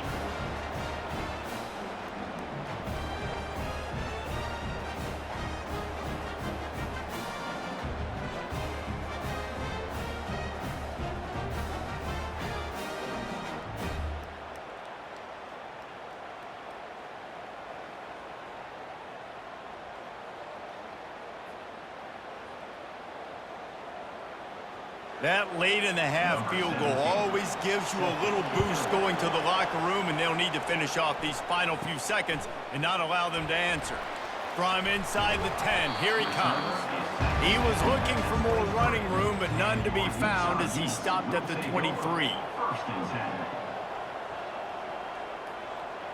As expected, they're content to run out the clock and go into halftime. That's going to wrap up the first half here, and now we join Kevin with the halftime update.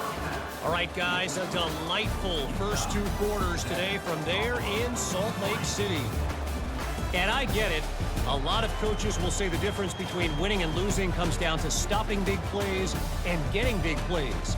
But if you ask me, it's more about how good you are on 3rd down and how efficient you are in keeping drives alive.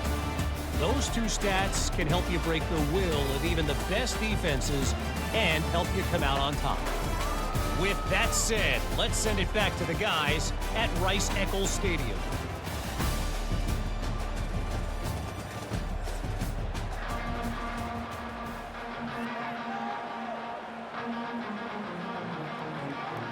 And the Bulls will line up to kick off and start the second half. Here he comes from inside his own 5. Not a lot of space to be found. Good hustle by the coverage team, and they stop him at the 21. Utah has it back, and the offense coming onto the field. And in a low-scoring game like this one, David, every possession is magnified. And I think more than anything, it just gets frustrating. And you got to put that behind you. You got to see what this defense has been doing to be so successful. Palmer, now use it against them. Yeah, David, I think for a play caller, this is tough, right? It's like you have to have the perfect play on just to get a first down. In these types of games, I think you're just trying to get guys out in space, see if a dude can break a tackle. Maybe that generates an explosive play, and it breaks this trend. He picks up maybe a couple before he stopped right at the 30-yard line.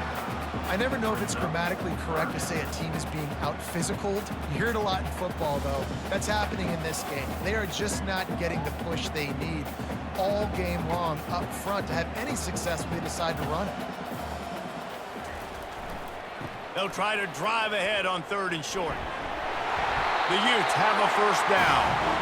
This is a guy that can find you the hidden yardage. That play just pushes the pile to get that first down.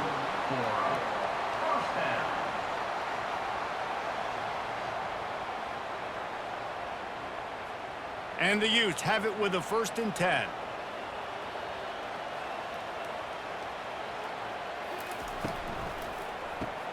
Catch in the middle, it's Keefe. And how about that catch and run? So dangerous, this guy. And there you see the bind that the RPO play can put a defender in. That linebacker had to make a decision. Was the running back going to get the ball? He thought so, so he bit up, and that allowed the slant to be thrown in behind him. The Utes are moving quickly down the field. Here's the handoff. Able to scrounge 3 yards out of that one somehow. It's 2nd and 7.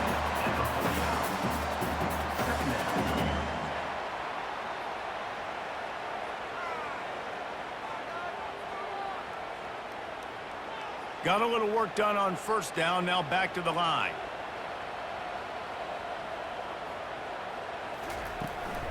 Leaves it with the back. And they make the tackle, but he has plenty for the 1st down. And, you know, big chunks like this don't happen unless you commit to the run game. You got to get those big boys up front into the game, understanding I want to knock people off the football, create some holes like you do here for my running back, make the game easy. The offense lines up at the 41 with a 1st and 10. They'll ride the running back and leave it with him. They bring him down, and he's going to lose a yard on that one. That linebacker saw the express lane right to the ball carrier. And a great job by the defensive line, getting some push, making them use their resources on him. Linebacker comes free, boom, and making the backfield for a tackle for a loss. Lost 1 on that last one. It's 2nd and 11. Out of the gun to give to the back. Fakes his man out.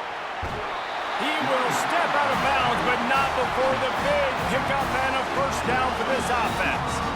And another nice gain by the offense. All right, defense, we got to change something up here. They're putting a big drive together, play after play, having a lot of success. How do we break the rhythm? How do we give them something that can create a tackle for a loss or a sack or something to get momentum back on my side?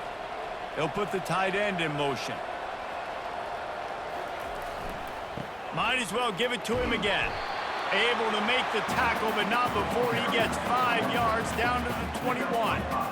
I know the passing game sells and the passing game is exciting, but it's not exciting to get 5 or 6 yards of pop on the ground, but it will be very successful. Halfway there on 1st down, it's 2nd and 5.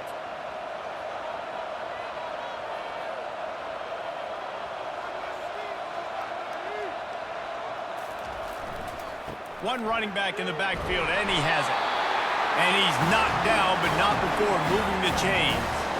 And listen, the offensive line has to do their job, but a really good job by the running back understanding where his hole is. Go hit it, get the first down, don't mess around. Nice job following his hole, getting positive yards. Down to the 12-yard line, it's first down. They move the tight end all over. They go to the ground. They'll give him 4 yards on the carry. It's down at the 8-yard line. Brings up second down.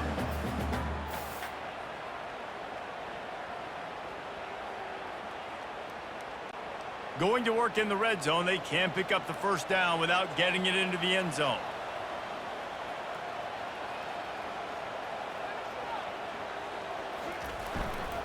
To the ground with the back. Not much room. He gets one down to the 7. Guys, that's the end of the quarter, and Utah has the lead here. They're sitting in a strong position here with the lead. Let's take a look at our game summary.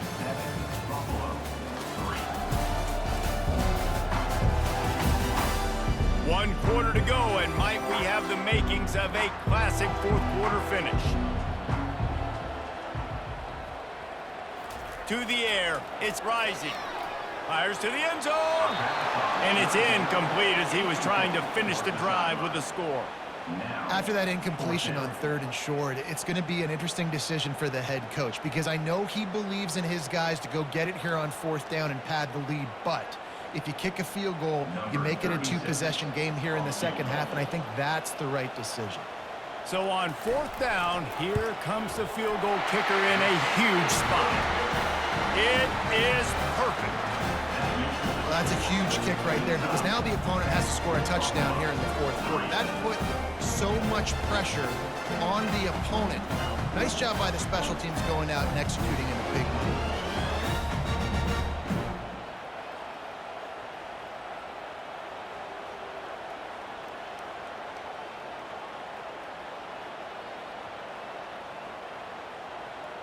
After putting up a 3-spot, the kickoff unit set to go. On the move from inside his 5. Didn't find any crease in that kickoff coverage, and he'll be stopped at the 17. The Buffalo offense headed back to the field. The sledding has been tough. Scores have been at a premium, Jesse, and every possession seems like it could switch the momentum of the game. Yeah, Reese, for this offense, just feels like they just haven't been as physical. And for this offensive coordinator, David, he's having to go deep into the playbook just to try to generate a first down. Well, and the good thing is there's not a ton of game pressure because the other side's not scoring either. But if you can find that one thing get that one positive play, and then maybe you get those juices going and something can start to build. Good job running tough and behind his pads as he gets up to the 38-yard line. Coaches always harp about staying ahead of the chains, and when you can run with that type of efficiency on first down, man, you are doing just that. They can really be aggressive after that last play at 2nd and 3. He leaves it with his back. Shakes off the defender. And it's a first down. They'll mark it at the 44. Well, the defense knew coming into this one it was going to be a physical game. Guys are going to have to be great at the point of attack and get off blocks and make tackles. They couldn't stop the offense from picking up that first down on that one play. In search of that tying touchdown. They've moved the chains a couple of times. It's 1st and 10 again. And a really nice run and pick up there before the defense avoided disaster and stopped the really big play. First down, physicality wins football games. Being able to run the football and create balance. And right here, just choose up another first down. Gives you another chance to maybe continue to run the football. And I feel like this guy, too, is just an explosive play waiting to happen. His vision, his quickness, and he's got a burst. If you give this guy just a crease, he's going to hit it. Right now, he's doing some damage on this defense.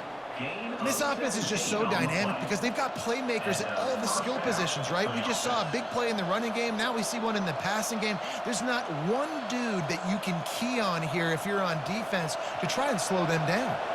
The Bulls have it with a 1st and 10. He's going to pass. And it's incomplete. If you're going to take a hit like that, you might as well hang on to the ball. Looked like the offense had a chance for a big play there, but the running back just could not reel that ball in.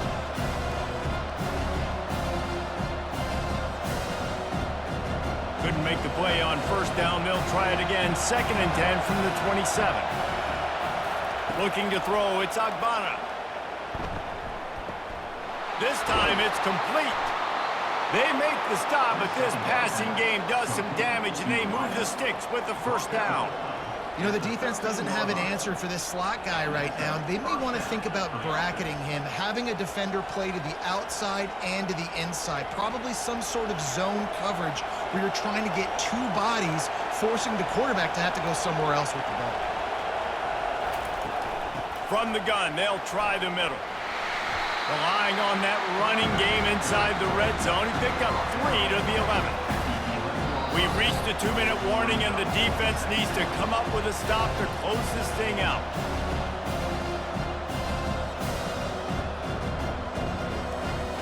Going to work on 2nd down in the red zone, and still some ground to cover to pick up that first down.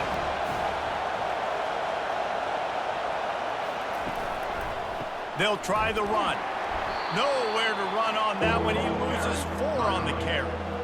They're trying to run the football, and there's just nowhere to go for the ball carrier inside. He tried to bounce it to the outside. That linebacker way too fast. He met him there and forced the TFL. This crowd knows this defense needs them right now. On 3rd down, going up top. He's got it and still on his feet.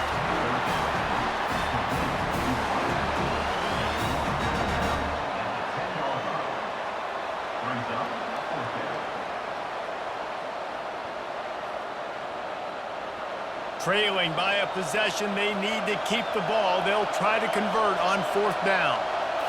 Desperate to convert, and he'll throw it. Trying to get to him. And they get to him and sack the quarterback, and they'll stop the drive on downs. Well, that play never had a chance. On 4th down, they're trying to catch the defense off guard, throwing for it, but no protection. The quarterback didn't have an opportunity to step up and get rid of that football. Give the defense credit, man. Tremendous aggression there on 4th. The Utah offense returns ready to go back on the attack. And now, Jesse, the art here is to find the balance between milking the clock and trying to get another score. I think if you're the coaching staff, too, you like to see your team play its best in the 4th quarter, right? Defense just did their job, so offense now, David, has to go out and handle their business. Yeah, you got the momentum. Because of the defense, they've given you some momentum. They've given you a great opportunity to take hold of this game and really put a stamp on it. They'll keep it on the ground. The clock is on their side. You've got to be smart, patient, great vision, uses all of that to get to the 29. Quick timeout called by the defense, stopping the clock to save as much time as possible for their offense. Ball spotted at the 29. Here they come on 3rd and short. One back in the backfield, and they'll give it to him. He's able to find his way for a couple of yards, but it'll be 4th down and 3. Defense uses a timeout quickly, trying to get that ball back and preserve time for their offense. And the Utes will bring the punt team onto the field. This will be the 2nd time they've had to kick it away. They're able to put a stop to that return right at the 30-yard line. Buffalo has it back. Let's see what the Bulls offense can do. There's plenty of time to work with here, but they have to be highly efficient in their attack, Jesse. So it comes down to the quarterback. And he can't get it off. Taken down. What a huge play this late in the game. You know, for this quarterback late in the game, you just need to have a better concept of the situation. Can't take sacks at this juncture. And I know that the play gets thrown off, the timing's off, and you're forced to roll out, but if nobody's open, either run the ball, get what you can, get out of bounds, or throw that thing away. You can't take negative plays at this point.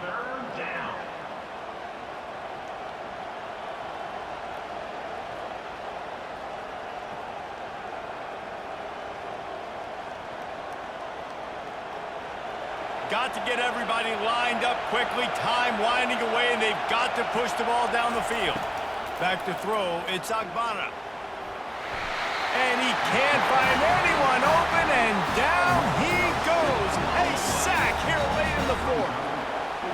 downs are so crucial, and quarterbacks, you want them to be, elite with their functioning, be able to go through their progressions, get rid of the football, not take sacks. But they just took a sack. How about the individual effort by that defense, understanding third down and getting to the quarterback? On fourth down, they'll throw for it.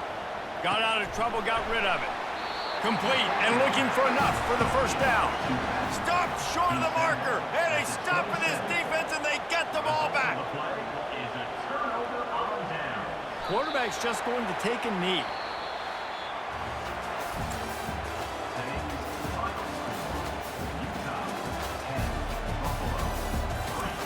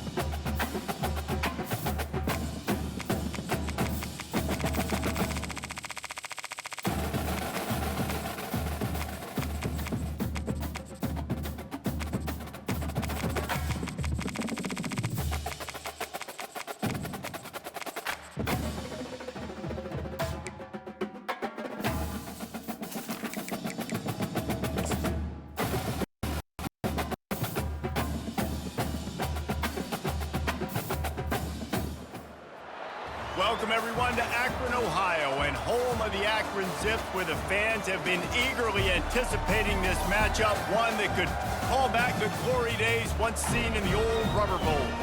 Maybe you need a little caffeine, or maybe the sheer energy of this matchup will keep you wide awake, as we know anything can happen when you kick off after dark. As we'll see a squad from the Big 12, the West Virginia Mountaineers, taking on a team from the MAC, the Akron Zips. Glad to have you with us for EA Sports College Football. I'm Reese Davis, David Pollack and Jesse Palmer with me in the booth. Guys, we are ready to tee it up. The Zips will kick it away to start.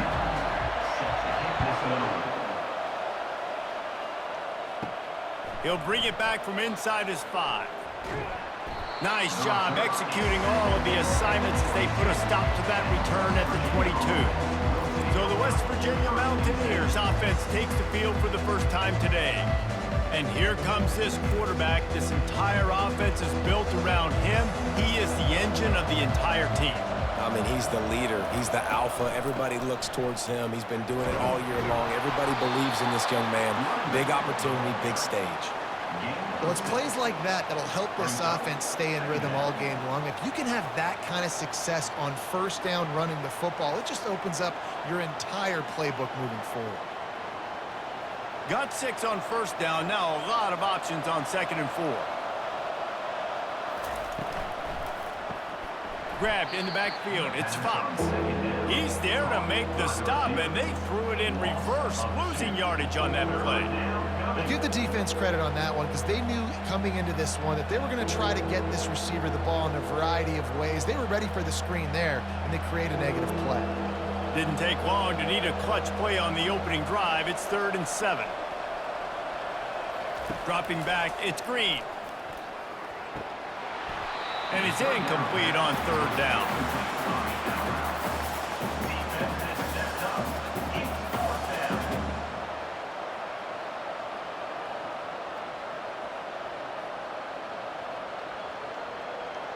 The Mountaineers will send out the punt unit.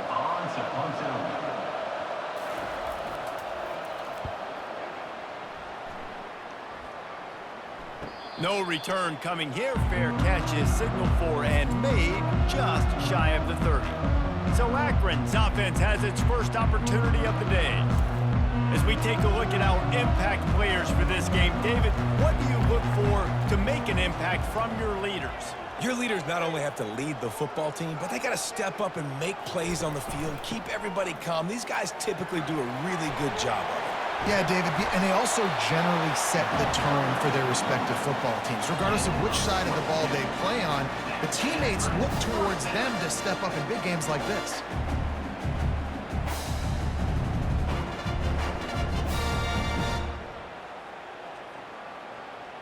And the Zips headed quickly to the line.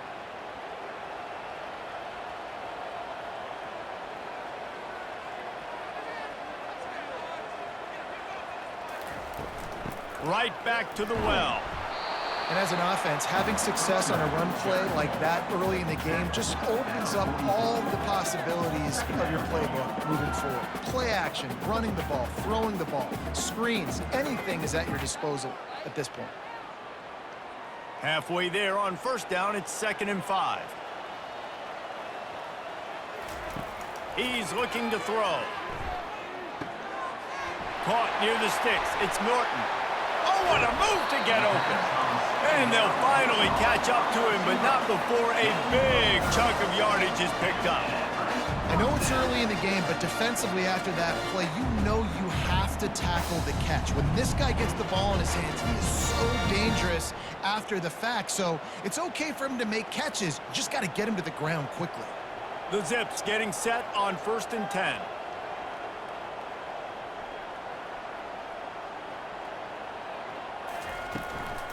The run from the shotgun. And a pickup of 8 opens a world of opportunities on 2nd and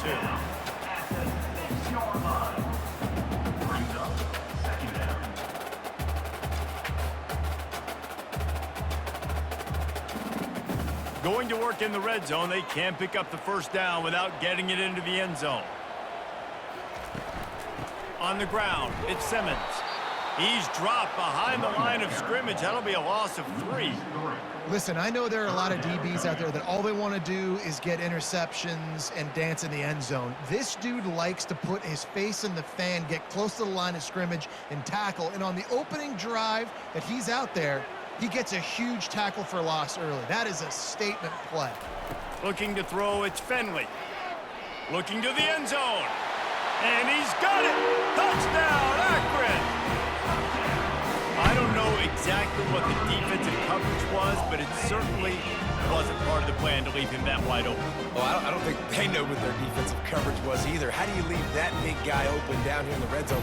You know the quarterback loves the big tight ends in this area. Really poor job by the defense.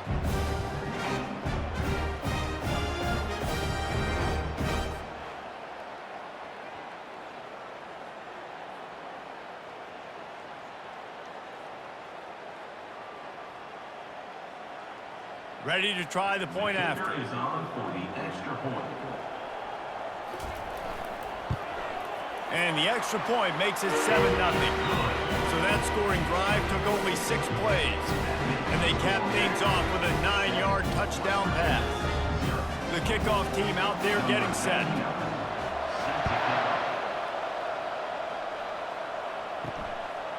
Coming out with it, it's Fox.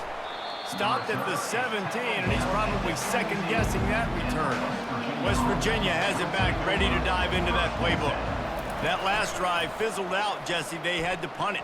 Yeah, they did. And, David, they're just going to have to do a better job this time around erasing the mental mistakes. And just trying to solve the defensive riddle, understanding what they're trying to do to you and attack them.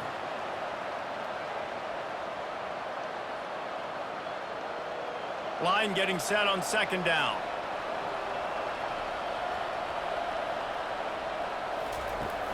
The play action fake. Shoots it to the left. Just flying through the air like a superhero to make the grab. Man, I love those guys that are willing to put their body on the line, and he does it right here, man. Just lays out. That ball's coming in. You can see it from several yards out, making that play, laying out, keeping the football from touching the turf. Great concentration, great effort by the receiver. Gonna run it. It's White. And he fights his way forward, gets away from one, but not much doing on that one. Man, not much wiggle room for the ball carrier there. I'm not really sure what they can do to try to create some space. I know.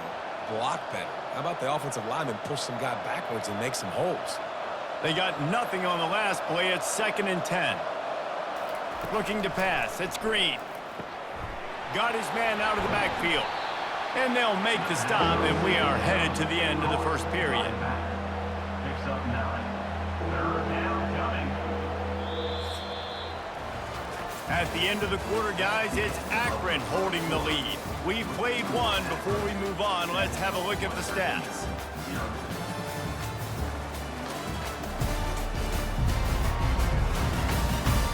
Heading in the opposite directions now as we crank it up in the second. This defense will try to force a 4th down on 3rd and short from the 45. Running with power. At the 45 on his way. Finally run out of bounds, but he has this offense rolling with a 1st down. Well, this is one of the fastest quarterbacks in college football, and that's why the option's a good idea. Because if he can get out in space and he has a chance to get downfield, he is really difficult to tackle, and he's very difficult to catch. As you saw in that last play, getting a 1st down. Out of the shotgun, they go to the ground. Shakes off the tackle. In his sophomore season, he's really learned to find that running room. And here we go. If you're an offense, you got to get that ground game going so you can have some balance, and then you give it to your quarterback, Palmer, and let him make some plays down the field later on. Yeah, exactly. And coming into this game, this offense knew they were going to have to some way, somehow, at least establish a semblance of a running game for exactly what you just said. You got to be able to use play-action pass later in this game to get some explosive plays down the field, and it's a play like that we just saw, which can help them get that going. Look, you can't take away everything, right? So you give them that and rally and make a solid tackle. Yeah, and a lot of times in zone coverage, I like when I can get all the eyes on the quarterback. I like when I can see the routes and see him develop in the middle. And you could tell they had keys on the tight end. He wasn't going anywhere after he caught that football. And it'll be incomplete. This defense is physical and pass deep. Well, that looked like it was going to be a completion, but how about the defender making the hit and forcing the incompletion? Here they come up to the 23-yard line, not thinking field goal, wanting to convert this 3rd and short. They try to pop a run on the draw. That just never had a chance as they controlled the middle of the field and stopped him in the backfield on 3rd down. Yeah, that's a really good job by the defense because when you get in that 3rd and medium area, listen, you got to be worried about the run and the pass. Did a good job playing bold, got it stopped, now forcing a 4th down. And they're going to head out to line up for a field goal. And it's right down the boulevard. That makes the score accurate. 7, West Virginia, 3.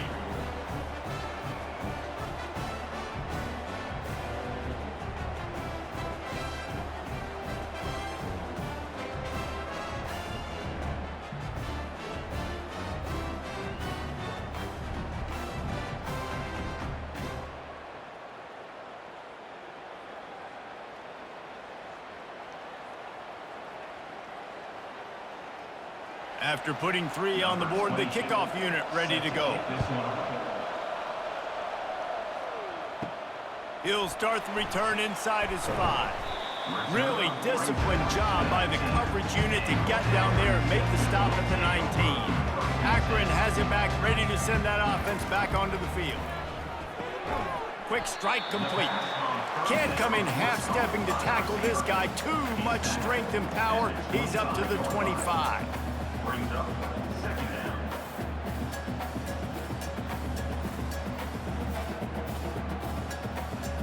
Now on 2nd and short after that pickup. From the shotgun, the handoff to the back. Tackle is made at the 28 after a pickup of 3. You know, runs like this oftentimes are like a boxer in a boxing match. Obviously, it's not a knockout punch, but these are body blows. And as the game goes on, these small gains are going to turn into longer runs. Here they come, trying to convert a 3rd and short from the 28. Back to throw, it's Finley. Quickly to the tight end. He's going to have enough to pick up the 1st down as they stop him at the 33-yard line. Shotgun fundamentals are so key. He was like a shortstop. Caught the shotgun snap and right away rifled it out of his hands like he was turning 2. That was beautiful. 1st down here with time for maybe one more play until the 2-minute warning. We've reached the 2-minute warning, and we'll see if the offense can build on this lead before the break. And the Zips will have it 1st and 10. He's looking to throw it.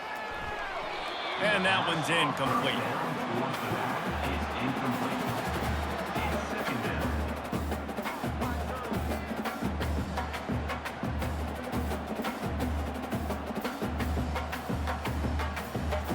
Now on 2nd down.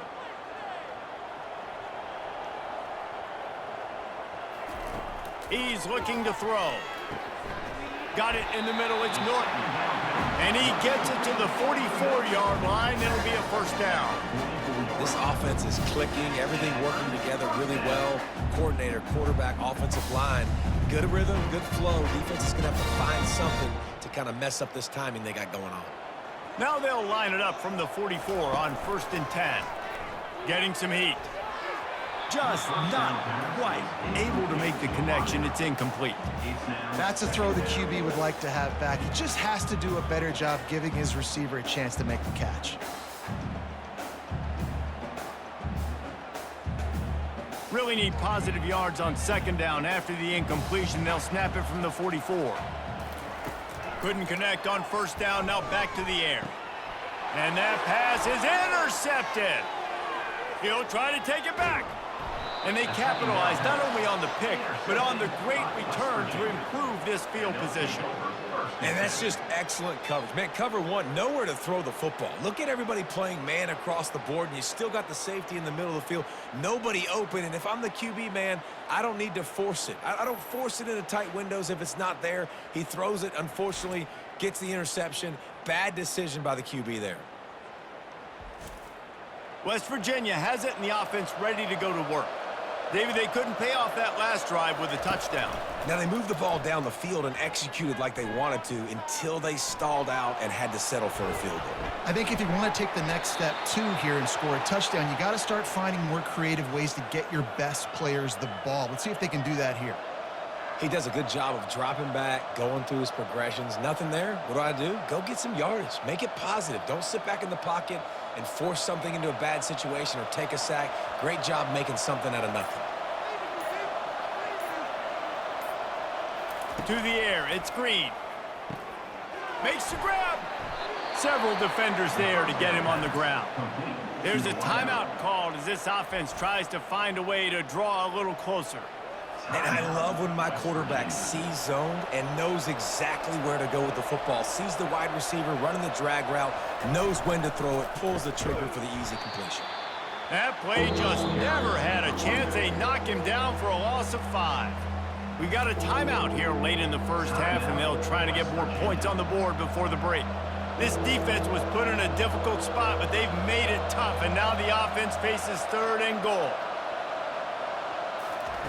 From the gun, wants to pass.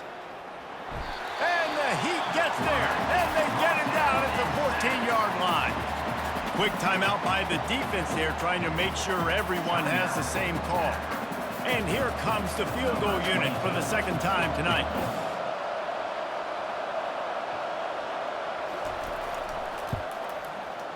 It is good. That makes the score accurate. 7, West Virginia, 6.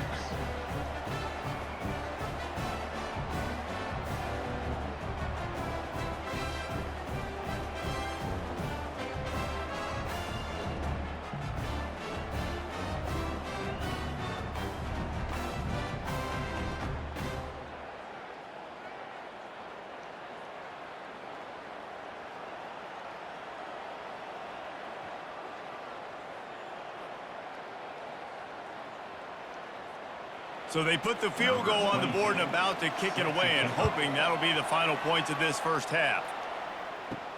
On the run from inside his own 5. He was hoping for something a little more dynamic, but they get him on the ground at the 20. The Zips take over in Akron, ready to get that offense to work. They've got some time to work with here, Jesse, and if they get a first down, they might really get aggressive. I'd be aggressive right out of the gate. I'd be throwing for a first down. If I get it, then it's pedal to the metal. I'm in that 2-minute mode to try to score a touchdown or get a field goal. But I do think this is a situation where you also have to understand that I have the lead going into the half. I've got the momentum, so don't do anything stupid here. Still at their own 20 after that last incompletion. It's 2nd and 10. To the air, it's Finley. Makes his connection. They're able to get him stopped just shy of the first down marker. The offense wastes no time getting the timeout call. And I think this receiver's forte is his route running. He's a guy that can line up all over the field, but it's not just catching post routes and goes. This guy can run shallows, he can run slants, he can run the option routes and find soft spots in the defense. This guy really has all the routes in his toolbox. 3rd and short, and I guess the only thing they really took out of play in the shotgun was the quarterback sneak. Yeah, and that's kind of what I like to do, Reese. I mean, 3rd and inches, I want to run the quarterback sneak, run the football. This team fully comfortable throwing the football, and you see why. Easy pitch, easy catch, first down. The Zips will line it up on 1st and 10. Looking to move it through the air.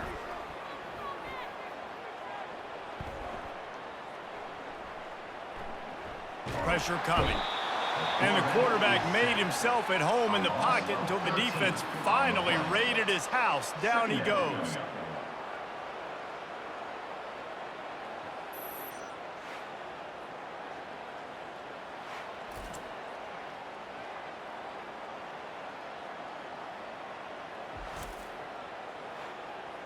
That's the end of the second quarter. That means it's time to join Kevin in our halftime update.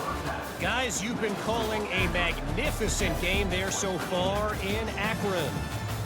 And it's been said football is a game of inches. And guess what?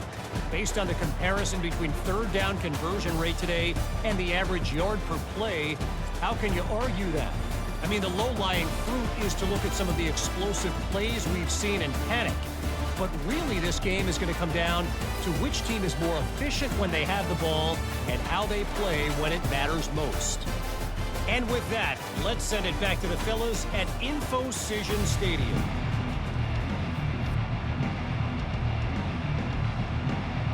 And the Mountaineers will try to kick this one deep to get things underway in the second half.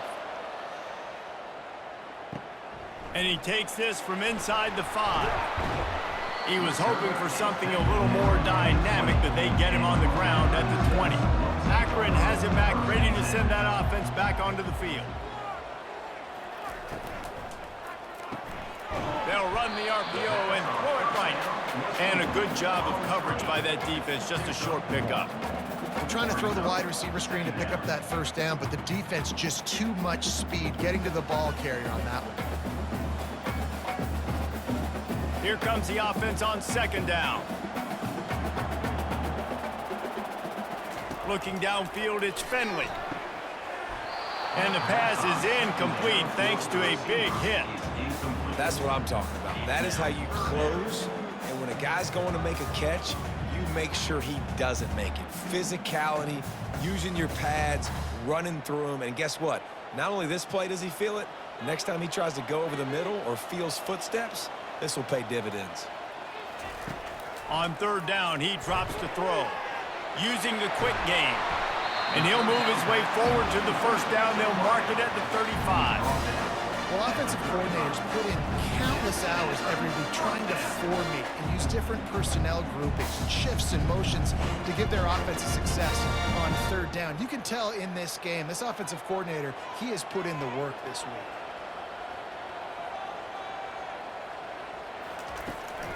The give to the running back from the shotgun. Still on his feet at the 45. And he'll go down, but he delivered the business end of his stiff arm to that defender on the way. Every offense wants to be able to run the ball and be physical, especially on first down. And you want to create second and short, third and short, or just get first downs like that run right there. And the Zips look to keep this drive humming. They're going to ride this running back. And he is swarmed under a host of defenders there to make the stop. And sticking to the run. I'll tell you what, a lot of teams that are really good are really stubborn, and they continue to run the football even with little success. So this offense is going to continue to focus on running the football, you can tell. Picked up 2 yards on that last one. They need 8 on second down. They'll run it out of the shotgun. That play just never had a chance. They knock him down for a loss of 5. Defense is about firing off, hitting the offensive guys and staying in your gaps. Everybody knowing where they're supposed to be. You could tell the defense, everyone was right where they're supposed to be, nowhere to run. Even if they don't convert, picking up a few would give them a decision to make on fourth down. It's third and long from the 45. And that's incomplete. A defender all over him. Knocked the ball to the ground. Fourth down coming up. I know this offense came out here in the second half hoping to build on their one-possession lead, but after that incompletion, I think the smart thing is to just kick it away here and let your defense play and try to get it back to you without giving up any points. The Zips will punt this one away. Let's see if he can help the coverage team out with this one.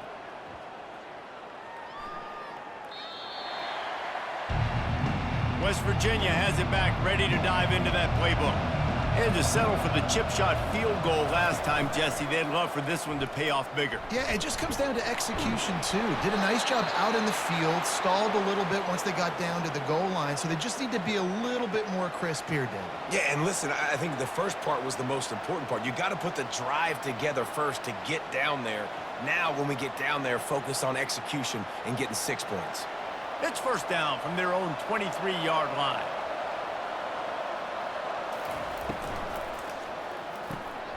Red pass, it's complete.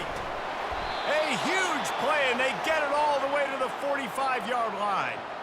Man, if I'm a defense, I got to find a way to get some more pressure on the quarterback or disrupt their timing and their rhythm. I can't give them these big chunk plays through the air. I got to be maybe a little bit more aggressive or do something a little bit different. The Mountaineers moving quickly to the line.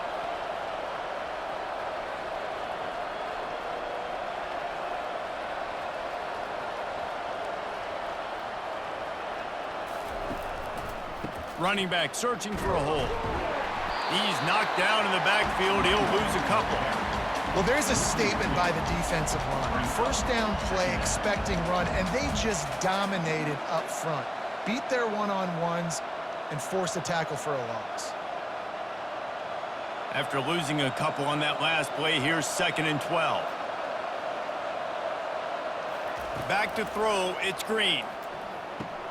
Quickly complete. They make the stop after the catch, and still some work to do to pick up that first down.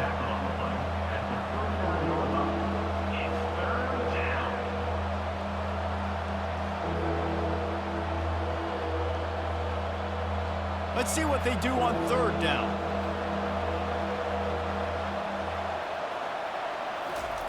From the gun, wants to pass.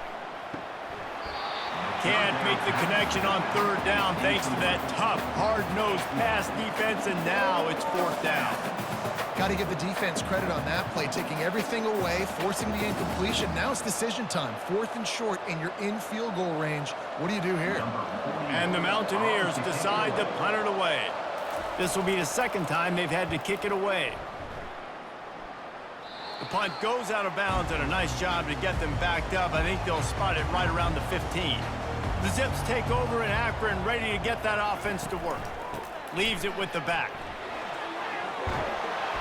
They needed to find enough space and get it moving forward, and they're up to the 22.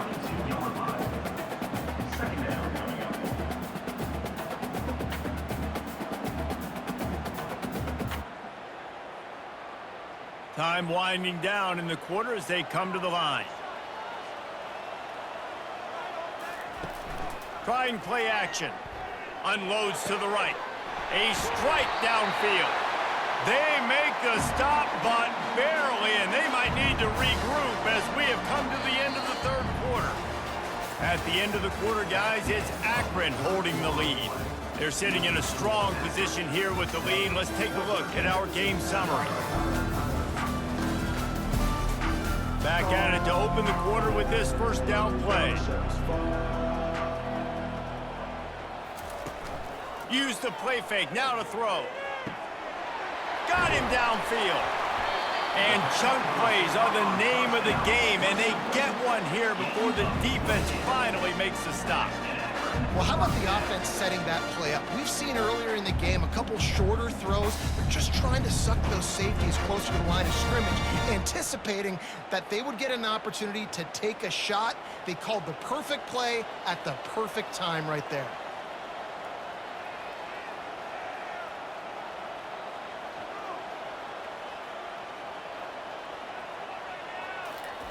From the red zone, looking for a receiver. Got his man quickly. Terrific job getting to him. There was nowhere to go. I love this defense's ability to fight off blocks and rally to the football. They do such a great job pursuing that wide receiver screen to only allow a minimal gain and no first down. Operating in the red zone here on 2nd down.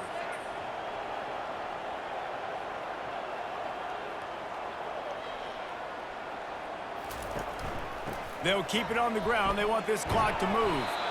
A solid pickup there before the defense is able to make the stop. I think that was an example of the offensive coordinator trying to help out his quarterback. He's trying to keep these 3rd downs manageable. You know, you throw the ball on 2nd down and it's incomplete. Now you've set up 3rd and long, and now you're set up to fail.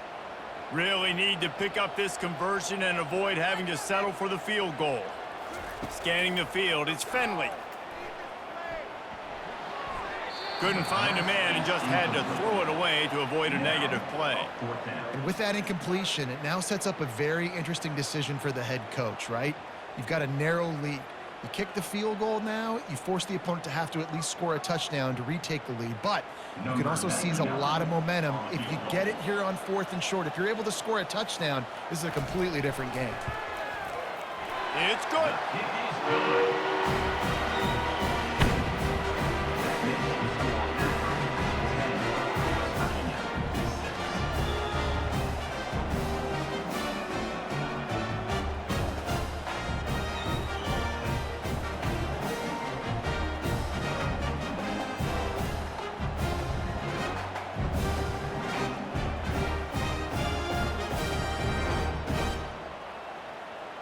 After that last field goal drive, they're set to kick it away.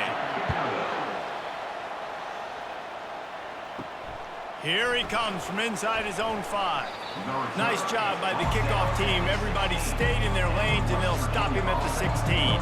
West Virginia has it in the offense ready to go to work. Working the middle of the field, and it's complete. And they finally haul him down, but not before the good catch and run. You got to give the O-line a lot of credit there because it gave the receiver time to work all the way across the field on the drag route against zone coverage. Quarterback gets it to him. He's able to turn it up and get a first down. Now on first down from the 30. He wants to throw. Finds his man. It's Robinson. He's run out of bounds, but a big play on that one, and it'll be a first down. Great job by the quarterback throwing against zone coverage. You cannot telegraph where you're throwing the football. You cannot eyeball wide receivers. So great job by the quarterback using his eyes, not staring down his guy, and then throwing him open. They've come out with answers on this possession, and now another first down. Spits it out to the back. Snagged on the outside, it's White. He's run out of bounds, but not before turning in a big pickup and moving the sticks for a first down.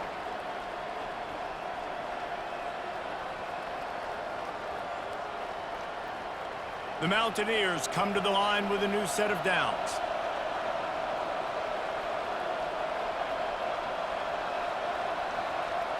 Looking to throw, it's Green. He's right on target.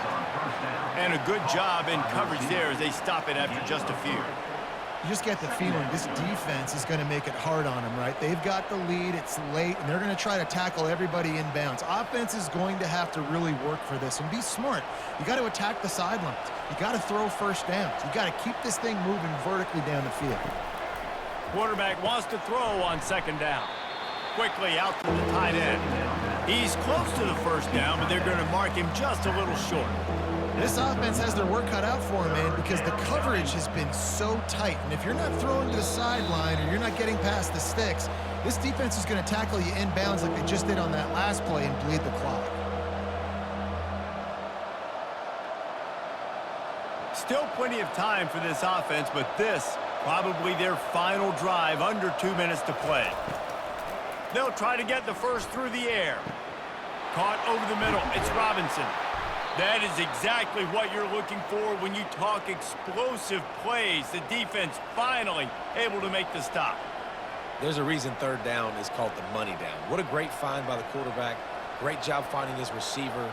At the end of the game, you look at third down percentages. It tells a huge story, and it goes a long way in deciding who wins a football game.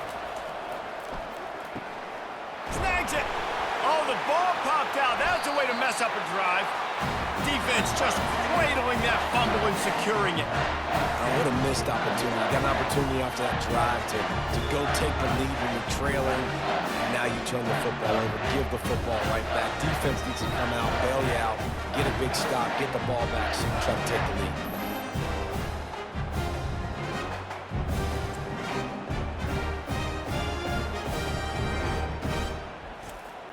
Akron has it back, ready to send that offense back onto the field. So that defense keeps the lead right where it is and a chance to build on it, David. Yeah, the defense did a great job. Now, the offense, you know what you're going to get from this defense. They have to be aggressive. They're trying to get the football back later in the game, Jesse. Because they're going to be so aggressive too, David, you know, on offense now, you have a chance to break one maybe in the run game or finding a one-on-one matchup in the passing game to really pad the lead. They want that clock to run. And they don't pick up anything right there, but at least they avoid getting tackled in their own end zone. Timeout called there by the defense, desperate to get the ball back and save as much time as possible. They line up, and it is a long way to the sticks from here.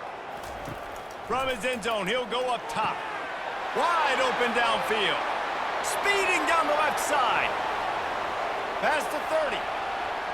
He's at the 10. And he'll take it in. They couldn't get him on the ground.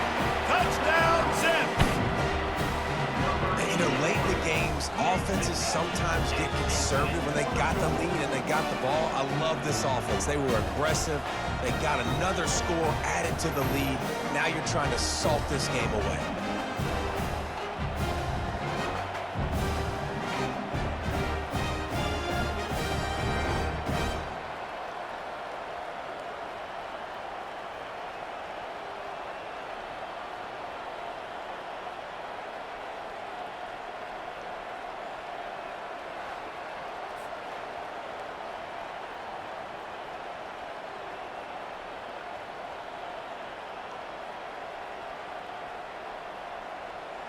Lining up to add another. Kicker is on for the extra point.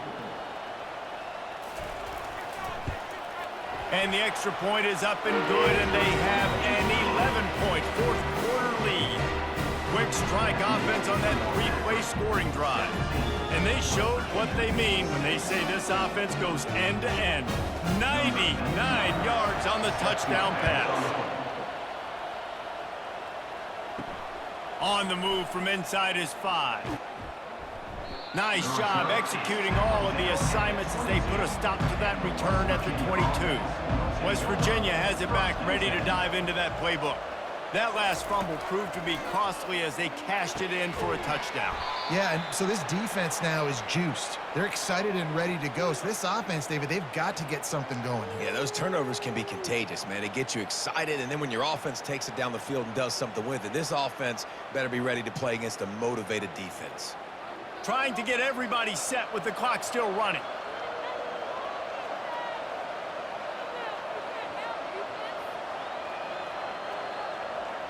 Wants to throw. It's Green.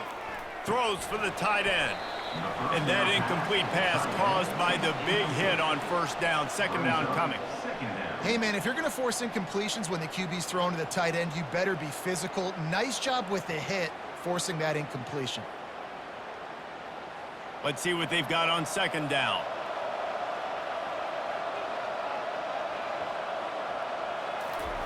After the incompletion, back to the passing game. And a little too much adrenaline on that throw never gave his receiver a chance. And sometimes you got to know when to give it up, right? As a quarterback, you feel it. You can't hold it that second too long when bad things can really happen. You could tell the clock went off, and he was throwing that puppy away. Now facing a third and long. From the gun, wants to pass.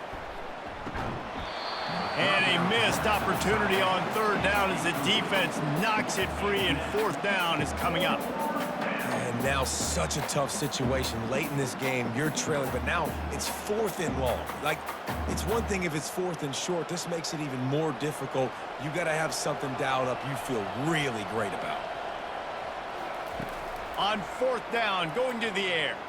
He's taking a deep shot late in the game. A sensational grab down the field there as they try to at least put a positive spin on the end of this game. Well, this offense has a ton of work left ahead of them here in this 2-minute situation late in the game, but the drive off to a good start. You get the first down, you get out of bounds, you work in the perimeter of the field. That is exactly what you want to do. And the Mountaineers have it with a 1st and 10. He's going to pass. Pocket starts to collapse. Timeout called by the offense. 29 seconds left on the clock. It's just so nice to have a QB under center. Nowadays in football, you can trust these guys. You put so much on their plate, and you tell them, go get positive yards when it's there. And a lot of these guys are such great athletes, they do it with ease. And he really needed to hold on to that one, but it was knocked loose, and third down is coming.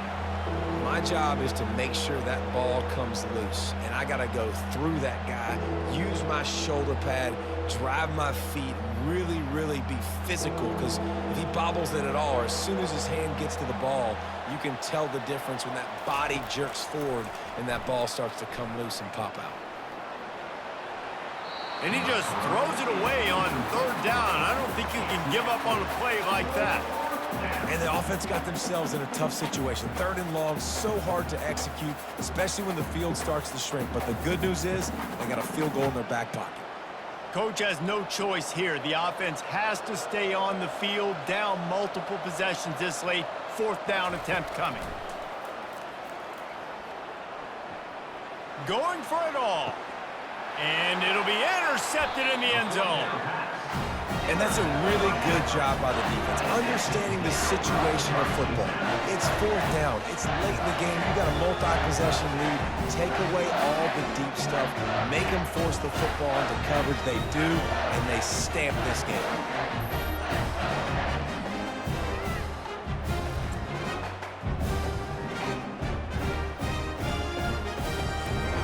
Defense showing plenty of pre-snap movement of their own.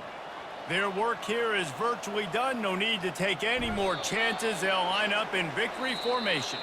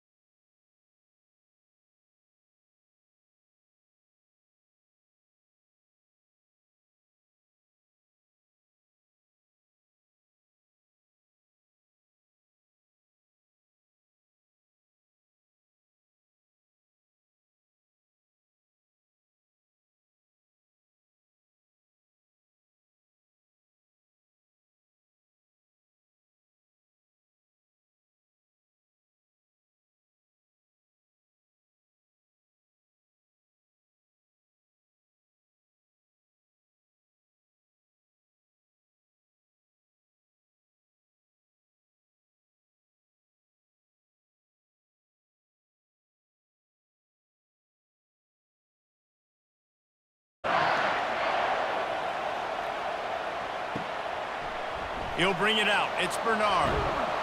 Pulled down at the 18, and the decision to bring it out of the end zone was not a good one. So Alabama's offense takes the field to start this game off. And as we look out on the field, here comes the man who makes it all go, and that's this quarterback. Yeah, and he's big time. That's why he's up for all these awards. He's known. Everybody knows exactly what he brings to the table. He can run it. He can throw it. They're expecting a big day from this young fella. They wrestle him to the ground, but he's got plenty for a first down. Really good looking run. You think about the legacy Alabama has at the running back position. It's ridiculous. Mark Ingram won a Heisman, obviously. Derrick Henry, Josh Jacobs. I'm going to go back to Sean Alexander, who I played against back in the day, too. All these guys had speed. All these guys had vision and quickness. And this guy right here, he has all of those traits himself. Just another big-time talent in the Crimson Tide backfield.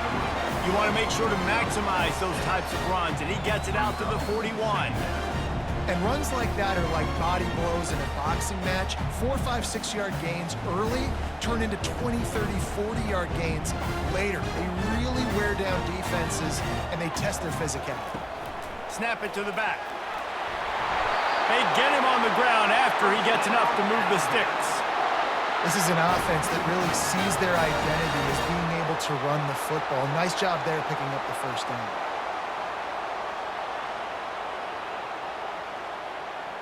The Tide with the 1st and 10.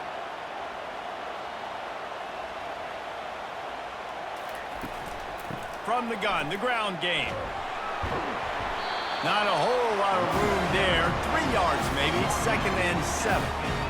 Nice run there on first down. This is a running back that gets better as the game goes on. So they're going to want to make sure they keep feeding him the football, let him get lathered up. After the 3-yard pickup, they come to the line, 2nd and 7. Out of the gun, the running back has it. They bring him down, and he's going to lose a yard on that one. I love this linebacker because he's able to dissect what's happening in front of him, and he reacts downhill, uses his speed to get to the line of scrimmage and create the negative play. They line up with some serious work to do if they want to convert this one. On 3rd and long, he's going to have to throw for it. Finds a man on the left. Just carving up this defense and getting it down to the 24. Well, we know this guy is special, and because of that, his quarterback is looking to him on critical down and distances. There on that 3rd down, there was no question. It wouldn't have mattered if he was single covered, double covered, man, zone. That's where he was going with it, and the big-time playmaker outside picks up the first. Comes out throwing on 1st down. Laundry down on the field as the pass is incomplete, but let's see what the penalty is.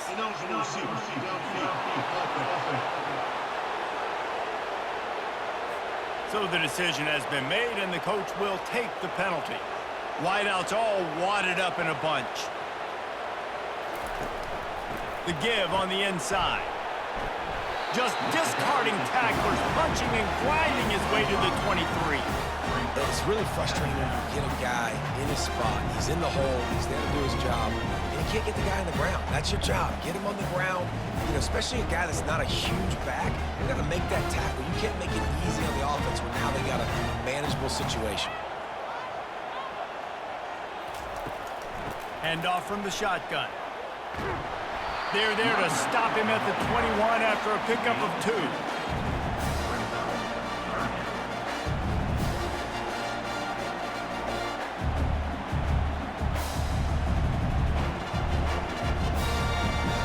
Eighth play on this opening drive coming up, and they need a 3rd down conversion. Looking downfield, it's Milroe. Complete downfield. And they make the connection, and he's got it at the 10-yard line, set up with a red zone opportunity. Man, just find ways to find the big fellas. Those big tight ends are huge targets for the quarterbacks. The throws are usually in between the numbers. That makes it pretty easy. Usually sure-handed guys like that just come across the field and make plays for you. From the gun, they'll try to impose their running game. He works his way all the way down to the 3, and the defense is reeling.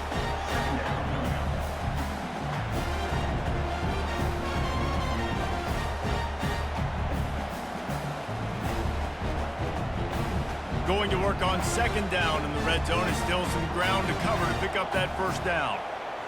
Wide receiver now comes in motion. They'll give it to the back. Into the end zone he goes. Touchdown, Crimson Tide. How impressive has this offense been just hogging the ball? They've just been eating away at the clock. They've been matriculating the football down the field. And here they are scoring a touchdown on their opening possession. The opposing quarterback's like, bro, when am I going to get the ball? When do I get a chance to take the field? That was crazy.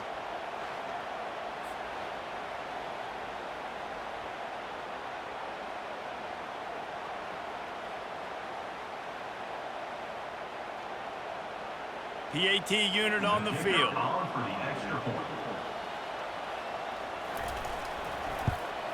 And the extra point is good, and it's 7-0.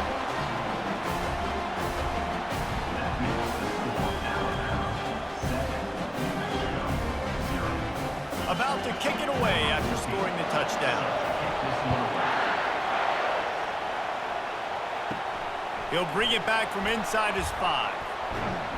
Didn't find any crease in that kickoff coverage, and he'll be stopped at the 17. So the New Mexico Lobos offense taking the field. First chance we have to see them today. This crowd, full throat, spreading the eardrums and letting them know it's going to be a long day. From the gun, the running back has it. They shut it down quickly, but he gets 2 out to the 18.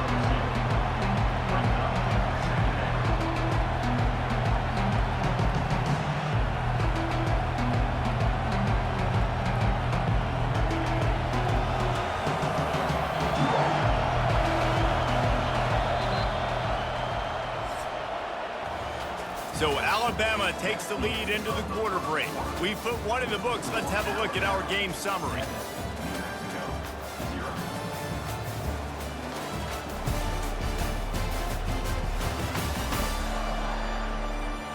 Now to see if these guys can get back in the game in the second quarter.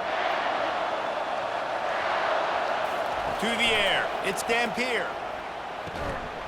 And that's going to be incomplete. A lot of contact on the play, but no flags. It'll be third down.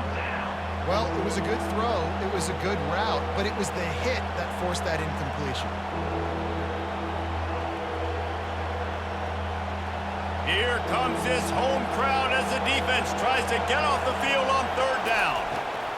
From the gun, wants to pass. Unloads it left. Got his man. Love to see these third down conversions on offense, and they're out to their own 39-yard line. But when you're throwing these comeback routes, man, the timing has got to be so good between the two of them because you know the ball is going to be in the air a long time. You can't throw it late. It's going to get picked. That time, really nice job getting it out early, and the receiver doing a nice job on his route so that the ball was right on him as soon as he turned around. The quick out. And that defense is there to guide him out of bounds after a short gain. Unnecessary defense. The officials offer the deal, and the coach accepts it. They will take the penalty.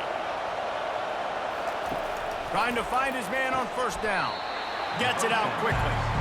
Slants against man. That wide receiver has to win right now. Right now at the line of scrimmage against that DB playing man coverage. Quarterback, timing with the wide receiver, put it on the money. Wide receiver's probably still going to get hit too and got to hold on to that thing. Still some work to do after that last completion at second down. Gets it out fast. He's really close to that first down marker, but they stop him just a bit short. Ooh, and that was close for the offense. They try to go wide receiver screen. They're counting on that receiver beating that defender. Wasn't able to make him miss that time, but if I'm on offense, I'm going back to that play later. Offense breaks the huddle on third down.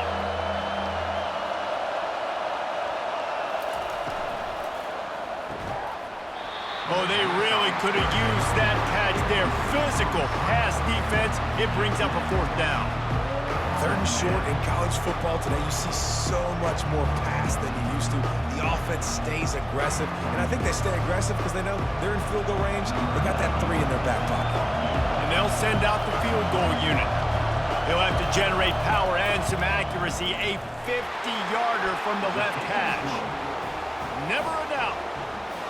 Well, that kid just showed off his hammer for a leg, 50-plus, and he did it with ease.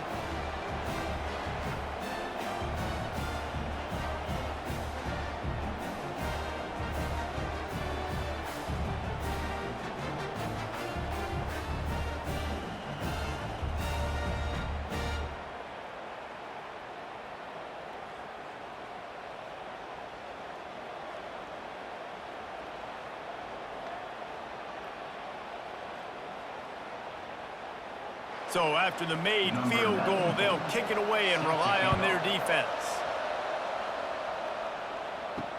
He'll start the return inside his 5. He was hoping for something a little more dynamic, but they get him on the ground at the 20. Here comes that Alabama offense. What a good mix of plays, keeping that defense off balance last time, David. And Reese, they don't know if it's run or if it's pass. They got him right where they wanted. This defense doesn't know how to react from getting punched in the mouth on that last drive. So in this next drive, David, I think you keep running the football because that sets up the play action, it sets up the RPO game, and then you keep this defense guessing. Solid pickup of 4 on first down. It's 2nd and 6. They'll run play action. Fires to the wideout. Got his man downfield. And he's brought down at the 40-yard line, and that'll be a first down. Big-time playmakers on the outside. Now, look, Alabama's had great receivers. Ozzie Newsome, David Palmer way back in the day. But nowadays, it's sort of part of the DNA for the Crimson Tide. Man, the run they had for several years was unbelievable with Judy and Ruggs and Cooper and Devontae Smith. Like, we can just keep going on guy after guy after guy that they had that wore that uniform that was a big-time elite playmaker on the outside.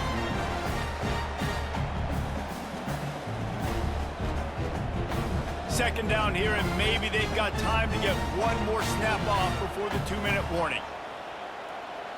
It's the 2-minute warning, and we'll see if the offense can tack a little something extra on their lead before the break.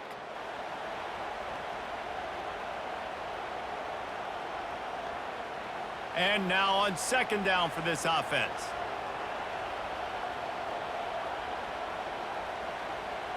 Looking for a man. It's Milroe. Quick strike complete. And he's brought to the ground, but not before he gets enough for the first down. And this has got to be so demoralizing for this defense right now. Having given up multiple first downs on this drive, somebody on defense has to step up, make a play, and stop the bleeding. Alabama with a 1st and 10 here. He's looking to throw it. Fires to the right.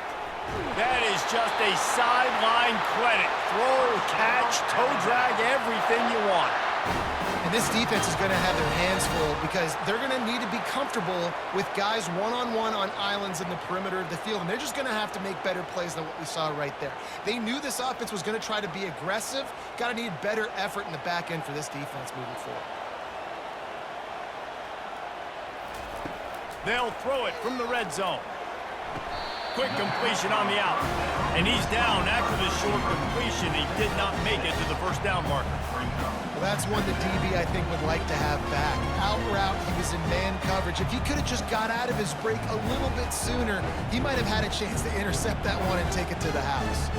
Going to work in the red zone, they can't pick up the first down without getting it into the end zone. On second down, wants to throw it. He caught it! And he won't be able to push his way in. He stopped at the 1. They saw that blitz coming, and the way to get out of it is find the tight end.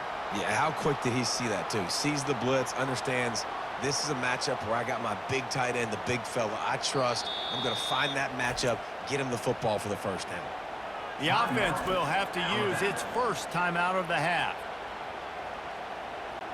On 1st and goal, let's see if Alabama can get it in the end zone. Wants to go up top. Looking for the score. Pulls it in the end zone. Touchdown, Bama!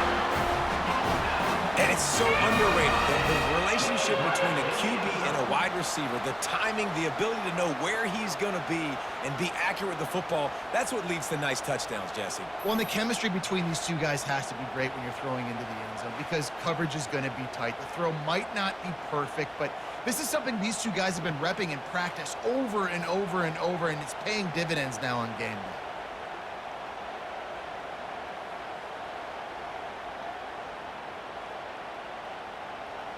They'll try to add another to their lead.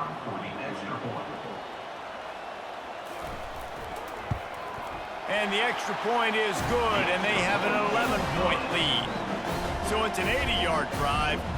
It was capped off by a 1-yard touchdown pass. Kickoff team is on the field. They'll try to drive this one deep. The returner will field it and bring it back. Didn't find any crease in that kickoff coverage, and he'll be stopped at the 17. Let's see what the Lobos offense has in store. This late in the half, you're behind. You'd love to create something before the break to build momentum, Jesse. But you've also had some miscues on offense, a big part of why you're losing the game right now. I'd take it into halftime, make my adjustments, and come out ready in the second half. Yeah, I'm going to take it into halftime too, Coleman, but I'm trying to put some points up right here. Be aggressive, set the tone, be like, hey, listen, this is what you're going to get in the second half, so find something really quickly you can go to. Receiver looks it in, it's complete. A timeout is called as this offense tries to find a way to get more points on the board before the half. Better find the earplugs. Here comes the noise, backing this defense on third down. Coming after it. And the pressure was too much. They get him at the 15. Timeout is called, and it's the defense wanting to make sure that everyone's on the same page for this big down. And the Lobos will call on their punt team. First time we've seen their punt team this afternoon. Makes a move. And the return man has no place to run, no place to hide, and a place to be tackled. The Tide offense rolls onto the field. Based on this field position, Jesse, they need to get something on the board before the half. And they've got to be aggressive too, Reese. They've got the weapons to attack and try to steal a field goal.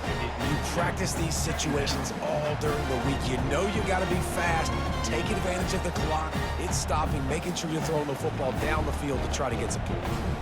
After the misfire, it's second down. To throw, it's Milroe. All kinds of room to throw that one in there. The offense burns its third and final timeout of the half. Man, this offense is so dangerous, Reese. They've got dudes all over the field that can make plays. There's a big gainer in the pass game. You get a chunk of yards like that, now the defense is really on its heels. Going up top on first down.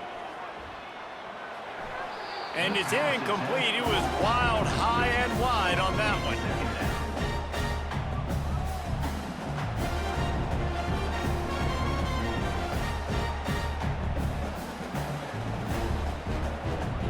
On second down, they'll try the field goal to get the points before halftime. They pick the spot. It's going to be about a 37-yard attempt. He splits the uprights and puts 3 on the board. And that will extend their lead even further.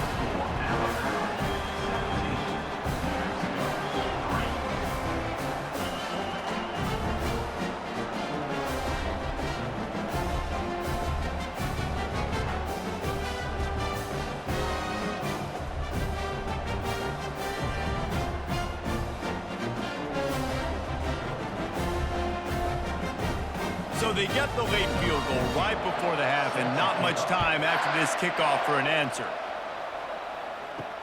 On the run from inside his own 5.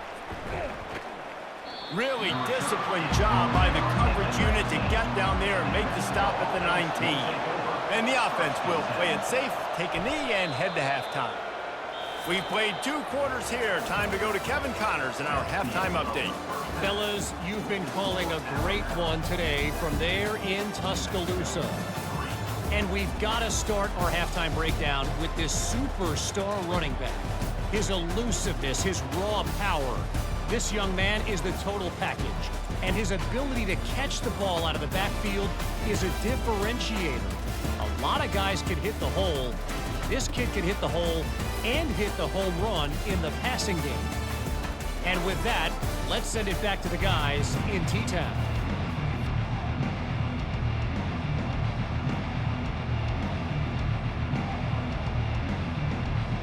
Alabama ready to put a boot to it to start the second half. From a couple of yards deep, he'll bring it out. And the returner will be knocked down. Now New Mexico will go back to work on offense. If they're going to get on top in this game, they're going to have to find a way to get the running game going in the second half. Agree, so it can create some more balance, some more unpredictability. I feel like this defense has got a good beat on what they're doing, especially if they don't mix it up a little bit. So I do look for a little second half running the football palm out of this group. And I think the thing, Dave, is they just got to be more physical. I don't think this is a scheme question about trying different run plays. I think it's up to the big fellas up front. They've just got to make the decision that they're going to be tougher here in the second half so that they can win this game. It's complete to the left. And he runs through one tackle and picks up a few.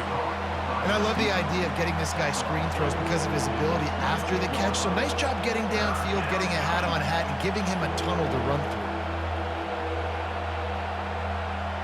And this offense just can't afford not to get the first down here. Already trailing big, and the clock is not their friend. The Lobos get it past the sticks. Yeah, 3rd and 1, you know what time it is. It's about the big boys up front. You got to give me a little bit of space, a little crack. You just can't give up that penetration so my running back can fall forward just like that and get the first down. And the Lobos will snap it on 1st and 10.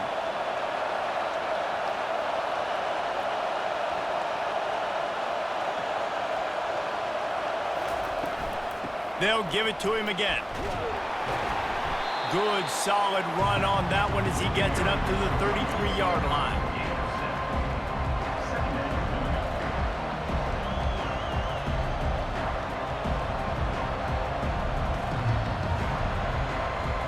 Good spot after that 7-yard pickup on 1st down. It's 2nd and 3. He leaves it with the back. Just willed his way for a couple out to the 35.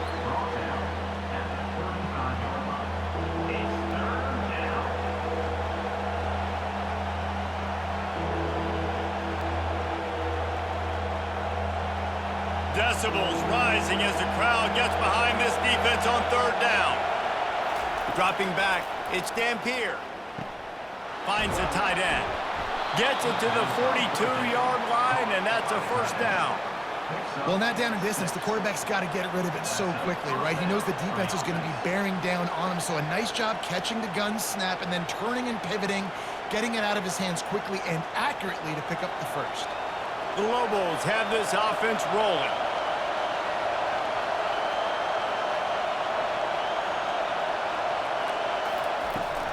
They'll leave it with him. We'll give him a couple on that one. 2nd and 8 coming up.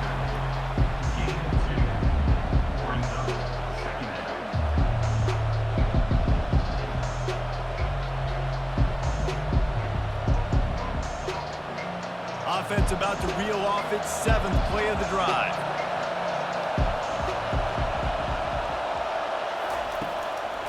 Now they'll run the draw. Now they're starting to feel it. They've got a 1st down at the 44. Well, it just seems like everything is working for the offense on this drive. Another nice gain, this time on the ground. This offense hasn't found the end zone yet. Starting to move, it's 1st and 10. Looking to move it through the air. And they can't make the connection.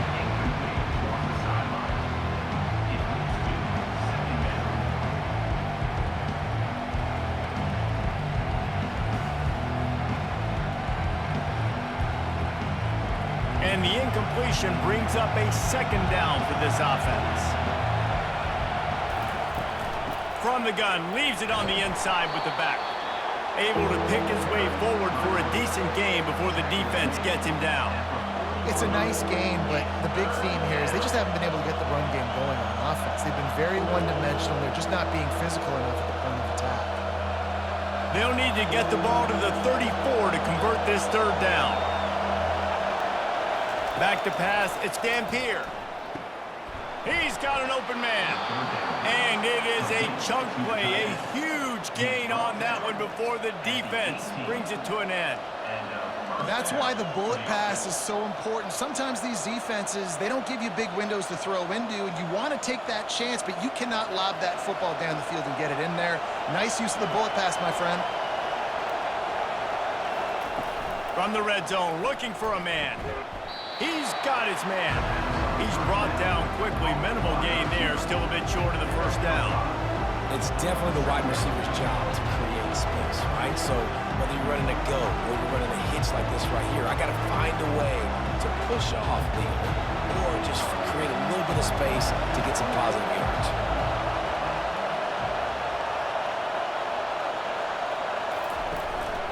Give to the back. Works his way down to the 10-yard line after a pickup of 3.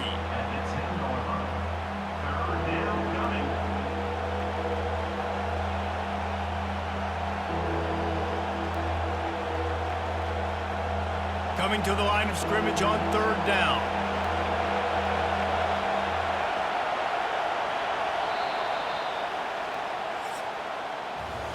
So Alabama takes the lead into the quarter break.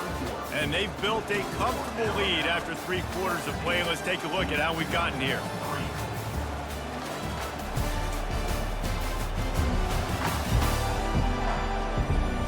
One more quarter to play, and it might be unlikely, but hey, it's college football. Comebacks happen. Not a lot of ground to cover and not much to defend. A big third down in the red zone. He's got it on the move. Stopped at the 3, but it'll be enough to give them a first and goal. Well, down 2 possessions. Good news is you get the completion. Bad news, though, did not get out of bounds. You know right now, saving the clock, that is at a premium for this offense.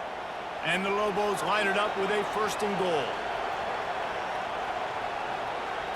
Back to pass, it's Dampier. Makes the catch, and he will score! Touchdown, New Mexico! So they get that score that they so desperately needed, and now they've got a chance to pull this one out.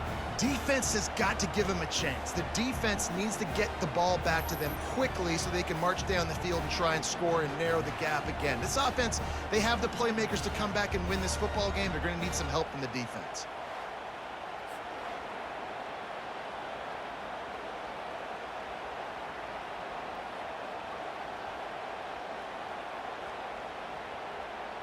Now they'll line up for what they hope is automatic. And with the extra point, every little bit counts as they get closer. They held the ball for 15 plays on that touchdown drive. And they finish it up with a 3-yard scoring toss. Lining up to cover the kick after that touchdown drive. What kind of field position can he help them with on the return? He was looking for some running room, but not much to be found as he stopped at the 18. Here comes that Alabama offense. And they've got a little bit of a cushion here, David. If they can add to it on this drive, it would be nice. Yeah, it definitely makes a little bit of a difference. Knowing I'm up by more than a field goal, obviously, Jesse, my mindset switches, and I know I can't make mistakes. Yeah, and David, I don't think they have to reinvent the wheel on offense here. What they've been calling has been working. Just get back to doing what you're good at. Got stuffed on first down. It's 2nd and 10.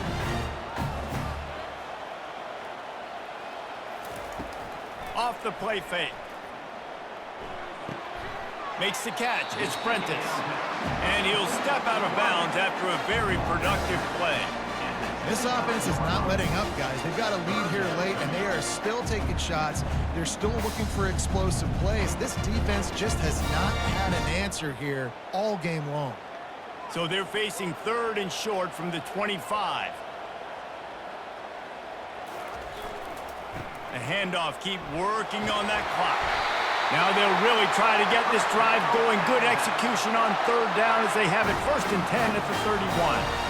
Well, the defense didn't blitz. They didn't have everybody in gaps, and the offensive line took advantage at the point of attack, getting some push, opening up a hole, and the offense ripping off a nice run there. Alabama comes to the line with 1st and 10. To the ground. He's got it again. And he's able to bounce off one tackle for a solid pickup. And the running back there did everything that he's coached to do, right? They've got the lead late in this game. You've got to stay in bounds. You're finding yards. It's a positive run, but you're not going out of bounds. Really well done. Time is on their side, and they're going to wind that play clock all the way down.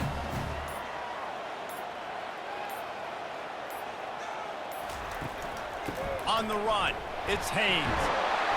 They'll get the 1st down. It's spotted on the 49.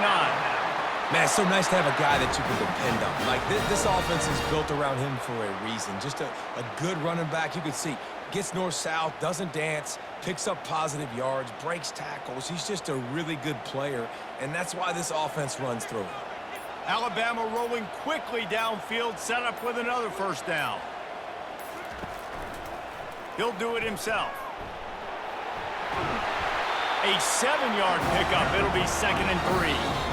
We've reached the 2-minute warning in this offense, trying to milk this clock and keep time on their side. They'll line up for a 2nd down play. Wide receiver coming across in motion. The give to the back. 1-step wrap, 2-step squeeze. This junior knows how to get him on the ground. Quick timeout called by the defense, stopping the clock to save as much time as possible for their offense. Big 3rd down play here. If they get a stop, you'll see an immediate timeout. To the ground to try to pick up the 1st. He gets the job done on 3rd down. They move the chains. It's at the 37. You don't always have to run the sexy plays, right? It doesn't have to always be up-tempo and fast and spread and doing all this stuff. Sometimes you just lower your shoulder. Sometimes you just run powerfully. You get the 1st down, and that's all that matters. He is going nowhere. Stop at the line of scrimmage. That's a really good stop by the defense. Jesse, they need a few more. You've given up a bunch of yards on this drive and a bunch of plays, but all that matters is keeping them off the scoreboard. Yeah, it's that bend, don't break mentality you're seeing right now, and this is the point where this defense has just got to lock in. All the way down to the 25-yard line. They move the sticks. It's 1st down. Defense uses a timeout quickly, trying to get that ball back and preserve time for their offense. They'll snap it from the 25 here on 1st down. Looks like the offense will just take a knee.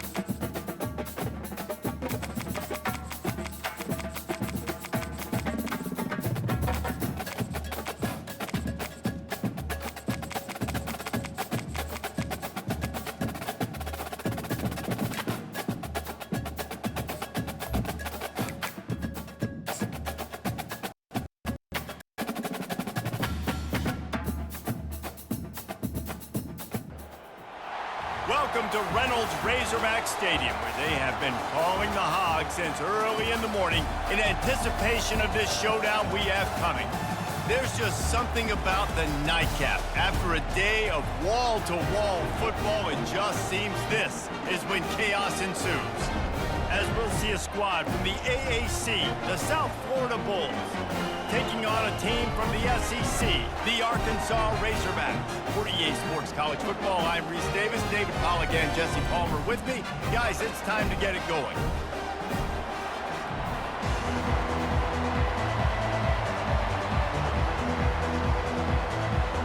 And the Bulls will boot it away to start the game.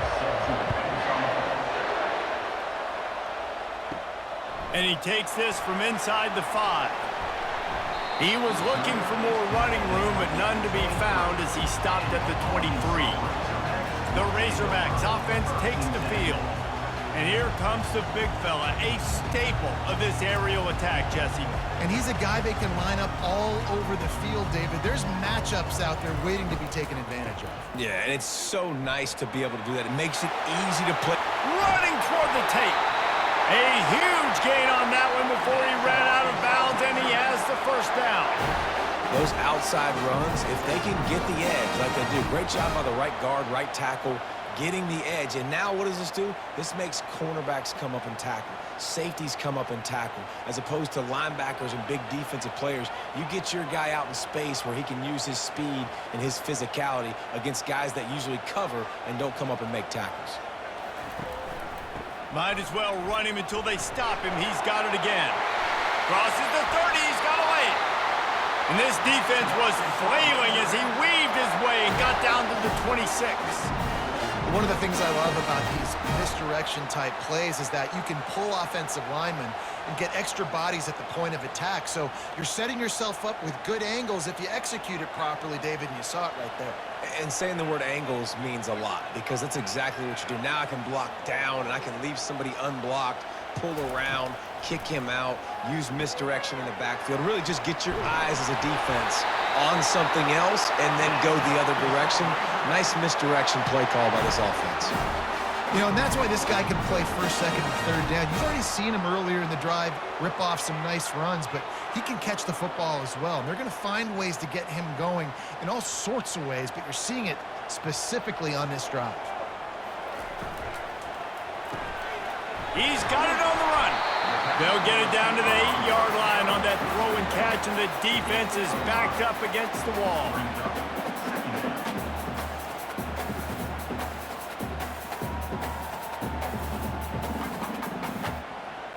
Operating in the red zone here on second down. Looking for a man. It's Green. And makes the grab in the end zone. Touchdown, Razorbacks! And the Hogs have put up the first touchdown of the game, and whooping.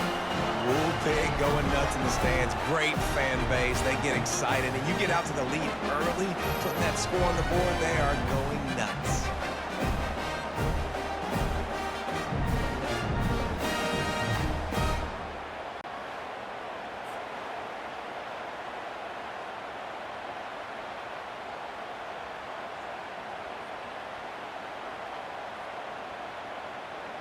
Lining up for the PAT.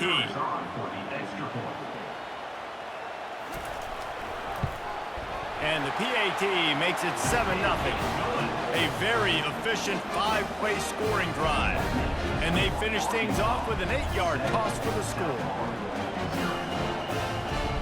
About to kick it off after punching it in for the touchdown. Here he comes from inside his own 5. He only needs a sliver of daylight. He found some really good running room on that one and just about got loose. As it is, good return to set up the drive. So the USF Bulls offense will try to get something going with their first possession. And it won't be easy to throw the ball down the field today, David, because both of these teams have lockdown corners. I mean, these guys shut down half of the field. Playmaking cornerbacks that really can play man-to-man and lock down the best guys on the other side. Yeah, if I'm a quarterback in this game, I am taking a calculated risk if I'm throwing towards one of these two dudes because you're just asking to get picked off. The Bulls come to the line in the hurry-up.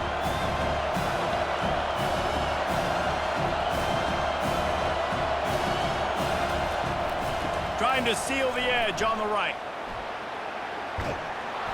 And the defense drags him down.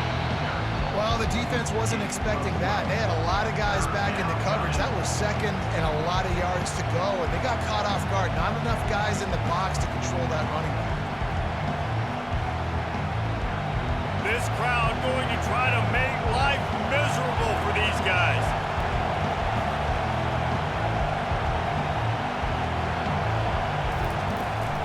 Trying to pick it up on the ground. That'll get the job done and move the chains, and they'll mark the ball at the 45. Wow, the running back there showing you his skill set as he's able to rip off that one for a first down.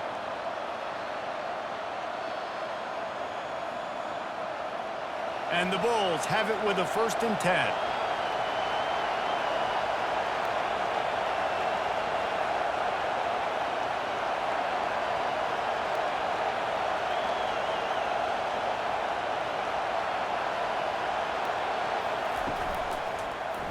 He'll pull it on the read.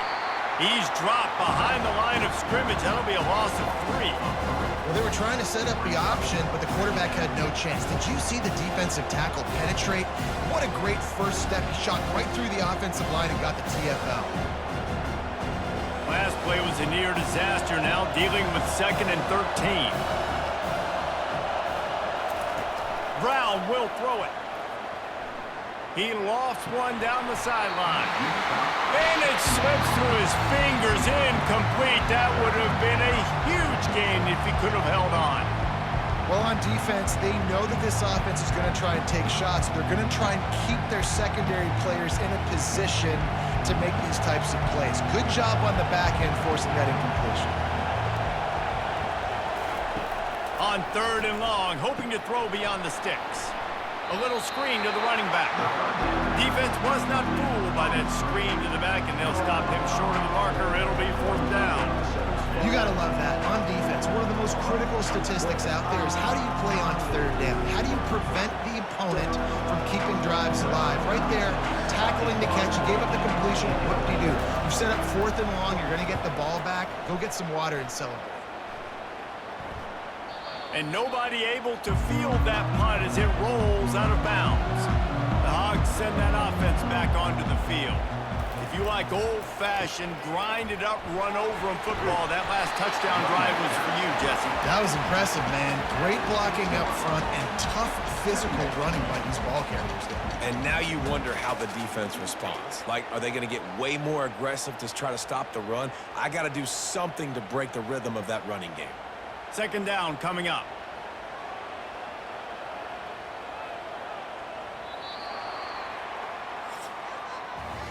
That's the end of the quarter, and Arkansas has the lead. And we've come to the end of the first as we take a moment to check out the stats so far.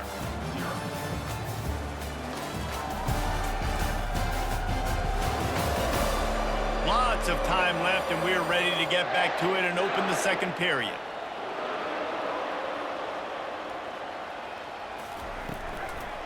They'll run it from the gun. Burrows his way for a couple. He's out to the 8. Brought down at the 8-yard line. Brings up 3rd down.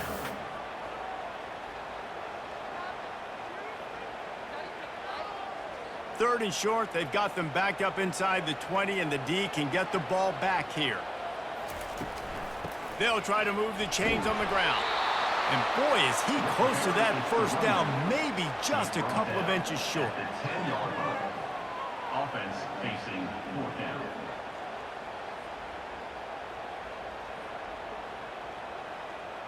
The Razorbacks will try to pin them back with the punt. He just wanted to get it out of there from his end zone. Not going to risk a return here. He'll make the fair catch. South Florida ready to send the offense back onto the field. They just didn't quite find the rhythm on that last drive, Jesse. They had to punt it. I think they got to be more physical, David. I think up front they got to do a better job getting blocks and establishing this running game. And how easy does football become if you're the more physical team? If you can threaten the run and then run play action, it opens up the whole offense at your disposal.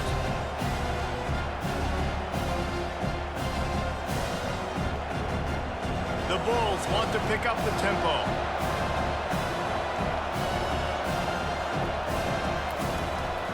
From the gun, they'll give it on the inside. And he'll be taken down, but he does have enough for the first down.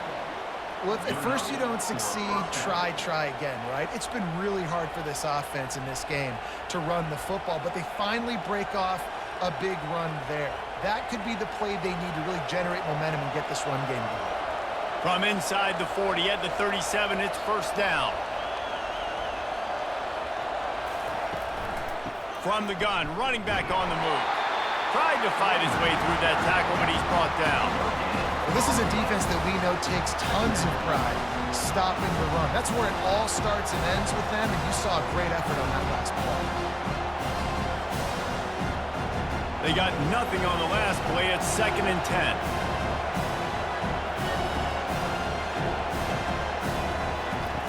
Brown wants to pass.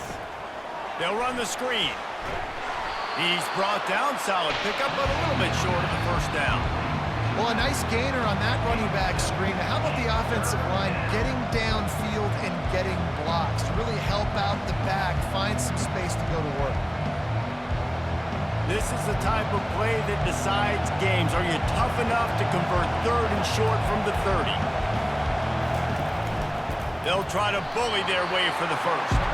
He's dropped behind the line of scrimmage. That'll be a loss of 3. Keep the foot on the pedal if you're on offense here. You got that yardage. Yeah, you didn't get the first down, but you've set yourself up now to go for it here and keep this drive alive. Now on 4th down, they'll settle for a field goal try. We've reached the 2-minute warning, and we have ourselves a ball game, and they have a chance to take the lead here before the half. And on 4th down, here comes the field goal unit. And they weren't able to get him in the middle of the field, so now a 49-yarder from the right hash. And the kicker delivers the 3 ball to finish off the drive. That makes the score Arkansas 7, South Florida 3.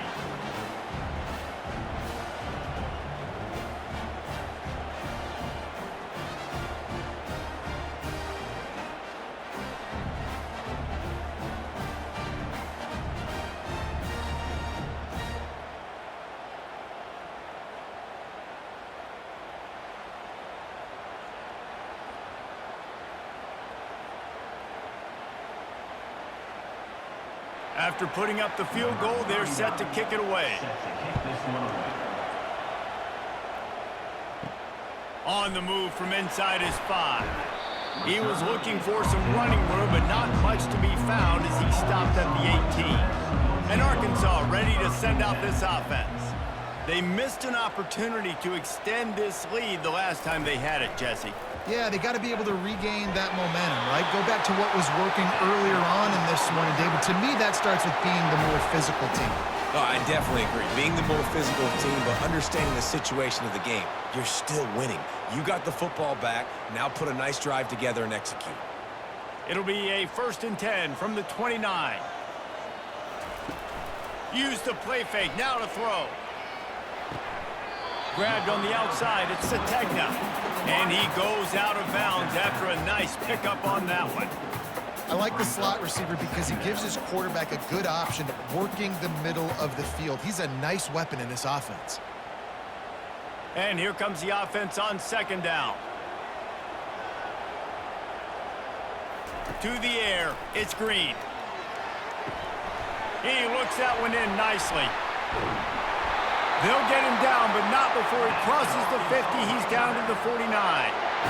This offense is clicking, and clearly everything is working. The offensive coordinator's calling good plays. The quarterback and his unit is executing. And this defense right now, they have no answers. And the Razorbacks have it with a 1st and 10.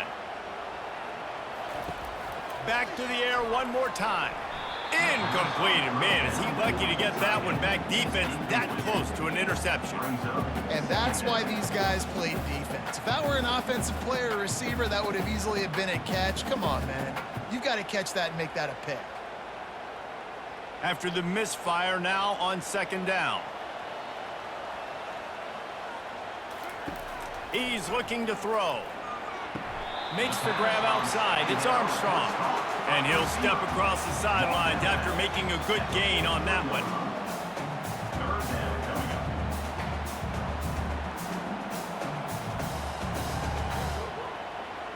Here on 3rd down. From the gun, wants to pass. Snags it over the middle. He gets it to the 38-yard line, and they'll pick up a fresh set of downs. I was starting to think about what they would do if they didn't pick up the 1st down here, but I guess that's a moot point now. Moot point for sure, and the head coach was probably telling them 4-down territory, we're going to kick a field goal, whatever the next decision was going to be, and now the OC's like, don't worry about it. New set of downs, nice execution by this offense. What a nice connection. Knocked down immediately, and they've got it at the 25. And that's a really good example of why offensive coordinators script plays. You know the down and distance, and you know which routes can get you to the stick. So there's no wasted time. That coordinator got the play in early to his quarterback, knowing that his players were going to be able to execute. Looking to throw, it's Green. Using the quick game. And that play just never got started as he's run out of bounds behind the line of scrimmage. 2nd down coming up.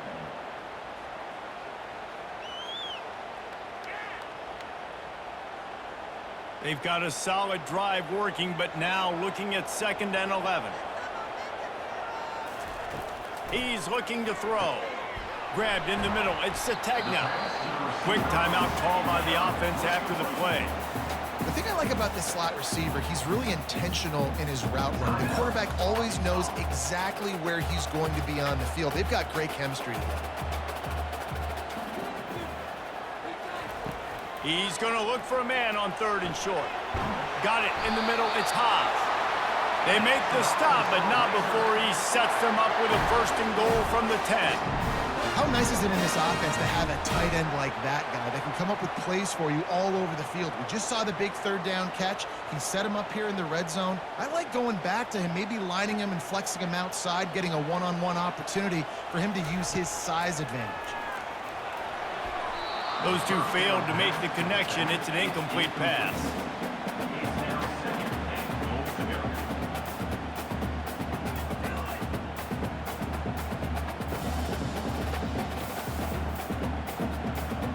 Defense rose up deep in its own end on that last play. Now a 2nd and long coming.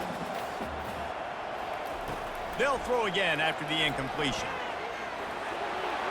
And he'll chuck it into the cheap seats there and save the down. Nobody getting open there.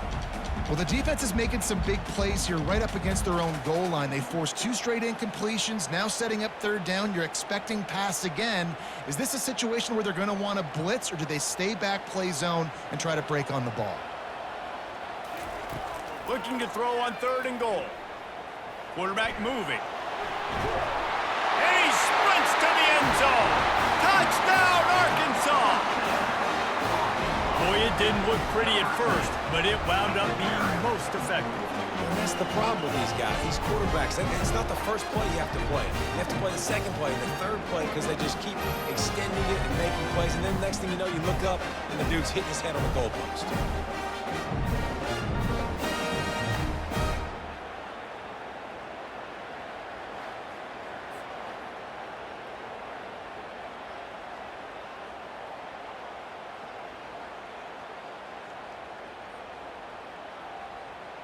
He'll try to tack on one more. For the extra point. And the extra point is good, and they have an 11-point lead. Precise, relentless execution on that 13-play scoring drive. And the capper on that drive, the 10-yard touchdown run. The kickoff team on the field as they'll send this one away.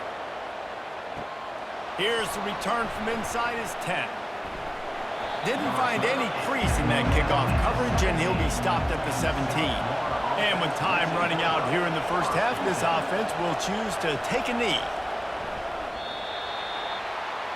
That's the end of the second quarter. That means it's time to join Kevin in our halftime update. Guys, you've been calling an intriguing one so far in Fayetteville. And I get it. A lot of coaches will say the difference between winning and losing comes down to stopping big plays and getting big plays. But if you ask me, it's more about how good you are on third down and how efficient you are in keeping drives alive. Those two stats can help you break the will of even the best defenses and help you come out on top. And with that, let's hear another hog call and send it back to the guys in Razorback Stadium.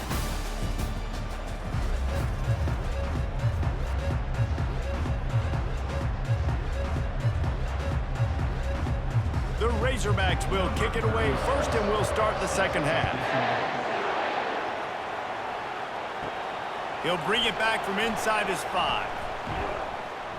He was hoping for something a little more dynamic, but they get him on the ground at the 20. South Florida has it back, and the Bulls offense will return to the field. Trailing by a couple of scores, they'd like to generate some confidence here early in the third quarter. Down 2 possessions, the coaching staff met it at halftime, and they've probably scripted this opening drive. Just like they do at the start of the game, they've now got an idea of what plays they feel most confident in, what plays their quarterback is seeing the best to go out here and execute a score. Well, and it's nice to get the ball first. Like, I got the first opportunity to close the gap a little bit, apply some great game pressure to these guys. So I think getting the ball first, driving down, scoring right here would be huge. Running hard and getting 6 yards out to the 26. Listen, that wasn't the greatest run in the world, but it was very successful in making me honor the run. And another thing, every time you run the football, someone gets tackled. There's physicality involved in the game. So I like when offenses commit to the running the football, no matter what the outcome is, because those body blows do add up. From the gun, they'll try to impose their will. He powers his way ahead, gets 3, but they're still looking at 4th and 2.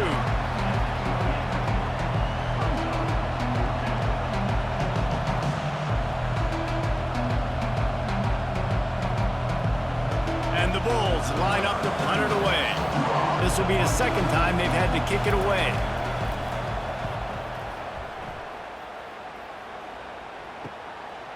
He gets a block. Coverage team gets the job done, and they'll mark him down at the 38-yard line. The Hogs send that offense back onto the field. Man, what a drive last time for the touchdown. That passing attack was lethal, David. Yeah, and you know, you hear all these stupid commentators like me and Jesse talking about create balance, run and pass. No, when you throw that good, spin the ball around. So the defense has to find a way to affect the quarterback on this drive, because last drive he had way too much time to throw. 6-yard pickup on first down leaves him with 2nd and 4. Here's the handoff. He's knocked down in the backfield. He'll lose a couple. Well, there's just nowhere to go for the runner on that last play. Just way too much penetration up front, and as a result, they lose yardage.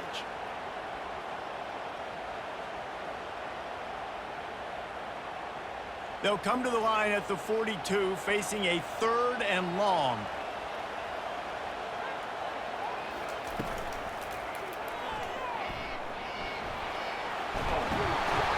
Nice pick up there, gets him the first down and sets him up at the 45-yard line. I'll tell you, this guy can just take games over. He can just make things happen when it doesn't look like anything's there. That time they go RPO. They're expecting to throw the football and have to make a play, but nobody's open. This is like Sandlot football. He just tucks the ball himself, and he goes and gets it. He knows where he is on the field. He knows where he needs to get that first down. He's just playing above the X's and O's. And defenses are terrified of giving up that big play. I like the offense taking a shot down the field, showing the defense like, listen, hey, you're going to have to guard this. You better start being worried about the deep ball. Now maybe I can take some shots underneath, and it might loosen that secondary up a bit. They'll run it from the gun. Really nice stop there from this senior leader.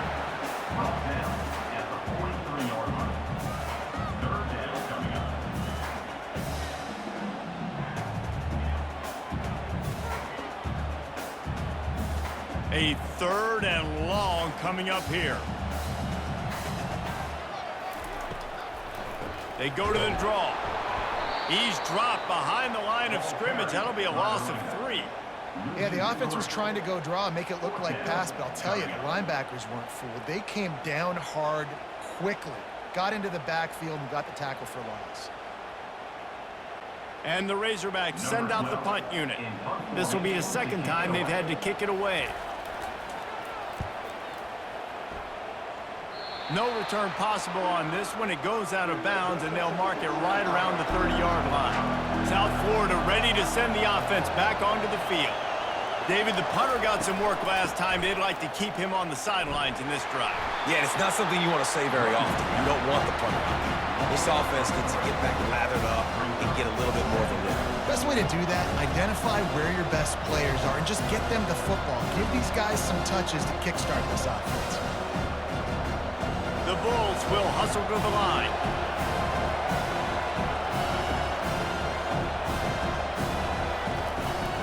Out of the gun, the inside give. Runs ahead and powers his way for 4 yards out to the 30.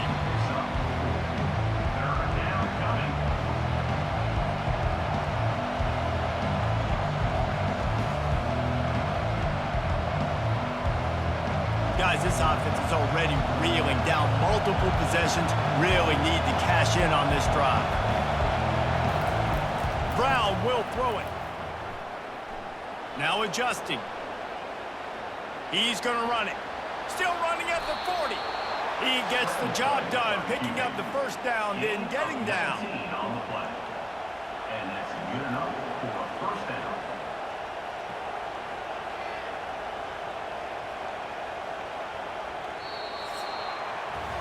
That's the end of the quarter, and Arkansas has the lead.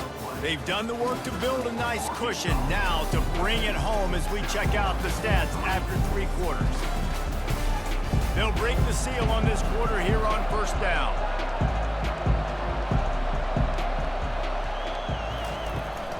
To the ground with the back.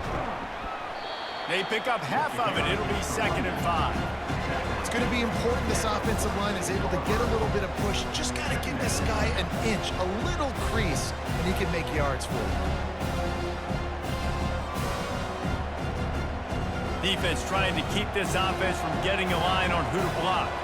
Halfway there on 1st down, it's 2nd and 5.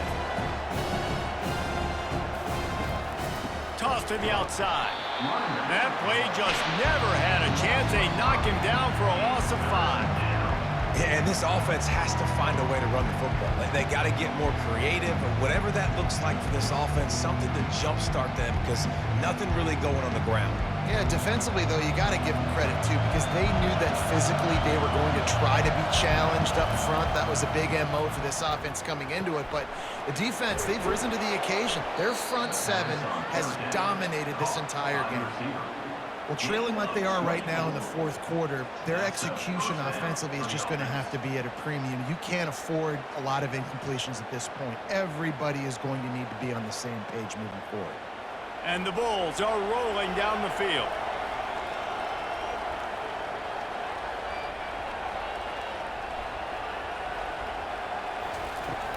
From the gun, give on the inside. And a nice run there before the defense finally makes the stop.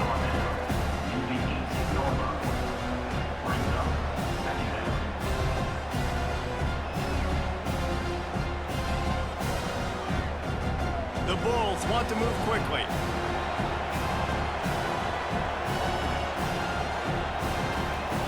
Brown wants to pass. He's got his man. And the defense makes the immediate tackle, but he has enough for the 1st down. At the 13-yard line. 1st down for the offense.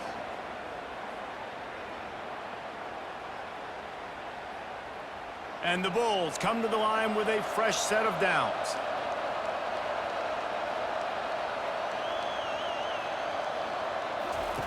Looking to go up top on 1st down. He's got it and still on his feet. Touchdown, South Florida. What a grab and go for the score. Number 12. That big score makes the end of this game very interesting. No doubt the offense got what they needed. More work to do, but you had to get this part accomplished first.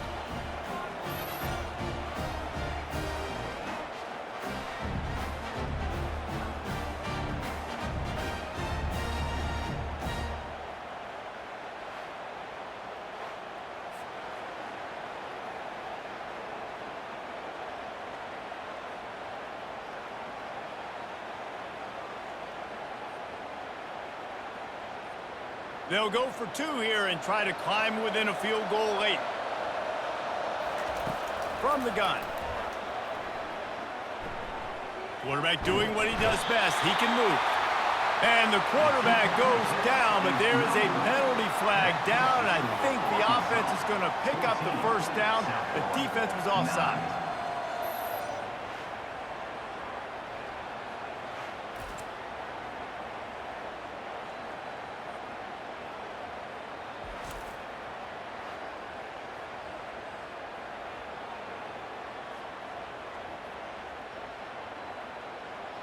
Almost ready to kick it away after scoring the touchdown. He'll start the return inside his 5. Couldn't find a way to create that broken field as he stopped at the 25. And Arkansas ready to send out this offense. They'll have another opportunity to extend this lead after punting last time, David. And it's important to put that punt behind you. It's over. Let it go. Get back to what you were doing that built this lead, Palmer. Yeah, and defense, obviously, they won a few downs that last drive, so we got to put them on their heels here. Maybe mix up a few personnel groupings and try to show them some pictures they haven't seen yet. Keeps it on the bootleg. Throws to the wideout. Finds a man in the middle. And they'll finally catch up to him, but not before a big chunk of yardage is picked up. I think most offenses around the country in a situation like this with the lead late would be trying to run the football, right, or throw it short and try to bleed the clock. But this offense, man, it's still pedal to the metal. They're looking for chunk play opportunities.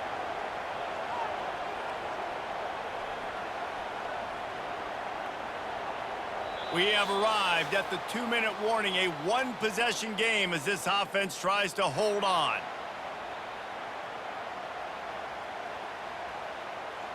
It'll be a first down from the 49-yard line.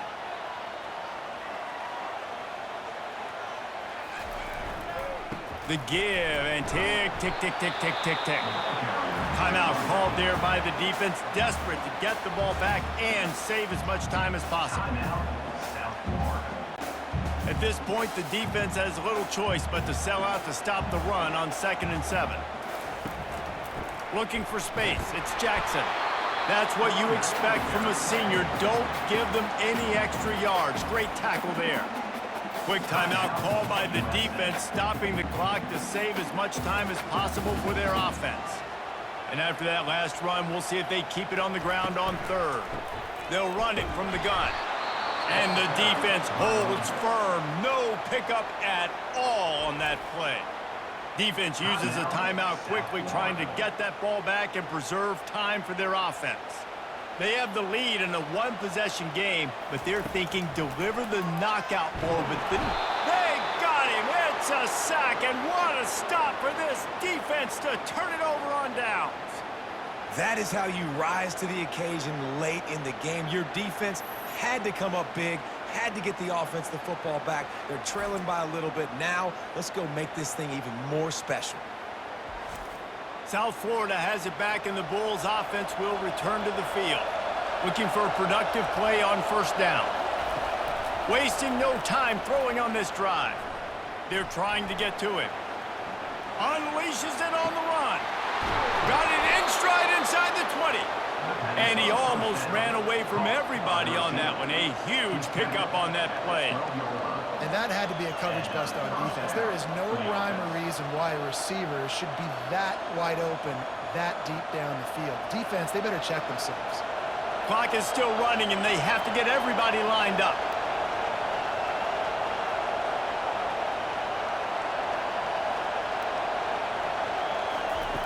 Brown will throw it. Fires into the end zone. Throws into double coverage, and it's picked off. And he's brought down, and this defense gets the ball back to its own.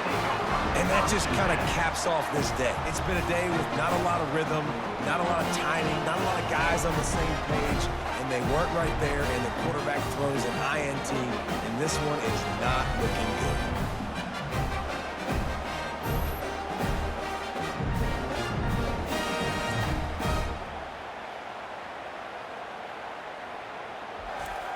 Linebackers trying to create some confusion.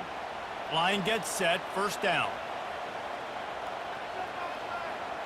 Happy with the situation, the quarterback will take a knee.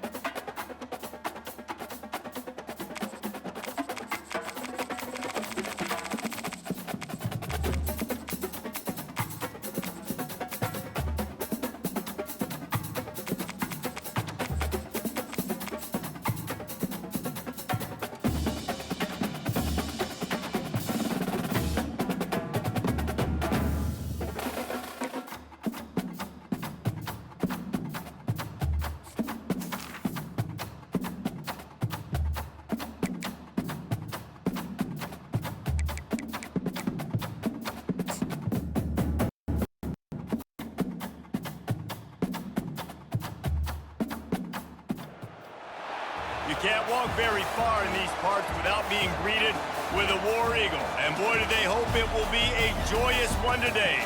Welcome to Jordan-Hare Stadium and the home of the Auburn Tigers. What an exciting matchup we have in store for you this afternoon, built around the pageantry, tradition, and everything that makes college football great. As we'll see a squad from the back, the Eastern Michigan Eagles, taking on a team from the SEC, the Auburn Tigers. Glad to have you with us for EA Sports College Football. I'm Reese Davis, David Pollack, and Jesse Palmer with me in the booth. Guys, we are ready to tee it up.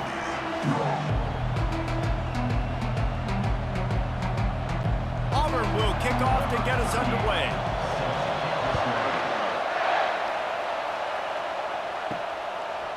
And he's coming out of the end zone. Pulled down at the 18, and the decision to bring it out of the end zone was not a good one.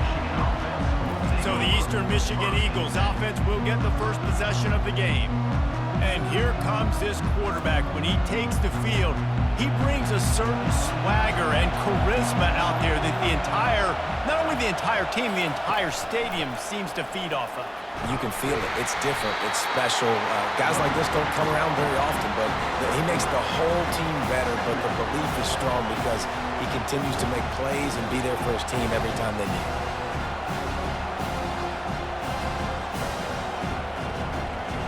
This crowd bringing the energy and noise early. They'll try the run. And he's a real nowhere man tackled in this no-gain land. That back had absolutely nowhere to run the football. Actually, is he counting? I think he's counting to make sure there's only 11 guys on defense.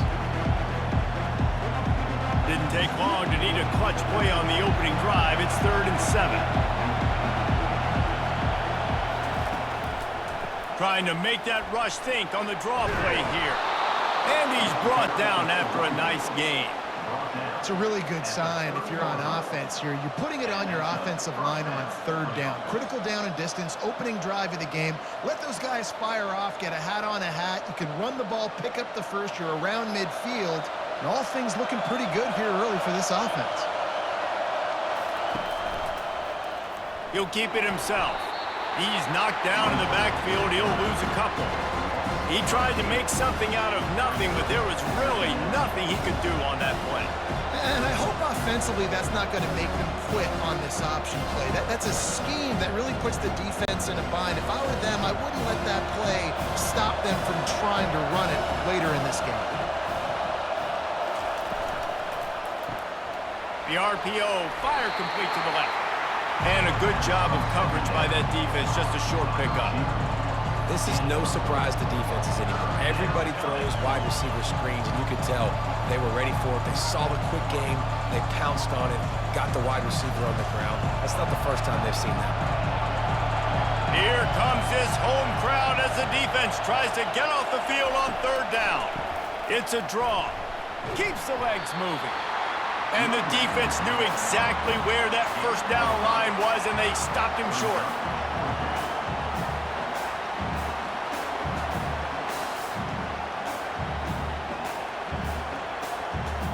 Eastern Michigan will be forced to punt. The punter going to get his first work of the afternoon.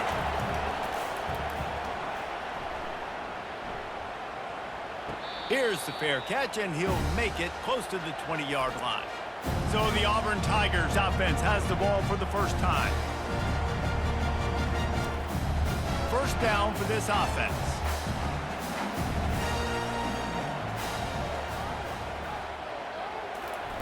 He wants to throw. Looking to the big tight end. It's caught. And they'll finally bring him down after he rips off a huge play. And that's just a timing route. And if I'm a quarterback and they're going to sit back in zone, when I run those crossers, man, I just wait for that zone window to open up, anticipate it a little bit, chunk that thing, and let my receiver do the rest of the work. Auburn to the line in a hurry.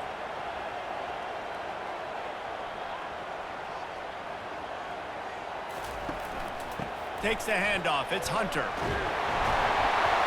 They'll wrestle him down just short of the 1st down. I don't even think they're going to bring out the chains to measure this one.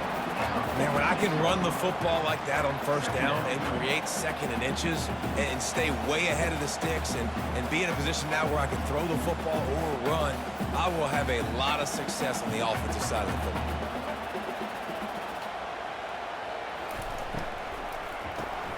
Grabbed behind the line. It's Burton. He steps out of bounds, but it will be enough for a 1st down. That was a really nice catch and an even better run after the grab. Yeah, and get the ball to your playmaker. What's good about having him in the slot is he can go either direction. You can get him matched up on somebody that's not as fast, and you watch, he can run away from those linebackers or safeties.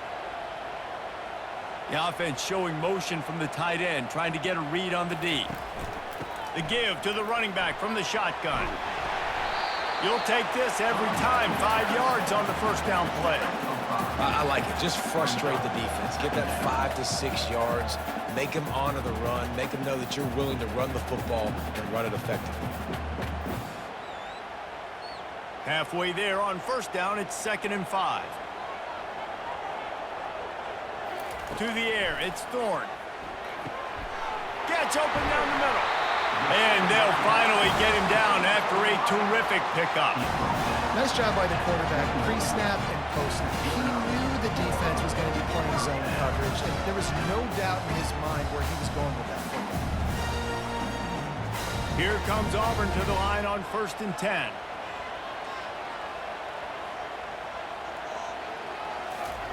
He's going to pass. Got the quick pass. Smashes through the tackle. And a good pickup there. They'll move the sticks for a first down. Let's see if they try to get another snap before the quarter expires.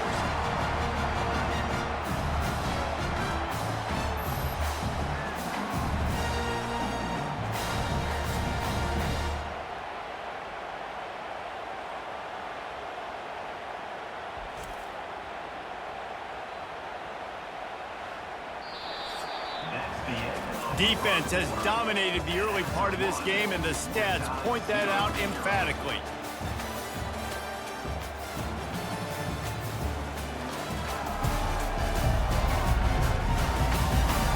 Well, based on that, we can hope to see a little more offensive explosion here in the second quarter as we get ready to get things started. They'll try to get it in with the run. And he takes it in for the score. Touchdown, Auburn.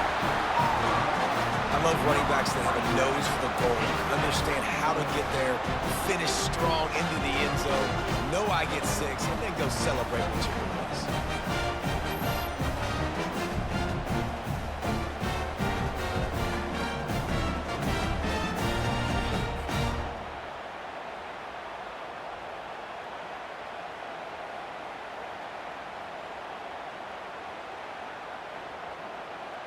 Lining up to tack one more onto that lead.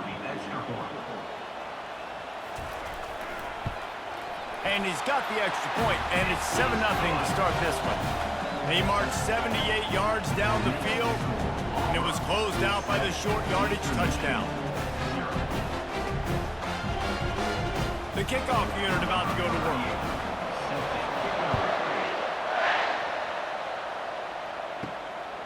He'll bring it out. It's Brown. Stopped at the 17, and he's probably second-guessing that return. Eastern Michigan takes over as the offense heads to the field. They hope to be able to cash in on this drive, David, after having to punt it last time. Yeah, and I think this offense needs to start it with the first play. You need to be successful and productive on that first play, and it gets you in less predictable situations. No doubt, too. Don't you just feel like there's a little bit more sense of urgency on this drive? It just feels like they've got to be able to put some points up on the board here. After picking up a couple, it's 2nd and 8.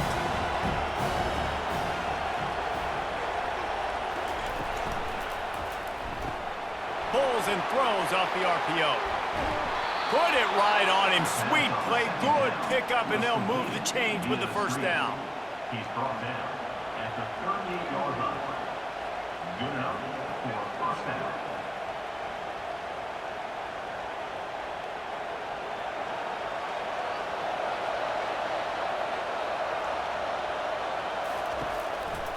They go to the ground. Nowhere to run on that one. He loses 4 on the carry. That linebacker was a heat-seeking missile, and the heat that he sought was the ball carrier. Yeah, great job, great feel. Linebackers are making all the calls in the defense and understanding when I need to come through that gap and come through with bad intentions. Those guys are usually 245 pounds of heat-seeking missile. From the gun, they'll try the middle. A strong tackle and wrap-up from the junior.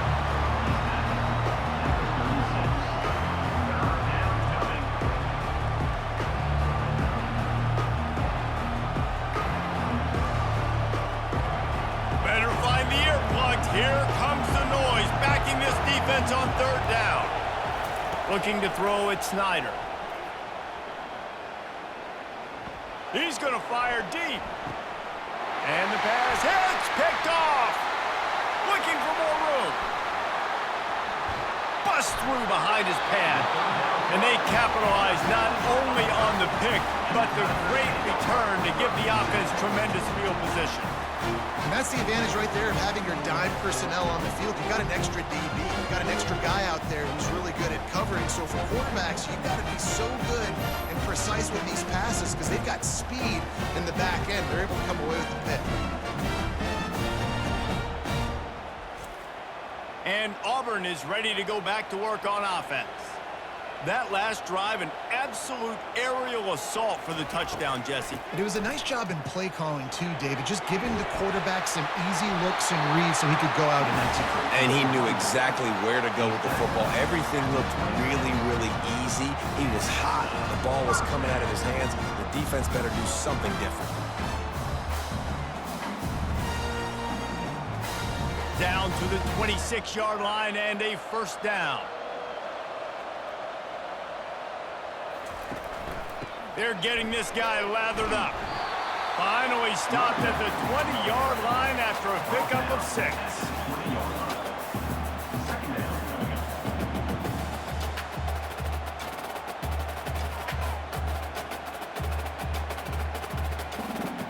Got 6 on first down. Now a lot of options on 2nd and 4. He's looking to throw. Unloads to the wideout. He caught it.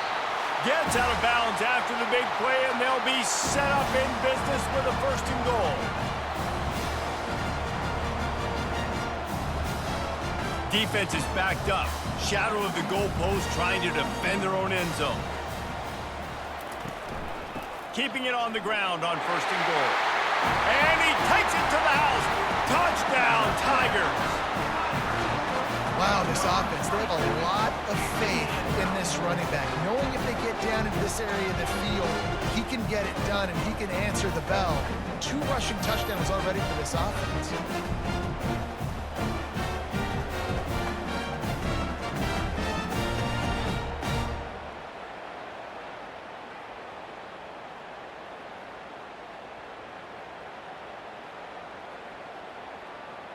They'll try to add another to their lead.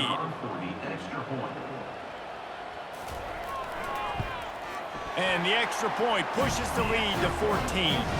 Quick work on that scoring drive, just 4 plays. And they capped it off with a 1-yard plunge.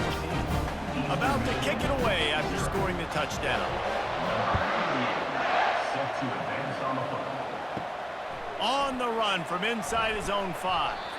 Nice job by the kickoff team. Everybody stayed in their lanes, and they'll stop him at the 16. Eastern Michigan has it back as the Eagle offense returns to the field. Getting late here in the first half, they'll have a chance to make this a 1-possession game. And the offensive play caller here has to really be dialed in. It's important down 2 possessions, Dave, that they're able to score some points. So you got to call your best stuff in this 2-minute situation. And such a good opportunity to cut it to a 1-score game, create that momentum, get some good juices going for the second half. Because obviously, you know, you built yourself a little bit of a deficit. You need some good things to happen, and it needs to happen on this possession. He'll come out throwing on 1st down. Catch in the middle, it's Mitchell. There to make the tackle, but the big throw is good enough to give them a 1st down. Well, they've done nothing on offense so far, but if they can put some points on the board before halftime, it could really change things. No doubt. Go into the locker room with some good juices, some good vibes, and momentum can switch a game in a heartbeat. But this offense hasn't had much to cheer about yet. That play gives them 1 play. Now let's go build on it and make something happen before the half. Looking downfield, it's Snyder. Fires into traffic, picked off. He'll try to take it back. The tag. Touchdown, Tigers. A great return for the touchdown. Any return for a touchdown is a great one to a defense. Look, I know it's only the 2nd quarter, but we're starting to see a pretty significant gap develop between these 2 teams right now. No doubt. When your defense is scoring, your offense is scoring, good things happening for your ball club. This defense on point, reading their scouting report, making big plays.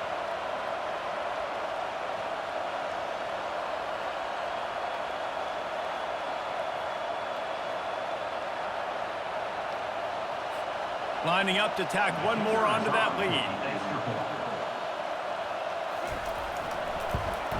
And with the extra point, they push the lead out a little further.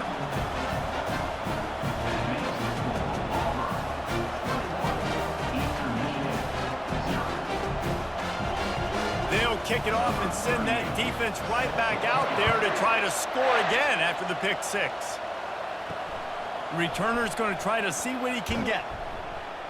Nice job executing all of the assignments as they put a stop to that return at the 22. Eastern Michigan takes over as the offense heads to the field.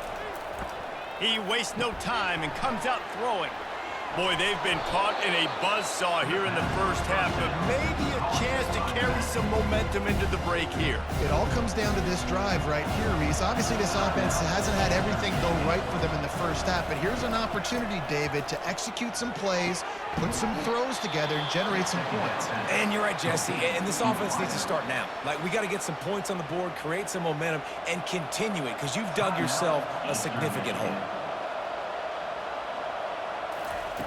Wants to throw on first down. Looking to the big tight end. How about getting the foot down on that throw for the big completion? Love what they did there, putting a big fella in the slot, letting him use his ability to get downfield and create some space and find the soft spot in the zone. No doubt. You got the big fella in the slot, so you get your matchup. You know it's zone coverage. You know you can put it up out there and let him go make a play. That is a recipe for success, finding that matchup. He'll take a shot. He's got it in the end zone. Touchdown, Eastern Michigan. You know, sometimes as a play caller, you just don't have to overthink things. I've got a guy who's faster than your guys, and he's just going to run straight down the field. I'm going to throw it way down the field. He's going to make the catch, and we're going to score a touchdown, and that's pretty much what just happened there.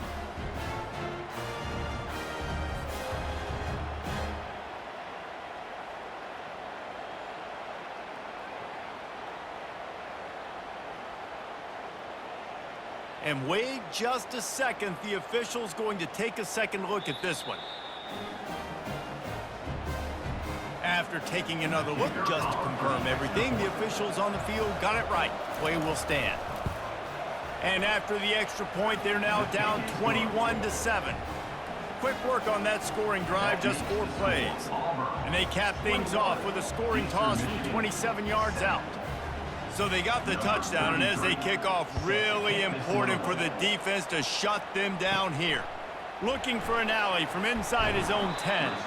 And the returner will be dragged down. Now here comes that Auburn offense onto the field again. They've got time, they've got the lead, and David is sort of like a doctor. First do no... Looking deep down the right side.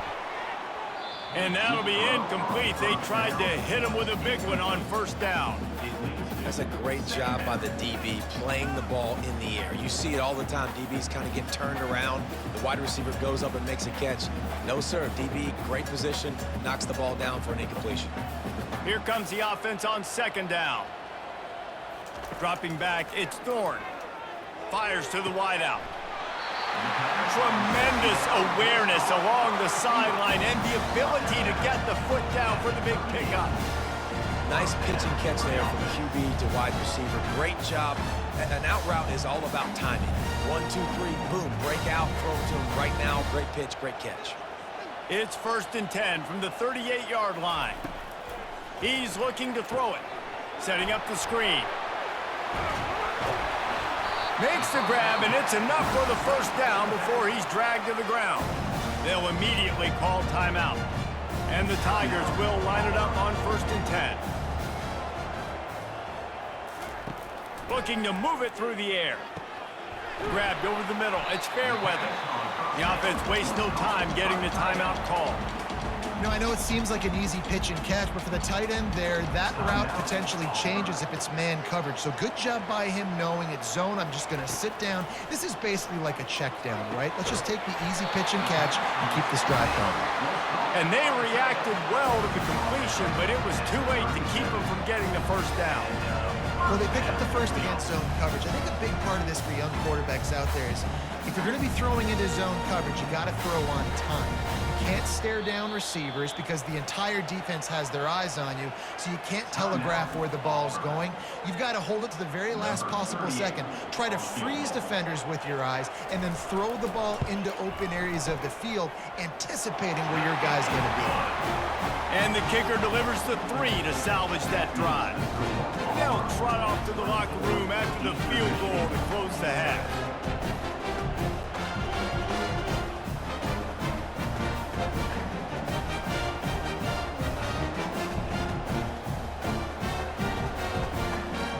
We played 2 quarters here. Time to go to Kevin Connors in our halftime update. Fellas, yeoman's work in Auburn, Alabama so far, and welcome into the halftime report. An entertaining first half, and we've got a multi-possession lead to break down thanks to the surgical precision of this offense. Might honestly take more time to talk about what didn't work than what did. The running game, the passing game, gadget plays have worked.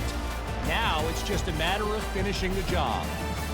With that said, let's send it back to the guys at Jordan-Hare.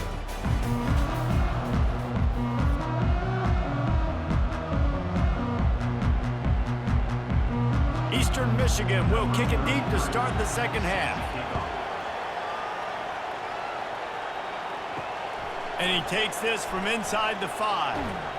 Really disciplined job by the coverage unit to get down there and make the stop at the 19. And Auburn is ready to go back to work on offense.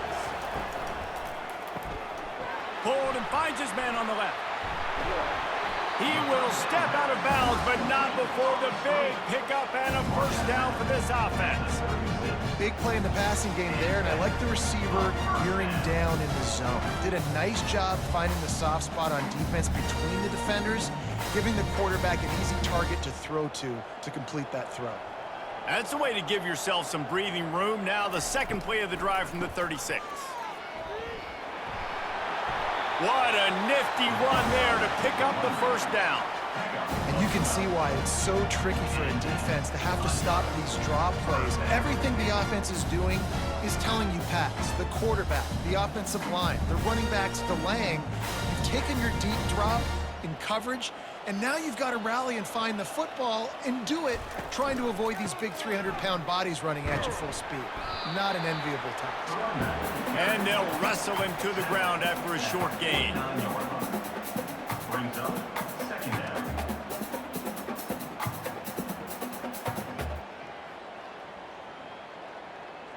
Picked up 2 yards on that last one. They need 8 on second down.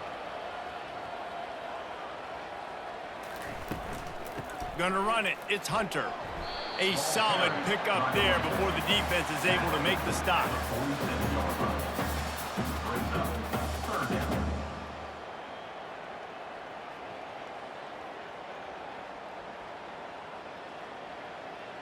After the strong run on second down, third down coming. Do they do it again?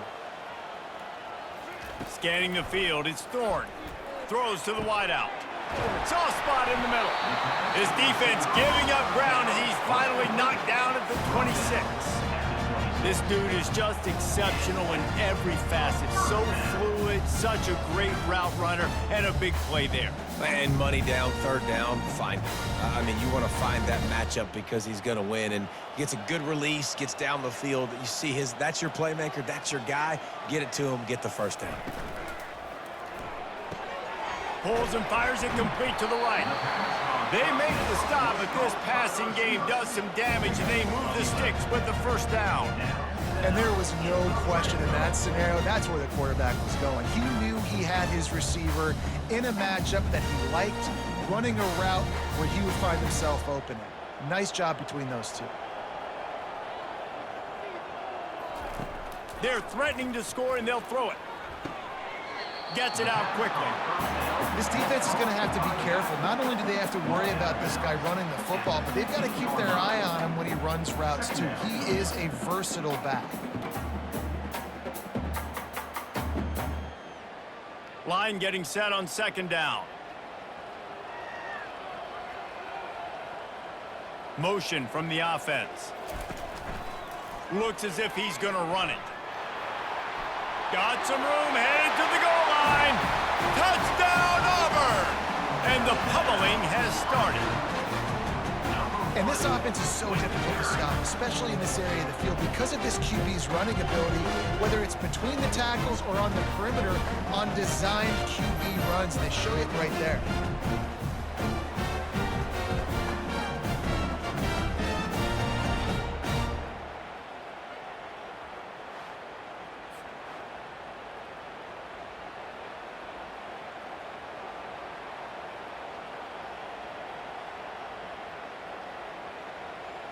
The AT unit on the field. For the extra point.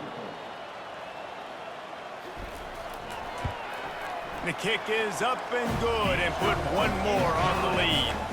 So a scoring drive there of 83 yards, and they finished it with a beautiful 15-yard run for the score. Lining up to cover the kick after that touchdown drive. Set to kick this one away. And they thought about a return, then thought better of it. They'll bring it out to the 25. Eastern Michigan has it back as the Eagle offense returns to the field. They face a pretty tall mountain here, Jet. He's going to throw deep right side. And the throw downfield winds up incomplete, and there's a good reason for that. This guy was being mugged by the defender. And the defender just way too handsy on that last play. You could see all the contact as the ball was in the air. He simply can't do it, and the referee's caught it. They'll give it to the back. Creating some space, getting just enough good blocking, and they've got it up to the 47-yard line.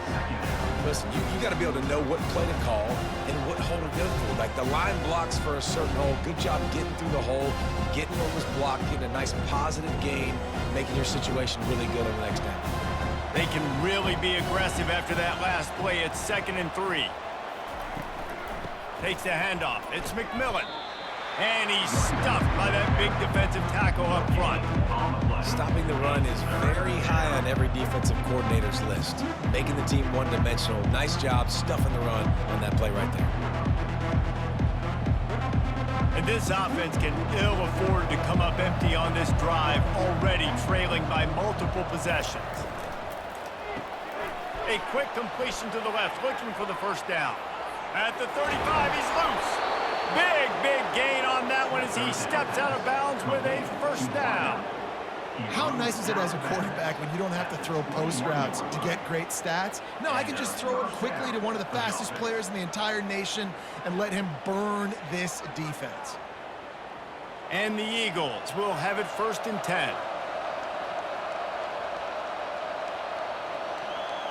Dropping back, it's Snyder. And he got a hand in there, knocks it away, incomplete. I think the quarterback's got to do a better job with his eyes, guys. He's already been picked off twice in this game, and that one got swatted away. He's telegraphing where he's throwing the football, and it's making life really hard on him. Now on 2nd down after the incompletion. They'll run it out of the shotgun. He's knocked down in the backfield. He'll lose a couple. Great team defense on that run play. Everybody doing their job. People winning their one-on-ones, D linemen staying in their gaps, linebackers and DBs filling. You just can't do it better. Quite a bit of work to do on 3rd down from the 23, and this D would love to force a field goal try. From the gun, wants to pass. Fires deep toward the end zone. And good coverage there to knock it away and deny the score. Tell you what, I don't know if the offense was expecting man coverage that time. 3rd and long in field goal range, you're expecting it to be zone. Instead, they lock them up man-to-man, everybody on an island, everybody won. They get the incompletion, now setting them forward. And on 4th down, they'll try to salvage the drive with a field goal. Field goal is good. That makes the score Auburn 31, Eastern Michigan 10.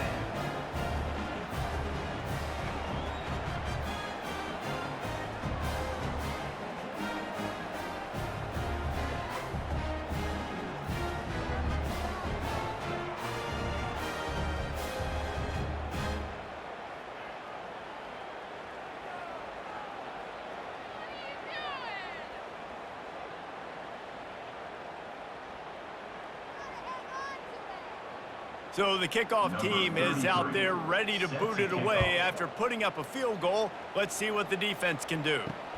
Here he comes from inside his own 5. Just never had a chance to shake loose, and he'll be brought down at the 24. Here comes the offense on first down. Trying to start the drive with a pass. Got it in the middle, it's fair weather. And as they get him to the ground, clock running, looks as if time will expire here in the third. That's the end of the quarter, and Auburn has the lead. This has been utter domination through 3 quarters, and the stats will back that up.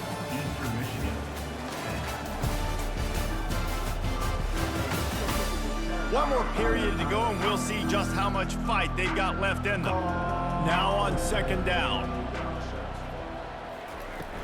The give to the back. Tackle is made, but not until he gets the first down. Man, that was a good run, but it was almost even better. Great job by the offense. Keep the running game going. You get big chunks like this. Not only was that a big chunk, it also looked like it could have gone for more. They'll snap this one from the 42. It's 1st and 10. Might as well give it to him again. And he'll find enough running room to get it just short of midfield at the 49. Man, that's the advantage of having a good coaching staff to teach these players in this type of situation with the lead late in the game. You want to stay in the field of play and keep the clock ticking. They do that after that nice run. Good spot after that 7-yard pickup on first down. It's 2nd and 3. They'll keep it on the ground. They want this clock to move. Brought to the ground, but not before getting enough for the first down. Well, the defense is on their heels right now. They're going to have to find a way to stop this guy. When he's got a head of steam, boy, he is hard to bring down. The Tigers are moving quickly down the field.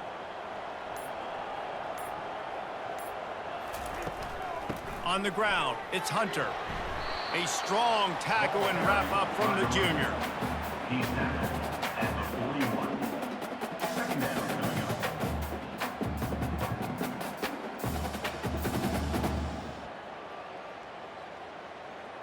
After the 3-yard pickup, they come to the line, 2nd and 7.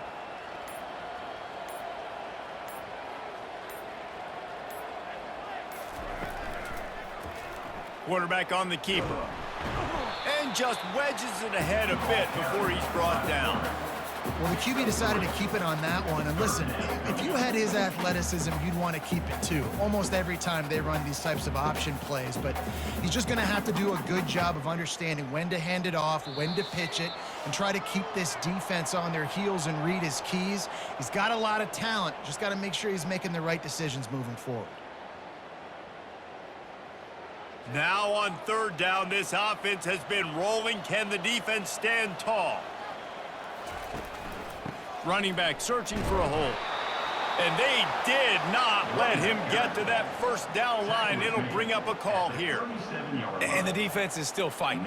They haven't had the day that they dreamed of. But, you know, talking to the coaches coming to the game, like they thought they had a good plan. They'd be ready to attack and limit some of the damage this offense has done. They haven't done it today, though. They got to go back to the drawing board, figure some things out, because this wasn't a great day.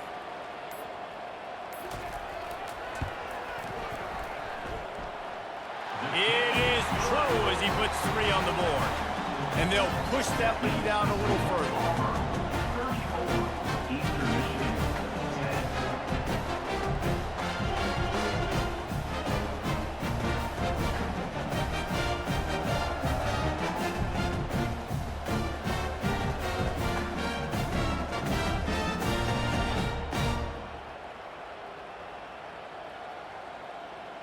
They're really starting to extend that lead as they get ready to kick it away again. On the move from inside his 5.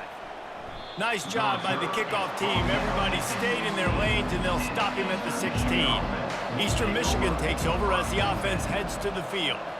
This one has pretty much been a bludgeoning, but they'll try to finish with something positive late. Well, they ran into a buzzsaw today, and I don't think it would matter what type of X's and O's they're out there executing, David. Jimmy's and the Joes, they're just not as good as the opponent today. And as an athlete, it sometimes hits you in the face and it stinks, but you're not good enough. And today they were not good enough. And I'm going to do the best I can to try to flush this down the toilet, not remember it, forget it, move on for the next game. Maybe something right here I can create positive that carries over to practice and maybe next week. Quick timeout call by the offense after the play, trying to preserve every minute possible. Now a first down from the 45-yard line. He wants to throw, trying to get to him. That pressure got to him, and he just had to chuck it out of bounds. And this defense has put a game together. Like, it is hard to put all the facets of defense together. Run defense, pass defense. They've been so good, man. Dialed in. You could tell they were ready. They were fast. They were physical. They dominated this football game. Let's see what they've got on second down. Couldn't connect on first down. Now back to the air. Quick completion on the out route. And he'll make his way out of bounds after the solid pickup. And I know this football game is over, but we got to keep fighting. We got to keep finding something, some kind of rhythm in this offense, something we can hang our hat on that we do really, really well. Listen, the intermediate passing game like this has taken over college football, short to intermediate. So if they can find some of this, it'll help their offense moving forward. Gets it out fast. He knew exactly where he wanted to go with that one, and they've got enough for the first down. They immediately call timeout, trying to preserve every second they can to try to rally here late. The Eagles with the 1st and 10. He's going to pass. Snagged in the middle. It's Zimmerman. The offense takes a timeout with 30 seconds left. Well, and here's the problem offensively. Because you're trailing by so much so late in the game, the defense now is going to be playing big zone coverages, and they're going to allow you to throw the ball underneath in the middle of the field, rally to make a tackle, and bleed the clock. It's going to be hard now for this offense to claw their way back in this one. And he's almost to that first down marker there, saying he's a little bit short. They might want to bring out the sticks and measure, but it looks as if he'll be just short of the first down. Ball's at the 27. It's 3rd and short. Can they avoid making that 4th down decision? Fires to the tight end. Tackle is made after the first down. No gain on the play. And that's a first down for the offense.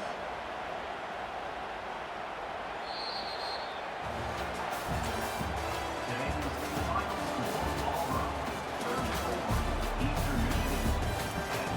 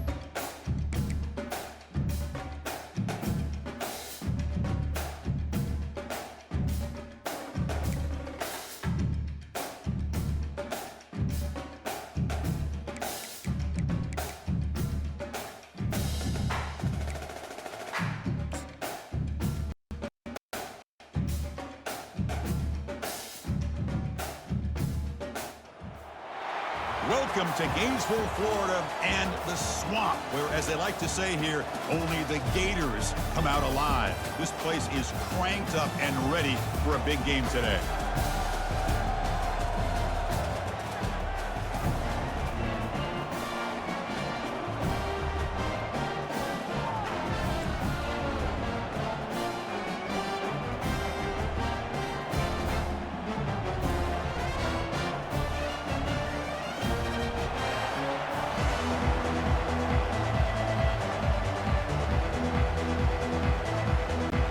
Gators will kick it away to start us off.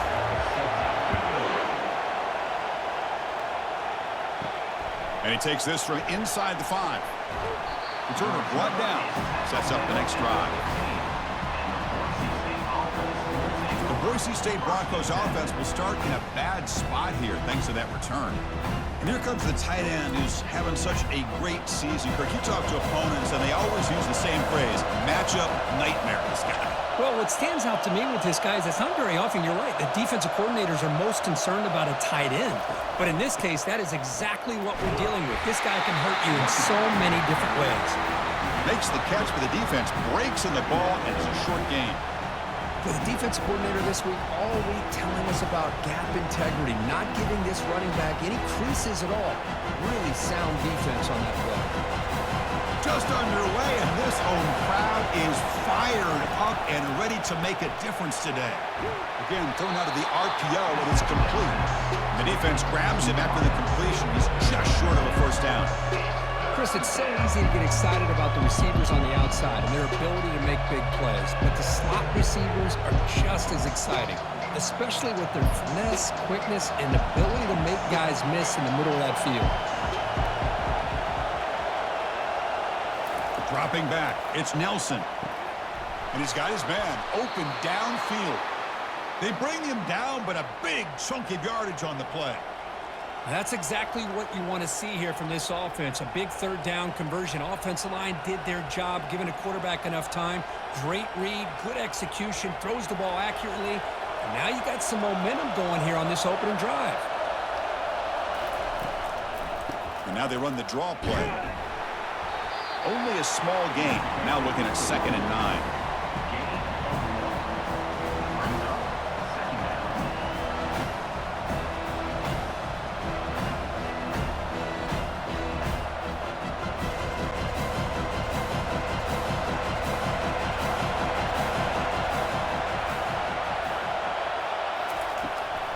Handed off for a draw.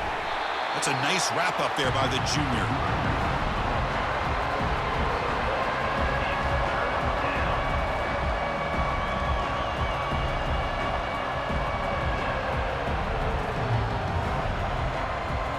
Offense been in reverse here. Now a long way to go to convert this third down.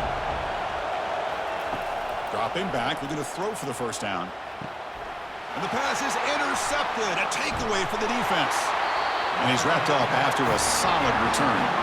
Boy, a costly mistake here by the quarterback. Forces that ball into coverage, and the defense comes up with the interception. Hate to see the game start off like this for this offense.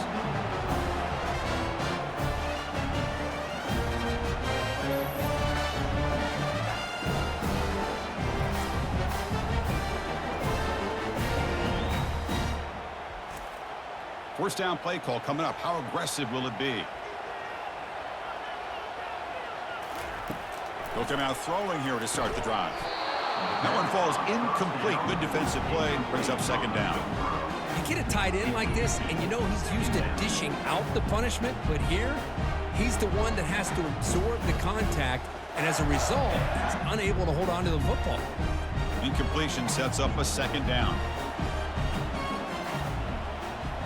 To throw, it's Mertz. Quick throw to his receiver. That's going to be incomplete. A lot of contact, no flag, brings up 3rd down.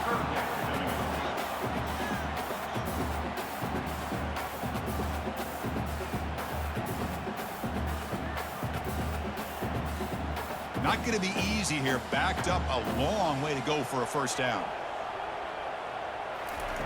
Drops back, looking to throw for it on 3rd down. And the ball caroms into the receiver's hands. Takes it all the way to the house. Touchdown, Florida. That's the kind of execution that's built on the practice field for a very precise pitch and catch for a touchdown. Yeah, when we were out at practice, one thing that really stood out to me about this receiver was his ability to separate with his route running ability. You can see that right there on game day and how that shows up for a touchdown.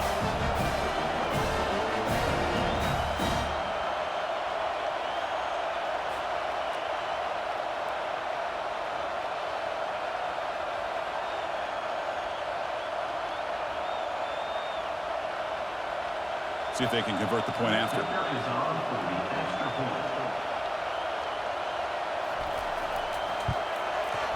PAT is good, so it's 7-0.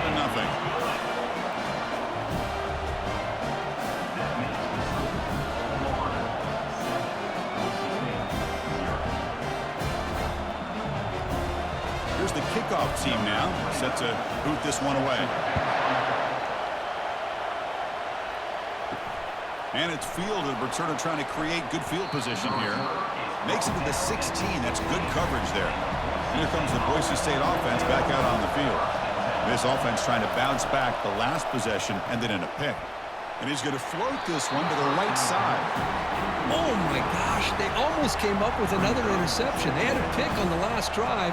They're doing such a good job of baiting this quarterback into throwing the ball into coverage and then making a play on the ball. Let's see if they can keep this going. Incomplete. Second down coming up. From the shotgun, it's a handoff. They'll stop him behind the line for a loss of 1. Well, I don't think the offensive line gave the back much of a chance at all. Now, give credit to the defense. It was almost like they were anticipating a run and got up close to the line of scrimmage in a hurry. And wow, listen to this crowd noise. This stadium is vibrating. That's why this is such a tough place for visitors to play. Throws it to the right. That one is incomplete. The defender was right there, and it brings up 4th down now. Boy, this is all about the defense here. Nice stop here on 3rd down, but really it's about trying to get this offense behind the sticks. Once you get them behind the sticks, you can mix up your coverages, really affect the quarterback's eyes and disrupt the timing and the rhythm of what the offense is trying to do. Now we've got another big 4th down coming up. Fair catch made at the 35. The Gators offense retakes the field. They punch it into the end zone the last time. Let's see if this defense has made some adjustments to stop them this time. Out of the shotgun, he hands it off. Brought down after a 7-yard gain, so it's 2nd and 3. Great job by the offensive line here, opening up some holes and giving the running back room to run on 1st down. Plays like this can open up the playbook for the play caller, allow him to make that defense think, are they going to run? Maybe play action, maybe throw the ball downfield. 2nd down after that previous play. Back to pass. It's Mertz.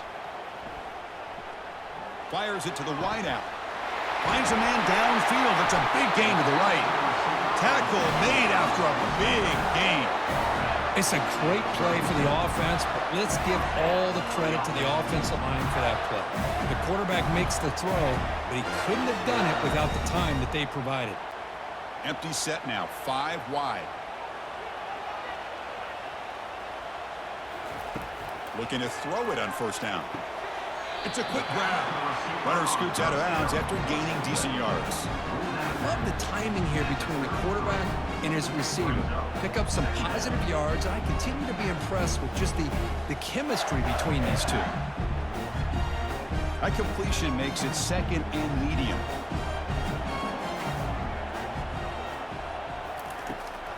Out of the shotgun, he'll hand it off. They tackle him behind the line, a loss of 4. Chris, textbook job by the defense surrounding the runner and preventing that play from being bounced to the outside. They're backed up here, trying to make something happen on 3rd and long. Dropping back, looking to throw for the 1st down. And the ball is picked off. He's got some room and some blockers here. And he'll be taken down, but after a good return. That was an impressive effort here by the safety to use his speed and effort to get to that football and where it was headed. Secondary coach has got to be proud.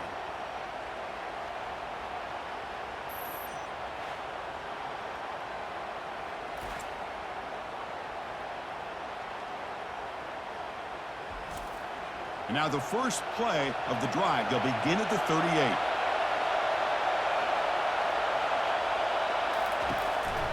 They'll try and run it. Here's the running back. Defense makes the tackle with the clock running. That'll probably be the final play of this first quarter. And Florida has the lead, Kirk, as we break for the quarter. And at the end of the first quarter, let's check out the stats so far.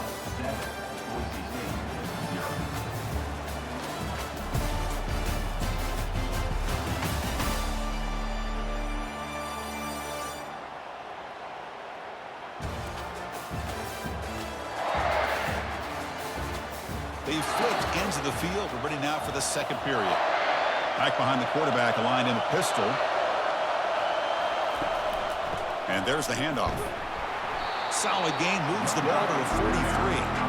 Well, another short game for this offense on the ground, and you got to give a lot of credit to the defense. They have really negated that aspect of this offense the entire first half and really making them one-dimensional. And if that doesn't change, I don't know how they get back into this game. So now it's 3rd and short from the 43. Can they keep the drive going or perhaps face a tough 4th down decision?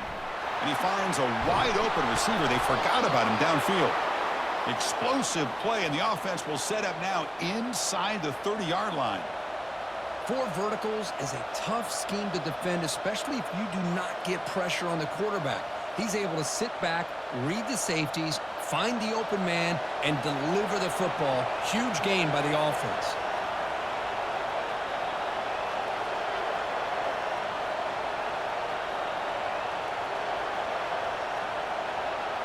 Scanning the field, it's Nelson. Easy throw to a wide-open receiver downfield. They bring him down, but that's a solid gain on the play. Chris, this guy has a big-time arm. He just zipped the ball in there. You know, you can sometimes show your arm strength in other ways than just bombing it deep. And the Broncos come up to the line to crank the tempo up here.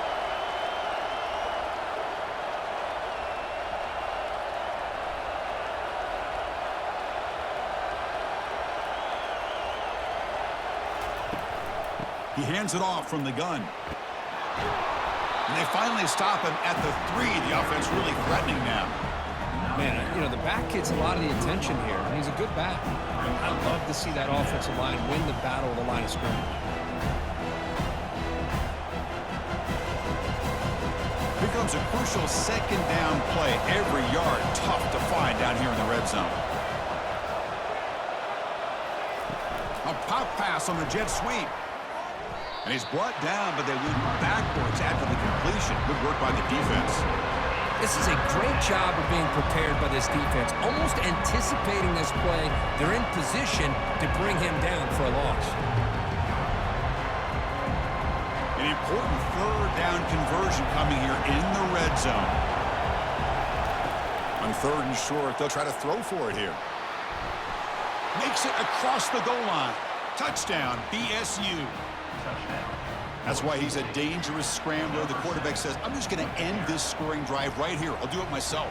And everybody's covered downfield. The defense has done a pretty good job of containing the offense. The problem is this guy's creativity. I don't know, maybe put a spy, a linebacker on him to try to mirror him when he takes off to scramble.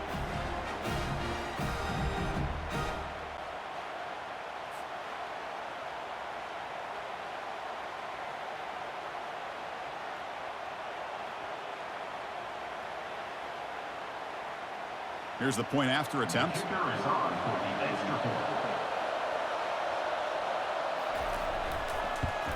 And it's up and good. The extra point is good. That ties the game at 7. Now the kickoff team is out on the field. Set to kick it off. Fielded in the end zone. It's Hawkins. He's tackled at the 17, so it would have been better to leave it in the end zone for a touchback. And the Florida offense is back out on the field now. We'll see if this quarterback can shake off the interception he threw in the last possession. Going to try to run inside, but nowhere to go. That back just had nowhere to go. Got to give credit to the defense and their run fits on that play.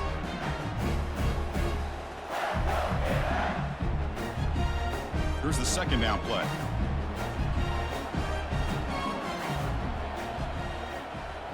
Send the back in motion.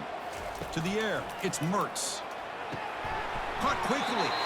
That's the 2-minute warning now here in the first half.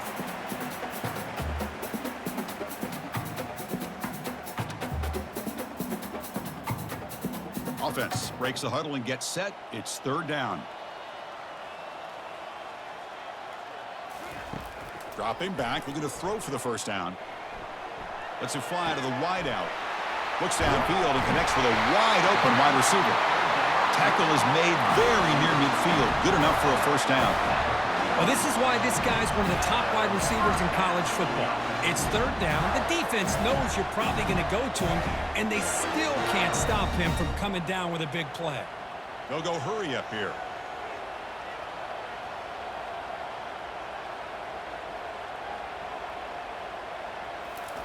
On 1st and 10, looking to throw.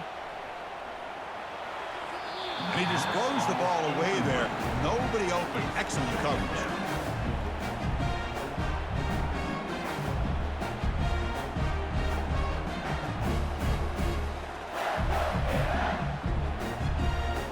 Important second down play coming up. Looking to throw yet again. Oh, it's picked off. What a play. Follows the pick with a nice return before finally being brought down. Chris, that is back-to-back drives right now for this quarterback and this offense. Nothing seems to be going right. The defense is doing a good job of confusing the quarterback, who's obviously throwing the ball into coverage. They've got to make some adjustments with their attack because right now it's not working. And the Boise State offense is back out on the field. They reached the end zone the last time out, trying to do the same thing here. And looking to throw now on first down. And a short pitch and catch to the tight end. That's a good job here, staying ahead of the chains. Good pickup here on first down. The quarterback hits the safety valve that time. The big tight end. That'll bring up a second and manageable here for this offense. That completion makes it second and short. Looking to pass. It's Nelson. Running back has it on a screen now. They've got him, but that completion good enough for first down yardage. The offense will quickly spend a timeout here after the play. Good time here to drop this screen in by the offensive coordinator, and a nice job by the running back being able to pick up some positive yards here on this play. First down, looking to throw the football.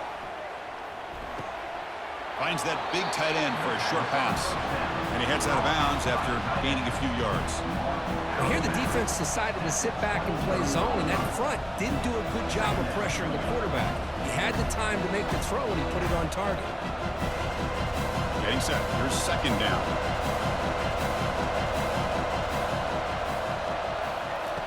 There's the snap.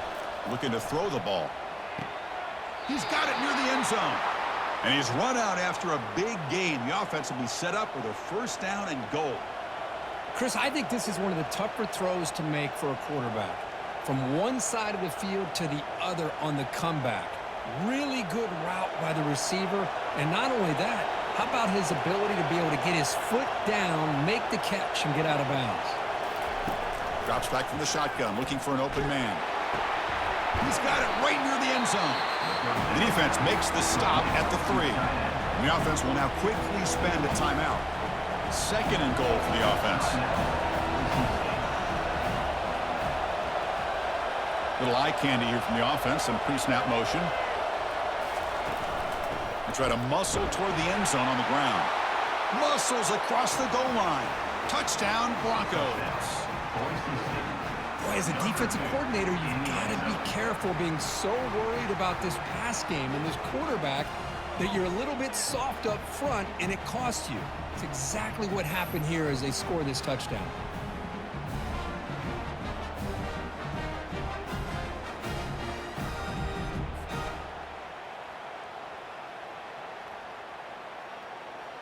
Hold on here a second. The replay booth has signaled they want to take another look at this one. So after taking a closer look, the officials are going to overturn that previous ruling on the field. Looking to throw on third and goal. Looking to the end zone. And he's got it. Touchdown, Boise State. Touchdown, Boise State. Number 3 with the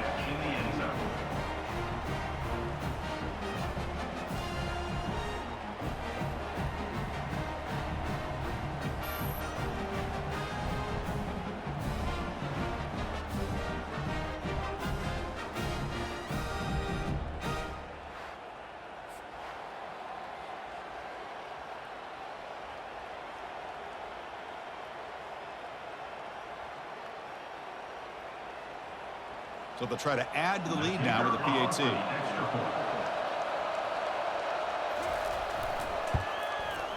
PAT makes it a 7-point lead. That makes the score. Boise State 14, Florida 7. So after the touchdown, here's the kickoff, and we'll see if the opposing offense has time to answer before halftime. He's going to return it from near the goal line. And he's tackled at the 21. That's where the drive will start. The Florida offense retakes the field. Well, it's been an entertaining first half. Not much time remaining to cut into this lead. There's contact on the throw. And it's incomplete. Even in a first down throw, he was under some heavy pressure. And you got to love this if you're defensive coordinator. It's all about affecting the quarterback and getting pressure on him. This time they got to him and forced that incompletion. Second down play coming up for this offense.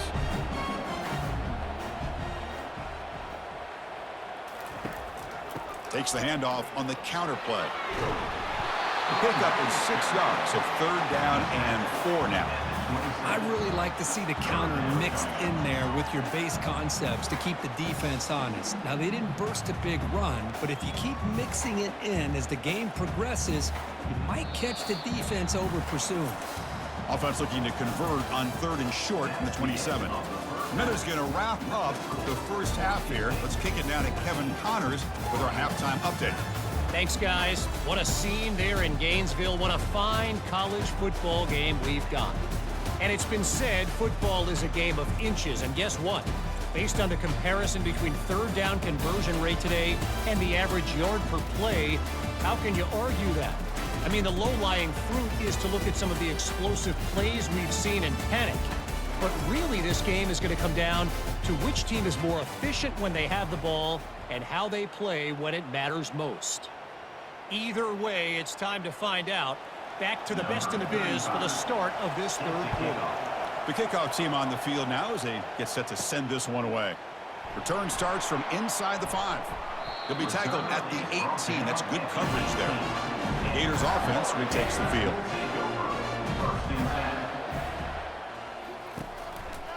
And they'll start the third quarter here on the ground. Christian, the spread era over the years has always grown offensively, but what I've been always impressed with defenses that really build their defense to play in space still have an ability to be sound at the line of scrimmage and defend a running game. It's exactly what we saw right there. What's the play call here on second down for this offense? Dropping back, it's Mertz. The pocket breaking down.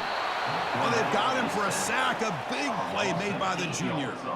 A really good job by this defense. The quarterback looked to be trying to work through his progressions to find his open receiver, but before he knew it, he's on his back.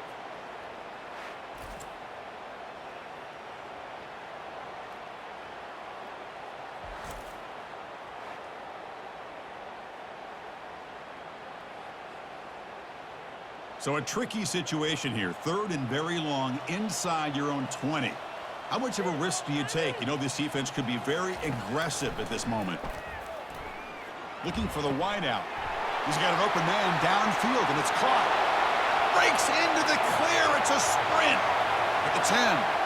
Touchdown, Gators. Strong game by this quarterback. Just get this guy the ball and let him do the rest. The quarterback does a nice job of just putting the ball in the receiver's hands, and then he uses his legs with the run after the catch for the touchdown.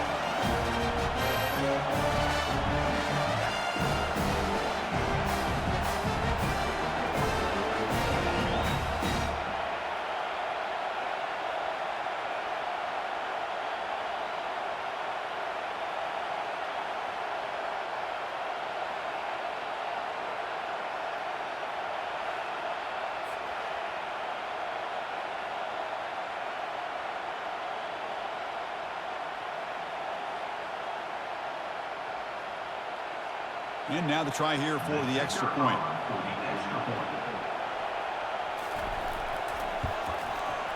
He knocks through the PAT and ties the score here in the third period.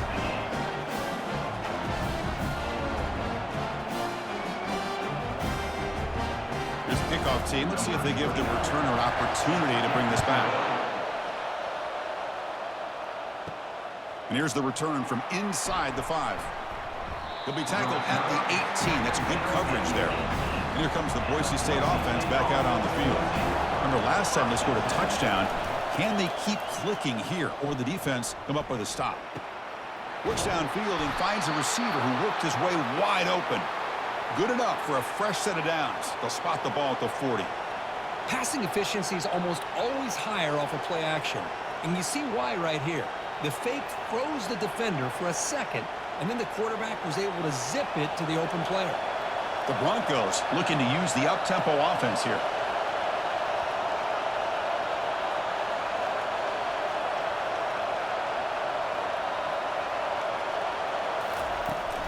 They'll hand it off. Nice run. He's brought down to the 44. It's exactly what you want to see as a play caller. You get positive yards to be able to kind of keep you on schedule as a play caller. That's all you can ask for. Good job up front and a nice run. Again, he makes it second and medium.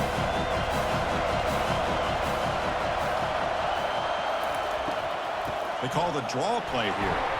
Try to run it up the middle, but get nothing.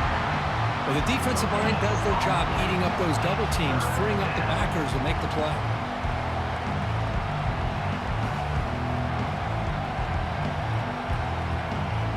Challenging spot for the offense. It's third down and long from the 45.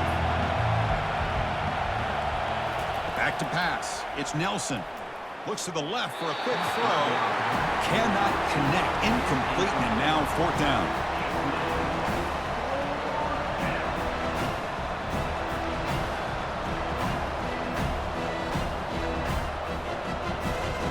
And the Broncos will line up to punt it away.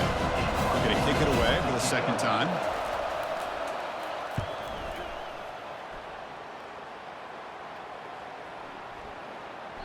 Oh, it landed at the 7 and bounced into the end zone for a touchback. And the Florida offense is back out on the field now. They were able to punch it in the end zone last time, looking to do the same thing here to see if the defense can make adjustments. And it's incomplete. The defender arrived the same time as the football, and now it's second down.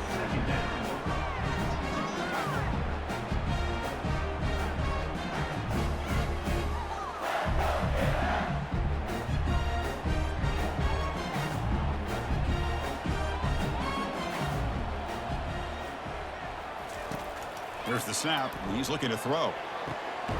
Catch made on the right side. That's a big gain. The stop made at the 45, but enough for a first down. Boy, Chris, great timing here with the quarterback against that zone defense, waiting just at the right time to deliver it into that window to pick up a nice gain. The offense really clicking here. Here comes a first down pass attempt. Makes a quick grab. Heads out of bounds as a short gain on the play. This is an example of a quarterback and his offense just taking what the defense gives you. Not a huge play, but positive yards. The defense wants to give that throw to you. You take it, get the ball to your receiver, stay ahead of the sticks. That completion makes it second and medium. Quarterback still with the football.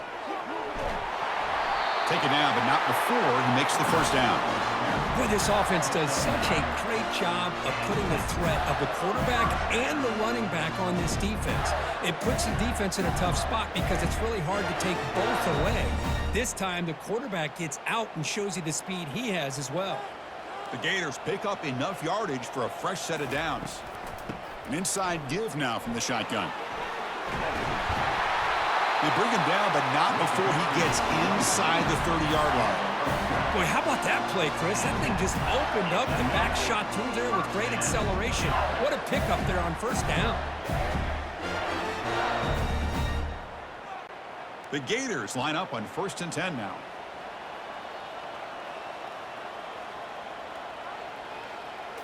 Off the play fake, looking to throw.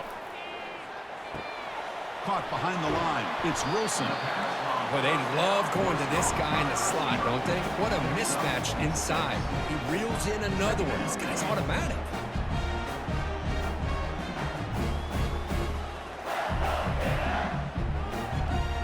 offense coming to the line. They might have a chance for a couple more plays before we reach the end of the quarter. They'll try the ground game here with the running back.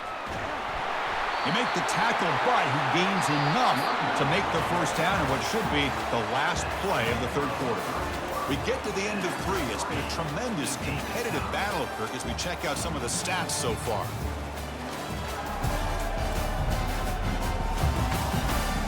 Let's see how this fourth quarter unfolds. Everything to play for here for both teams. On first down, they'll keep the running game churning. Fights off a defender. Touchdown, Florida. And they take the lead in the fourth quarter. Man, I love to see backs with this kind of lower body strength, just shedding arm tackles until finally being rewarded by getting into the end zone with that touchdown.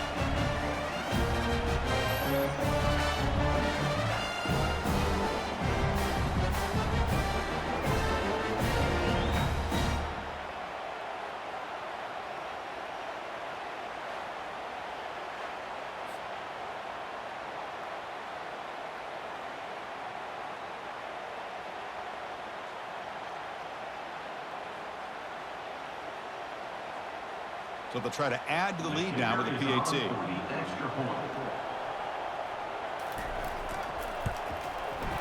PAT is up and good. They lead by a touchdown here in the fourth quarter.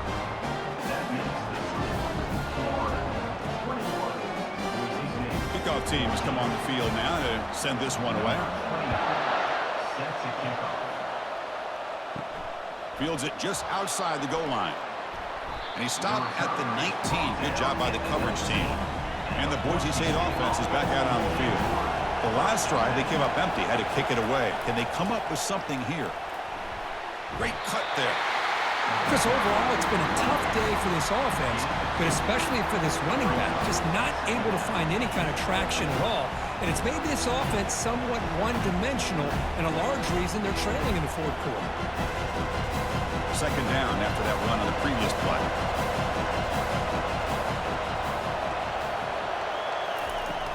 They'll run it from the gun.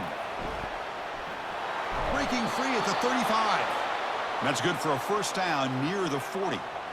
Sometimes I almost get mesmerized watching these runners who have great vision. You know, the eyes that carry their feet to the open space, making people miss. I just love watching those guys do work. How aggressive do you get on 1st and 10? Offense will keep it on the ground here. Nice run. He's brought down to the 44.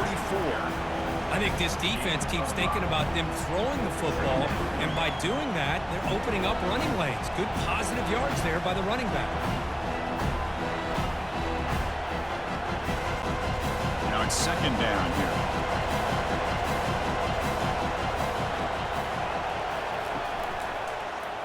Quarterback pulls the ball. It's a keeper. They'll stop him behind the line for a loss of 1. Chris, I'll be really honest with you. I don't know why they continue to try to run the football. I'm all about balance. I'm all about trying to make sure defense has to defend the run and the throw. But at this point in the game, they haven't been able to run the ball. They're going to have to go through the air if they're going to come back and take the lead in this game at some point. Looking to throw. It's Nelson. He's moving out of the pocket. Quarterback takes off now, looking to scramble. Slides down to avoid the tackle. How many times have we seen this late in the fourth quarter? Because you know the pass rush is going to get after him. They get upfield. They have a great pass rush. What do they create? Space and running lanes. And he takes off and picks up some nice yards. The Broncos looking to keep this drive moving. They'll switch it up, looking to throw. Catch made along the sideline, but he's short of the sticks. Goes down after making the grab, picks up a few yards, but it's short of the first down marker. Well, the running back that time just kind of sneaks out of the backfield and shows his hands on that nice catch. Second down play coming up.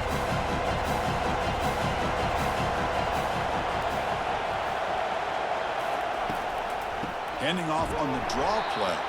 Tackled behind the line. It's a loss of 2. Man, the defensive coordinator has to be fired up about this play. The thing that he has to love is that his defense and their technique was right on point. They didn't lose their leverage. They stayed with the play and didn't just go after the quarterback. A crucial play in this game. It's 3rd down and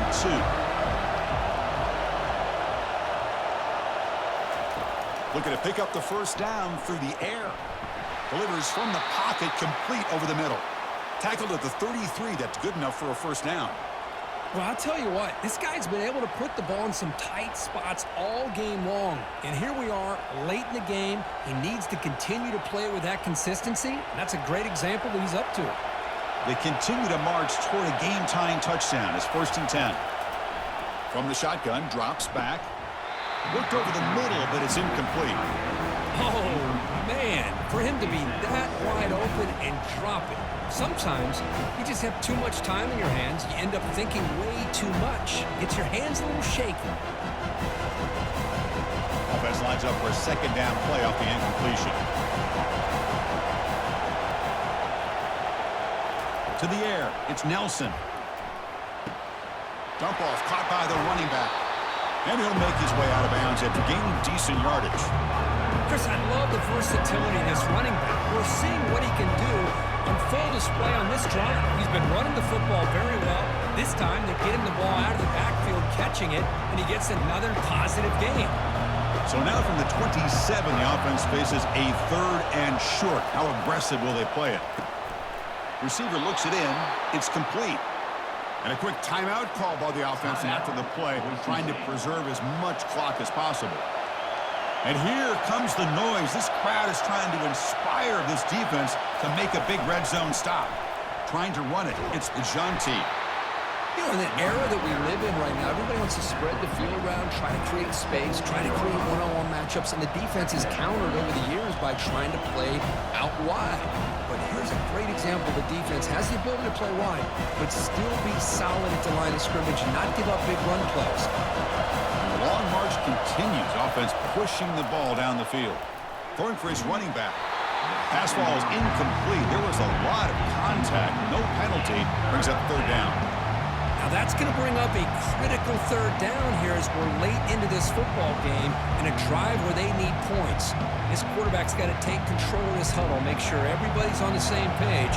You have multiple plays that you could go to, whether it's a run or a pass, but you've got to come up with a first down.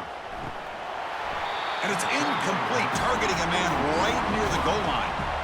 Oh, he just misses receiver there on 3rd and short. Now you got to think in the 4th quarter, 4th and short, you got to try to cut into this lead. You might want to go for this here to keep thinking about 6 points. Here we are late in a one-score game, and they're going to go for it on 4th down. Looking to throw for the first down. And the pass is incomplete. That's a big stop with this defense on 4th down. And the Gators expect to be able to just run this clock out here in the final minute. And they'll keep it on the ground. Running back has the handoff. And now a timeout taken by the defense, trying to preserve as much clock as possible for their offense. Defense does a really nice job here of being able to contain that run game, held him just to 2 yards. Chris, to me, this changes the playbook a little bit now for the offense. The guy calling the plays at 2nd and 8, that's a different deal. Now he's got to probably thinking about going through the air instead of staying on the ground. And now it's the defense that calls timeout here, trying to get organized and preserve as much clock as possible. So with the lead secure here, it's time to just take a knee, run out the clock, and plan the victory celebration.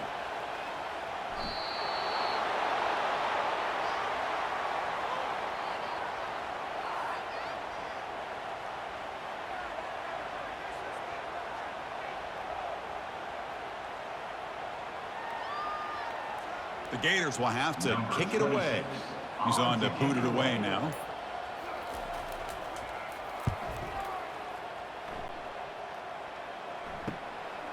We'll see what he can do with the return. Good effort by the return man. They get him down, but that's a solid gain on the return. They've got to get points quickly here. Looking for explosive plays right now. Looking downfield, it's Nelson. And with nobody open, he chooses to just throw it away. Well, you got one final shot still. I don't know if he can get it all the way to the end zone. Hey, but miracles can happen. They'll get set, needing to score quickly now, looking for some big plays right here. Looking to pass here on second down. The pass rush closing in. Oh, and they've got him! A sack to end the game. Protection breaks down, and the defense wins it on the final play.